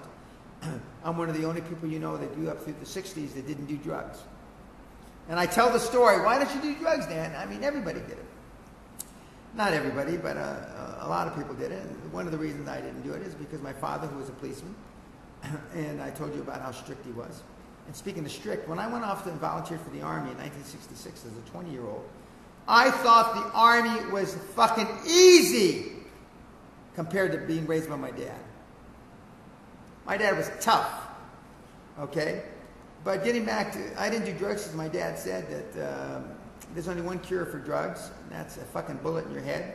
And as he held a revolver to my head, and he says, Dan, I'm the one that'll do it. Pull the trigger. That had a lasting impression on me, and I didn't do drugs. Now, I tease and I tell people when I'm 80 years old in a little more than 10 years, I may do drugs. We'll see what happens. My wife, Sally, says that that's bullshit. I'm not going to do that. But all kidding aside, we all have baggage. And what I find universally across the board, talking to you kids, is that you worry about stuff that isn't really important. I'm not telling you to forsake your family. I'm not telling you to forsake your loved ones. I'm not telling you to forsake your God if you believe in God, Allah, Buddha, whoever. But what I am telling you is you spend an inordinate amount of time worrying about things that don't make a shit. I worry about virtually nothing. If my wife were sitting here, she'd tell you, Dan doesn't worry about anything. Like I say, if a plane goes down, there'll be one survivor. It's going to be me. If a ship sinks, and there have been a few unfortunate catastrophes with sunken ships in recent months, I'm going to be a survivor because I think of my life in that way. And that's why I continue to press the envelope on the emotional scale. And we have two bank accounts in life. We have an emotional bank account and we have a financial bank account. All you guys, all you kids are worried about the financial bank account because that's how your parents thought, that's how your grandparents thought, and that's how you think, and that's probably how you're training your kids to think. It's your emotional bank account that I'm worried about, not worried about, concerned about, and that's what I build, is emotional bank accounts. I look forward to my number 3 podcast, and I'm going to be traveling. I look forward to seeing as many of you as I can on my trips. I'm going to be in Africa, and I'm going to be, I believe, in Russia and the Scandinavian countries. And of course, I'll be at the castle in not too distant future. And now I'm going to Sri Lanka to visit a mentee nun who's living in the jungle in Sri Lanka now, who has just recently moved from here. But anyway, keep the questions coming in, and I'm very much interested in your comments. God bless. Peace. Vibrate higher. And why do I say that? Because after 46 years and teaching you morons for 23 years, you want to take the easy way out. Because you think life is a journey. That is horseshit. Life's a journey if you're a moron and you're retarded. That's why, that's what you've done with the life up heretofore. It's been a journey. And how good is the fucking journey? You tell me. And for the most part, most people in this room and most people listening on YouTube have to come to the realization, as sad as it is, that you have pissed, you have urinated heretofore up until this morning, your entire life down a fucking shithole. Very simple. That's it. If you want to create massive wealth. If you just want to be a happy, slappy housewife from fucking Dundee, or a happy, slappy bimbo from fucking Toronto, or a happy, slappy guy who goes to the Little League games in Mesa, Arizona, then that's okay. But if you want to create some fucking money, and money's not everything. But if you don't think money can buy happiness, you don't know where to fucking shop. You can get money and then go save the world. You can get money and save the forests in Brazil. You make money and go save global warming, which I don't believe in. You can, and save the kids in Biafra and all that shit. But without money, you can't save a fucking thing. Don't you understand? Don't the fucking idiots on YouTube understand that? Until you make some shekels. Until you make some fucking coin. You can't help anybody. Because if love got the job done, you wouldn't all be fucked up. And I've had mothers, daughters, grandfather, daughter, son. I've run 3 generations the gamut in this seminar here. And they all say the exact same thing. The daughter looks to the mother, you fucked me up. The mother looks to the father, you fucked me up. And they all agree. And where it really gets dicey is the second or third days after they have a few drinks, a few pops. Then it can get fucking ugly, as Sally would say.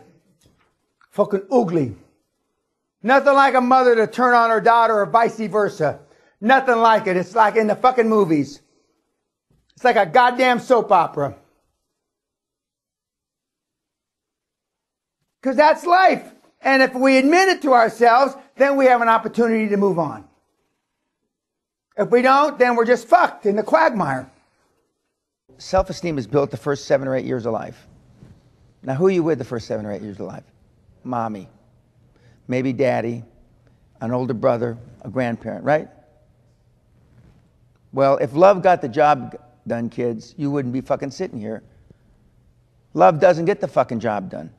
Love has never got the job done. But even if those people did a good job for you those first 7 or 8 years, then show me your friends and I'll show you your future. Okay? So who are the meatheads, the 3 or 4 or 5 people that you go out for a drink with? I say if you go to sports bars and you belch and you fart, you're going to be belching and farting in a sports bar 35 years from now. And so it's self-esteem is the basis of all excellence. Self-esteem, Donald Trump, whether you hate him or love him, Elon Musk, all these guys have tremendous self-esteem. Somebody did something right when they were growing up. Somebody did something right. And most parents, unfortunately, for arguably the most important thing we're brought on the planet for, procreation, we don't know a fucking thing about. We don't know anything about it. But my parents did some things, some by accident, some by planning, that built my self-esteem. So let's say someone, first 7 years of their life, doesn't have a good environment, what can they do now? Like, what's the most important thing they need to be doing if they need to build their self-esteem? Show me your friends, I'll show you your future. I mean, the guys that, first of all, high performance, high self-esteem people don't hang out. They don't go to the fucking Super Bowl. They don't go to the Dodger games. They don't go to the Laker games. They still got those teams here? Mm-hmm. Yeah, okay. They don't do any of those things. Eagles fly alone. I have no friends. Friends are problems. Friends are challenges. If you aren't into yourself, and that means something else now than what I mean. If you're not into yourself enough that you can't spend the weekend by yourself, then something's fucking wrong with you. Vis-a-vis self-esteem, being a high-performance person, and accomplishing high-performance acts, something's wrong with you. I know high-performance people, and I use myself as an example. For 10 years, I spent at the compound. There were weeks I never stepped out of the castle into the fresh air. Weeks went by. Now, yeah, it's a big place, but I mean weeks. Months went by, I never left the fucking compound. Months. Didn't talk to anybody. And none of the things that you require or consider as part of your natural life, high performance people don't do. They just don't do. They don't have the need, and I put the word need in quotes. They don't have the need to be around other people. The strength in numbers, that's what you're taught. That's wrong. If you're going to be a weak cunt, that's right. There's strength in numbers. If you want to be a weak cunt, that's great. But if you want to be something other than a weak cunt, then you're by yourself. Does Elon Musk give a shit what you think about him? Only to the extent that you buy his fucking electric cars. I mean, but other than that, he doesn't give a shit. Did Steve Jobs give a shit? No. Does Ellison of Oracle give a shit? No. Does Gates or Zuckerberg or anything? No. And obviously the president doesn't give a shit either. So, I mean, so how do you stack up against those people? People in general, they think that reading a book is taking action. They think listening to a podcast is taking action. They think a video or whatever it is taking action. No! That's fucking procrastination. So you don't have to make a decision. So you don't have to pull the trigger. I mean, there's a big, huge difference. Take action. As you were taught, just fucking do it. We take too much time procrastinating. And because we're afraid of failure, and fear is false expectations appearing real. We're worried about what other people think. We're trying to fit in. And I can go through a whole litany of bullshit. Now, it's not bullshit because it's not true. Litany of stuff why you are where you are because you just didn't do it. You didn't want to make a mistake. You got a mortgage. You got 2 ex-wives. You got a 15-year-old daughter who's pregnant. Your dad's got Alzheimer's. Your mother's got emphysema, spitting up blood. I can go on and on and on and on. But the bottom fucking line is, if you had 15 years ago you had just done it, 10 years ago you had just fucking done it, 5 years ago if you had just fucking done it, 6 fucking months ago if you just fucking done it, you probably wouldn't be in the position you're in now. So I'm saying no matter what your age is, it's still time to just fucking go out and do it. Just go out and fucking do it. Instead of trying to be smart, I would just try to be stupid, shut that part off of my brain, and just do it. And what happened? He did it. And that's why it's hard for the YouTubers and all the other, because you can't dumb down. You will not believe that it's easy. You can't, you won't. But he put it very succinctly. He just dumbed down and shut off that part of his brain and just follow the steps. You don't need fucking case studies.